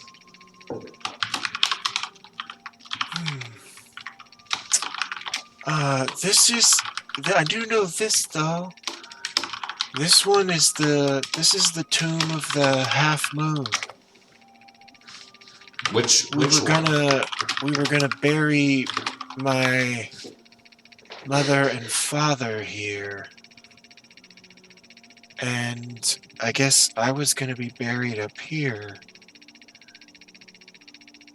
Question: Do you all tend to wait? They're I'm- talking out loud. I'm Jasper's translating just saying what she's saying as she's saying it. Okay. it. Well, she can can hear you, and I can tell you what she Okay. says. So, if you're a princess, would your do your people tend to bury anything with the bodies by any chance? She looks around in her sarcophagus. I guess not. So your parents' tomb might. I don't know. Would Maybe. they be worth investigating? I don't know. Probably. Do you want me to help you? You want to? We'd be happy to have another companion. The more Yeah. the merrier. And you see she sticks her leg over and gets up out of this tomb. Okay, what do you need me to do? and she just starts walking around with you all. And you all have unlocked your Another NPC optional companion. mummy companion named Sonar. All right. Cool. I was worried that was gonna be like a vampire or some shit we had to fight. Yeah. Nope, just seems to be a super chill mummy. Corpse Grinder, your attunement to this mirror solidifies. Hold on, let me send you this. Hey, Barry, go get the others. I'm about ready to ask questions. BB runs out and grabs. He's attuned to it. BB says. What can you tell us about this mirror, Sinar? Yes. 1 second. One thing at a time. So, you attuning to this, you know that this is it functions like the item Crystal Ball, which means while touching it, you can cast the scrying spell. You know that this power will only work if that full moon circle is illuminated with moonlight. But it has an unlimited number of uses so long as you have moonlight to fuel it. You also know that it has been fused to the wall with sovereign glue, which is a nigh unbreakable glue. Gotta get that universal solvent. Unless you have universal solvent Or a wish spell. or a wish spell. So what? Rodolfo! Is there any clue what the 7 questions are? Yeah, super fucking weird. All right. Like I don't know if that you don't know if it's like was that the amount of moonlight or something, but as far as you can tell, this thing just needs moonlight, and if it has that, like if you were to come here on a full moon, you could just keep using this item over and over and over and over and over again. Sounds like a plan. For the time being, you have a single use of it if Sky Shadow uses his moonbeam. Only because a scrying spell will last 10 minutes and his moonbeam can work once. So if you want to use the scrying spell to its full extent, you could do that. I guess you could like scry someone for 30 seconds and then do it again. Or, super short lengths. But it will be harder to gather information with that short amount of time. All right. So, do we want to prepare for scrying on Ravison, or do we want to do it right now? I don't know what we would do to prepare for it. My only thought is if we're going to do that, and then also put the moonlight on the other 2 moon symbols, and that opens the tomb. Question. Corpse Grinder, did you go out to talk to them? Or did you all go in to talk to him? Oh yeah, we were going in. Okay. I Corpse assumed Grinder, that you see a mummy, like bandaged up, walks in with them and just sort of waves to you friendly. What up? This is Sinar. Great. That sounds like a kind of wine. It does. So anyway, if we're gonna light up these other 2, and these tombs are gonna open, right? That's what the Elvish said. Then Ooh. You were... Jasper, you hear Sonar start speaking to you. If moonlight falls upon the half moons or the full moon, a magical effect activates. The half moons will unlock the tomb doors, and the full moon will unlock the scrying mirror. But you must be attuned to it for it to work. yes, we've learned all this. Okay. So what's in the tombs?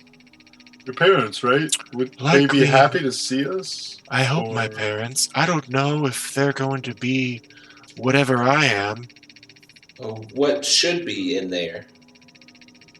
Probably dead bodies. Okay.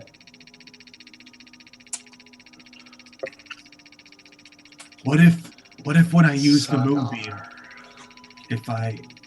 what if I do the half moons first, and once those are each unlocked, we'll switch over to the full moon, and I'll leave that on there for the remaining. Wait, how long does it last? I thought it lasted. It lasts a minute. Oh, It shit. lasts a minute. But you could do that. You could easily have it move over the full range of that space over the course of that spell. Then have like radius. 40 seconds of scrying after we unlock the doors. Corpse Grinder, you feel that if this mirror is activated, if you're using it, like you're like, okay, it's on, I'm going to use it. If you wanted it to last the full 10 minutes on a spell, you could have it last the 10 minutes. Okay. If you wanted to do two, like a quick little short scry and then a longer one, you could do that too before it runs out. Sorry to interrupt you. Okay. Maybe 3 even quick ones? Oh, yeah. Even 3 quick ones? Yeah. Okay. It just takes Anyway, an action to activate.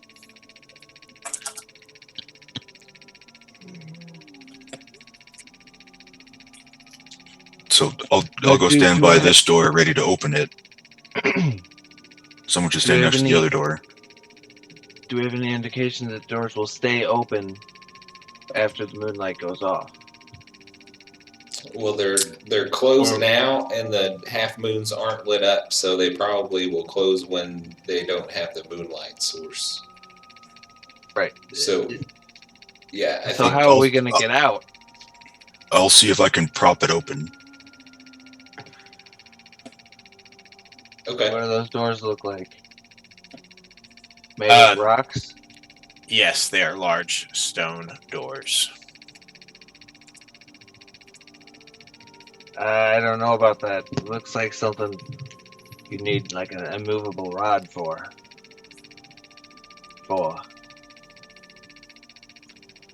Well, I mean, we can try it. I don't see a reason not to. If you know who you're gonna scry on. Yes, the scrying.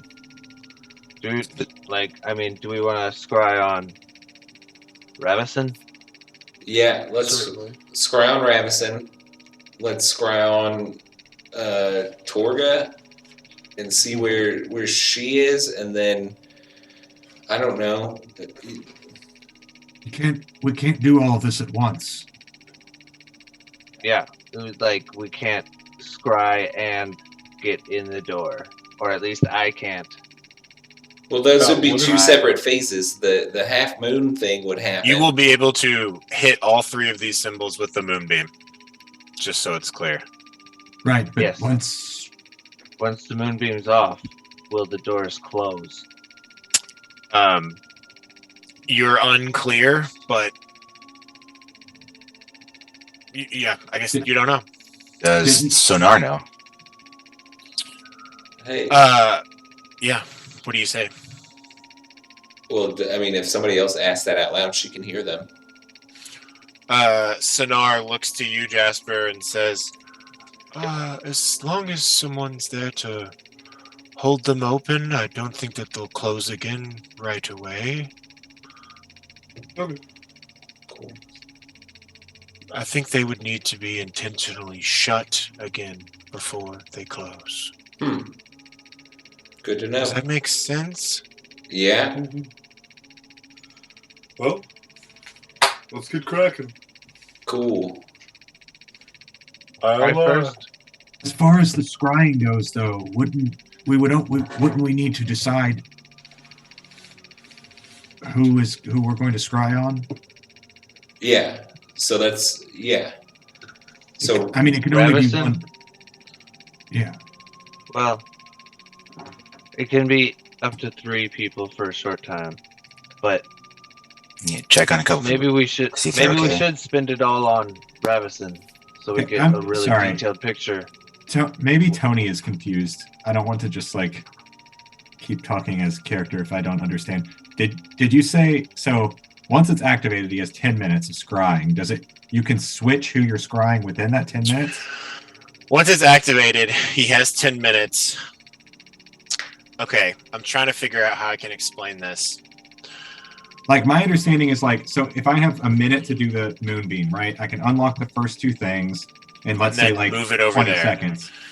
And if he does something for like, he could scry for like 30 seconds on something and then switch within the amount, like.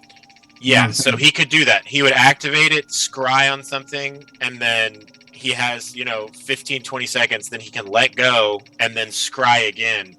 And then that one he can make last the full 10 minutes. Right. But once the moonbeam has stopped, whoever he's scrying, like he can't change who he's scrying on after I'm done with the moonbeam. Correct. Okay. That's what I'm trying to like. Okay. So then, do we do Ravison last?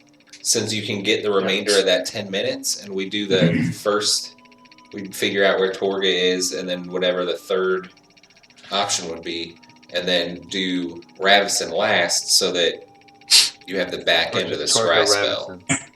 Or just Torga Makes the most Ravison. sense to me. What if you start with the moonbeam on the full moon so that he can get that scry going on Torga, and then you do the half moons so that we open the tombs while he's doing that scry, and then while the moonbeam still has, like, I don't know. Once it's back, once he's done those two, 42 move it seconds. back, and then he'll switch to the next scry. Exactly. Yeah, I'm cool with this working, if that's what you all want to do. Cool. Fire the moonbeam. Should you all be prepared at the doors for when the moonbeam activates to open? I'm already at a door. Okay. There are people at each of the doors. I can grab the other one, sure. Maybe somebody should get in this opening just to let them know as soon as I've activated the. Well, why don't you stand in the opening? Me? Yeah. Because I want somebody else to yell so I can concentrate on the spell. You can yell while you're concentrating. Come on. I've never done this before. I'm down this hallway. I can't hear you. Alright. Jasper is going to move. And he'll stand, I guess, here, and will yell and let you guys know when he's beaming the moons. Okay, and for the drama of it, this is the perfect place for us to stop our game for the evening. Sounds good. We will pick back up next time with you all scrying. Who were the 3 people or 2 people? Torga, who is the Caravan leader. ice knife? All right, yeah. Kevin, look in that Google document, but the main quest we're on is to solve the ice knife murders, and My neighbor was killed. coincide with a specific caravan that travels to all 10 cities in the Vale. And that happened on new moons. Yeah, I'm going to say over the course of the short rest, they could have fully explained to you this situation if you want to read over the clues and shit like that they have. So first is Torga. Who's second? Ravison. Ravison. Just Ravison. Is the big one. Is there anybody else we want to get? Be cool to see where Anga is, That's a and good one. Bola. Ooh, baby. I would say start with it, switch again. I mean, we could always come back. Action. I think 3 is reasonable of this situation to like fully make connection, take in your surroundings, and then pull back out. Would you like to do Anga or Bola? Jasper, what do you think, Bola? I mean, he said he would find us when he's ready. Maybe Anga's information might be more valuable right now. All right. We can always come back Makes sense. and do it again. All right. Anga is the final answer. Excellent. So, Torga, Anga, and Ravison. I love this. You all are kicking ass. Sonar says, "If I can be of assistance, let me know." And just sort of stands there, seemingly waiting for someone to tell her what to do. Defend us if anyone should be hostile. Okay. BB is going to be with you in the hallway, Beery. And Sonar comes up by Forge Hand and says, since you can't hear her. And awesome. Perfect place to stop for the evening. When we pick back up, the scrying will occur. Hell yeah. Great session, y'all. 2022. I loved it. You killed a That was moose. fun. We Yeah. did. Yeah, I can I check that almost off my died to-do again. list. You sure did, man. Yeah, you almost did.